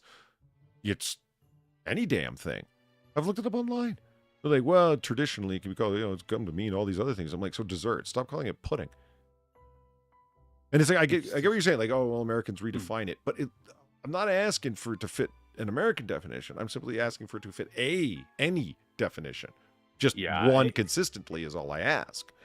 What it really should be is matured fruits, loosely speaking, mincemeat or fig meat. And it's supposed to be soaked in alcohol for a good period of time, and then boiled. And then once that's happened and once it's served, you take it out, you set fire to it, and the alcohol, burns off the top and caramelizes the outside. That's what a Christmas pudding is supposed to be, and differs from figgy pudding slightly. Wait, what the hell is figgy pudding again? Oh, well, it's a pudding where rather than having a multiplicity of dried fruits, yeah, it's pretty much just figs. Really, really good if you backed up.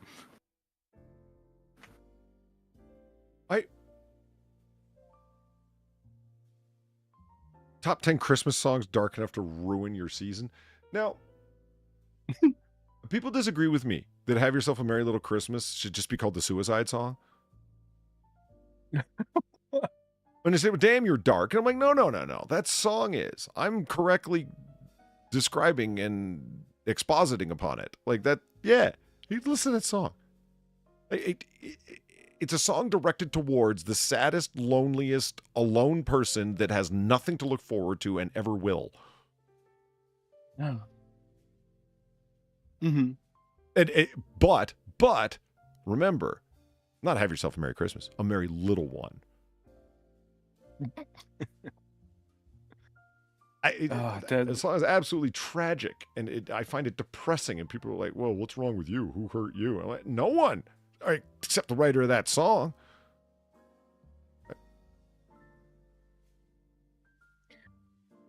No, okay. See, I'm fine being alone on this because I'm trying to think of a similar song. It is a Christmas song, and I'm trying to remember the title of it and even who it's by.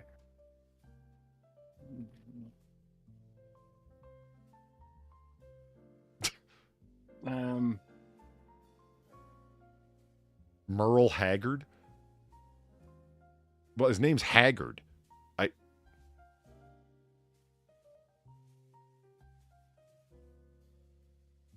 Oh, that's what it was. War is Over. Happy Christmas by John Lennon. Fucking hate that song. Lennon. It's just a song, mate. Yeah, and you're just a cunt, mate. That's how I'd fire back on that one. Ew. He is a cunty man. He has a cunty spouse. He writes some cunty songs. And lives in a cunty house. I remember I really bent somebody out of shape with that, like, badly. It's just a song, mate. Thing. Expressing an ideal along the lines of, so we're talking about Imagine by John Lennon, and that song really bugs the hell out of me. I'm not the only one.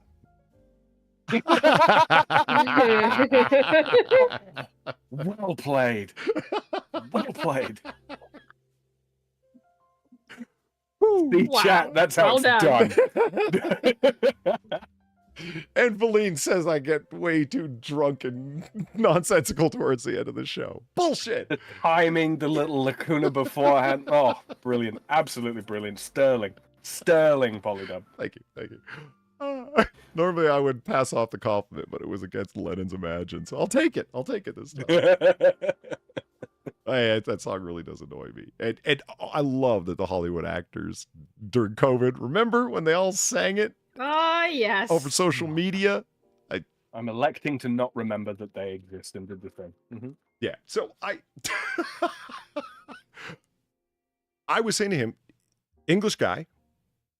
It's not like I didn't like him. Quite the opposite. Thought he was a good dude. And I didn't want to offend him. But I said, John Lennon. I go, man, he's the worst. First of all, I don't get the Beatles at all.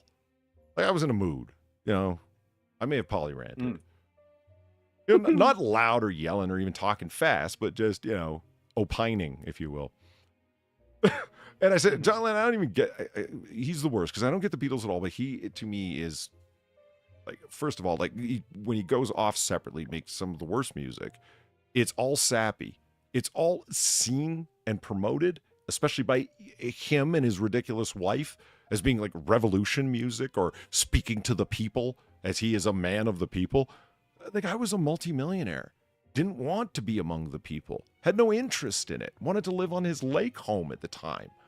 I became a bourgeois, separate, wealthy dude.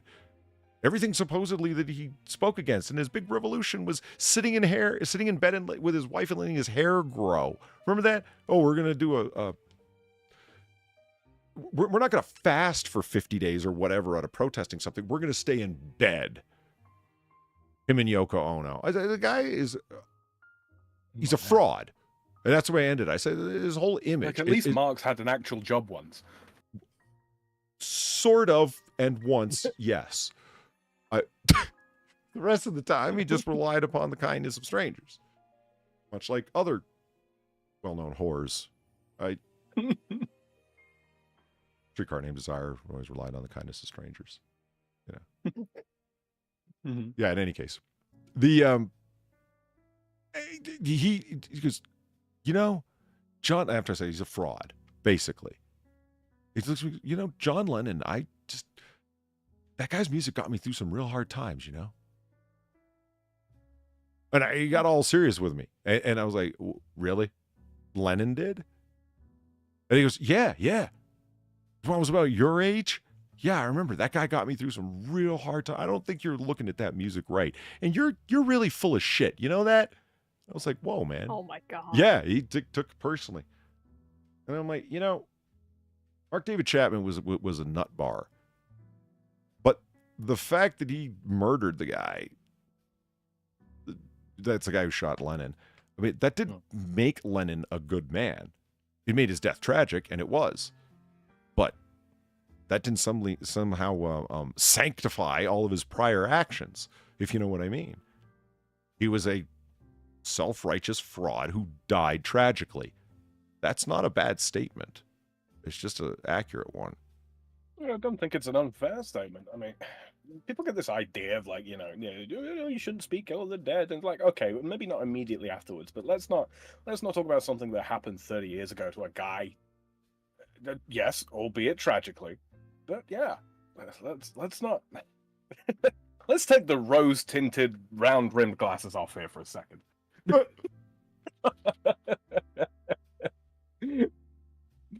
And he's not a nice man. I gotta Neither say, was his wife. Some of the renditions that I have seen other singers sing Imagine with is like, you did that with more style and emotion than Lennon did. I think that y'all have built more meaning into that track than he ever intended there to be. When somebody finally caught up with him, and I've talked about doing a video about it, and like a YouTube video, I mean, a short, like, imagine why it's not the song that you think it is, or something like that.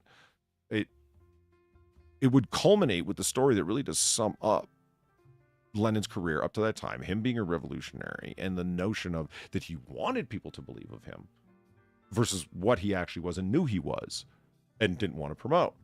Somebody was trying to get an interview with him for the longest time, and he'd become a cut off, and I think the best description of him is bourgeois guy living on his lake house, being unreachable, was not touring anymore, had been in this long-standing fight with the U.S. government where they were, man, you were in the country illegally, and he knew it, and was constantly talking trash against the U.S. government. And when they're like, okay, we're going to, you've been to court, you've been ordered to leave because your extended stay in the country is over and has been over for some time. You've been in the country illegally for some time, and you knew this. And then he just stopped showing up at court hearings. So they issued a warrant from the bench for him to show up, like to arrest him, but only not to throw him in jail, but simply to force him to be at court.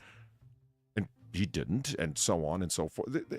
The self-righteousness of that alone, like, you don't have a right to stay in a country just because you have a higher degree of celebrity there than you do in your home nation, and that's why he wanted to stay, in my opinion.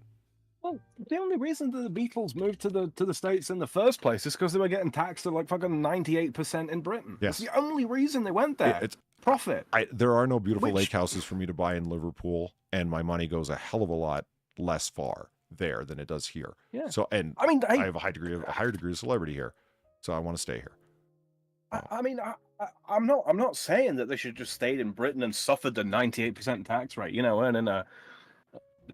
Earning a fraction, or rather keeping a fraction of what they were paid. I'm not saying that, but at the same time, like, call that for what it fucking is. It's honestly, he was the passing hiker of the day. And I'm saying that in a very particular way because I don't want captions to pick up on it.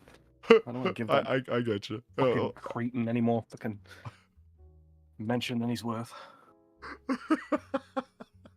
You like that one, Pass and Hiker. Yeah, I did. I mean, I picked up what you said, and it was one of those moments where I read Iceland and said Finland. No, the other way around. And yeah, Spoonerism. Yeah. Anyway, when somebody who was wanted to interview him finally caught up with Lennon and said, this song that you wrote, Imagine, is these deep lyrics where you talk about, a world where religion's gone, a communist utopia, because the idea was classless, nobody's working, everyone's together in freedom, religion's gone, so there's no reason to fight anymore, et cetera, et cetera. Right. Because people wouldn't find other reasons to fight, you fucking fraud. But anyway, he shook his head at the reporter and said, it's just a song, mate. Mask off moment. And it was, the guy left depressed and, shattered image of this dude. And I'm like, yeah, nothing sums it up better. He just wanted you to go away. And so he told you the truth. And you did.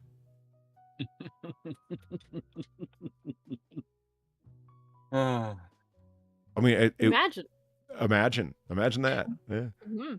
It really isn't anything more sophisticated, and I don't understand why that's such a complicated idea, or not complicated, but hard to accept idea, that somebody who's not a club going, like a club going girl, she doesn't enjoy hanging out at bars, drinking, dancing at clubs, but she writes a song that's a club banger. That's what happened. I want to write a song for this environment, for this crowd. John Lennon wrote a song for a crowd. That's it. Why would you assign authenticity or, a degree of diary writing to it? I don't get. Ironically enough, it's just a song, mate. It's the most profound thing he ever said. In terms of speaking the truth and so on. Yeah. Mm-hmm. Yes. Mm-hmm. He wrote a club banger. Interesting choice of words there, Polly. That song takes me to a happy place. Oh, what, club banger? Yeah. What, the Anakin Skywalk song? Yeah. Oh, okay, yeah. Oh, are we on the same page here? I'm like, yeah, all right. Yeah, absolutely. Oh, no, club bangers. Fantastic track. I mean, I really got to finish off the new one that I was talking about, the one on Jazz Hands, or the video based on Jazz Hands. Like, I started that over a year ago and then, set it aside. Yeah. That's rough. What? I was just about to say, yeah, I should show you my folder of uncompleted videos. Oh, the people don't need to see that, Polly. That's like some Cthulhu bullshit right there. That will shatter their impressions of the meaning of life and our place in the universe as humanity. That all right. Let's keep our heads here. Do we want to end soon? It's what? Approaching 6:30 for me. Oh, it is.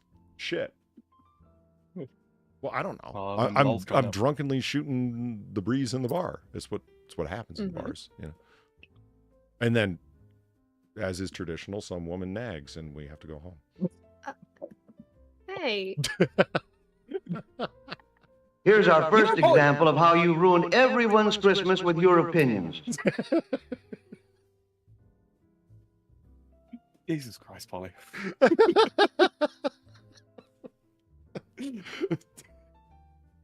That was a Christmas is ruined. The festivity of the eve is. That's different, though.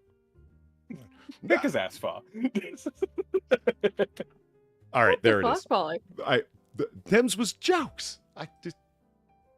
You know what we totally could have, Polly. Bars once closing time happens, right? And of course, everybody here in chat, they are esteemed patrons, yeah. And that is a great description. Yes, I like that. Right? They are. The old pub shut-in.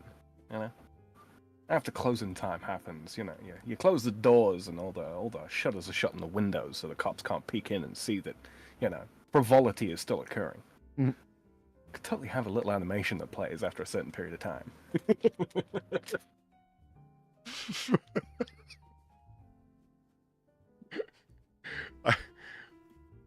I think I know what you're saying, but I'm not entirely certain.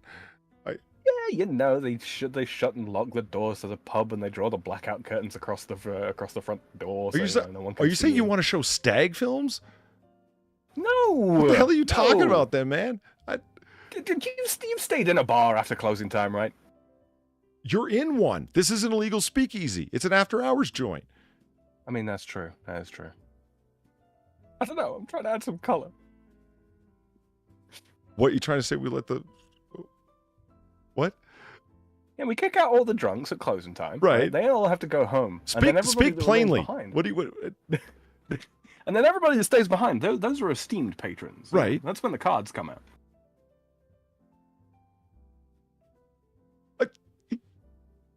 I don't even So know. anyway. Yeah, I don't even know what's happening. Okay, anyway. Never mind. Move on. All right, yeah, that does...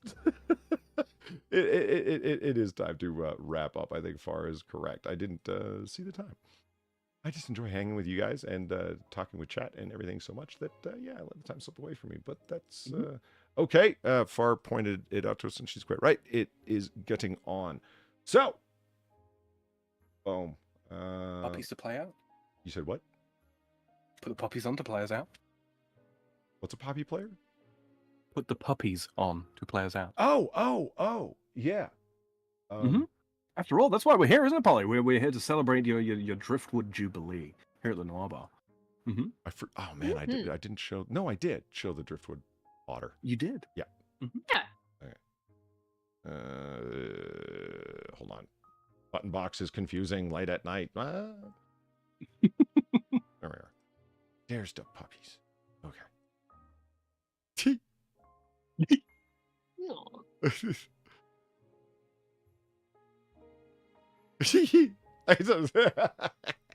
In any case, yeah, boom, and there. That does bring us to the end of last call here. And oh, look at him fighting. The end of last call here, live from Noir Bar, live from the Shades District of Noir City. I'd like to thank everyone for coming out tonight for our own little brand of 1940 booze-fueled banter. I'd like to thank Far and Sam for keeping me company at the bar. You guys are good company, as usual. Yeah, right back at you. Right back at you. And puppies. And puppies. And finally, I'd like to thank... For sure was this. Every son of a bitch that worked for her. They were all gonna be better off dead. That was perfect. Finally, I'd like to thank every son of a bitch that worked for him. Priceless.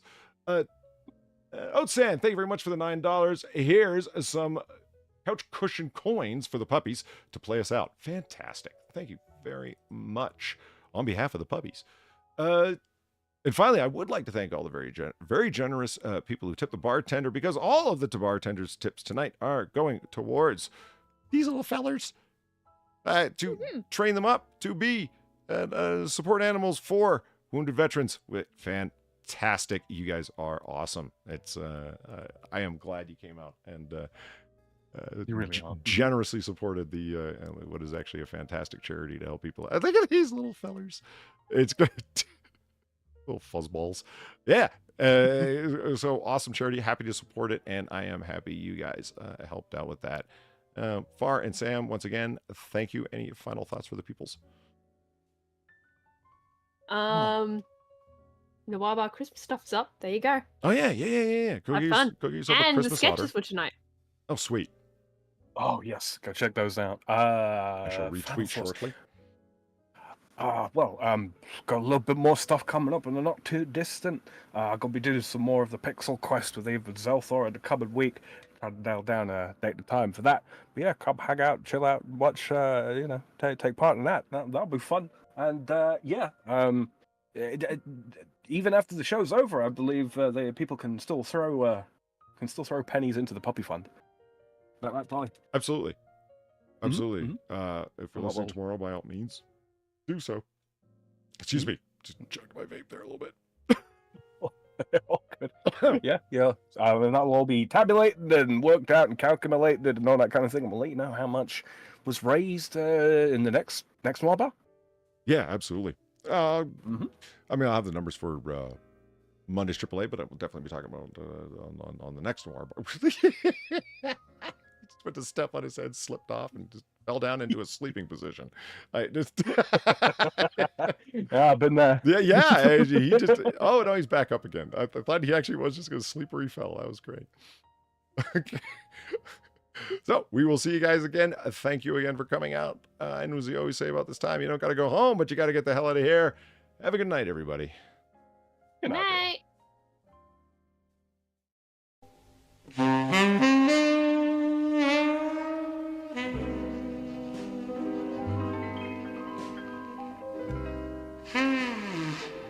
Mm-hmm.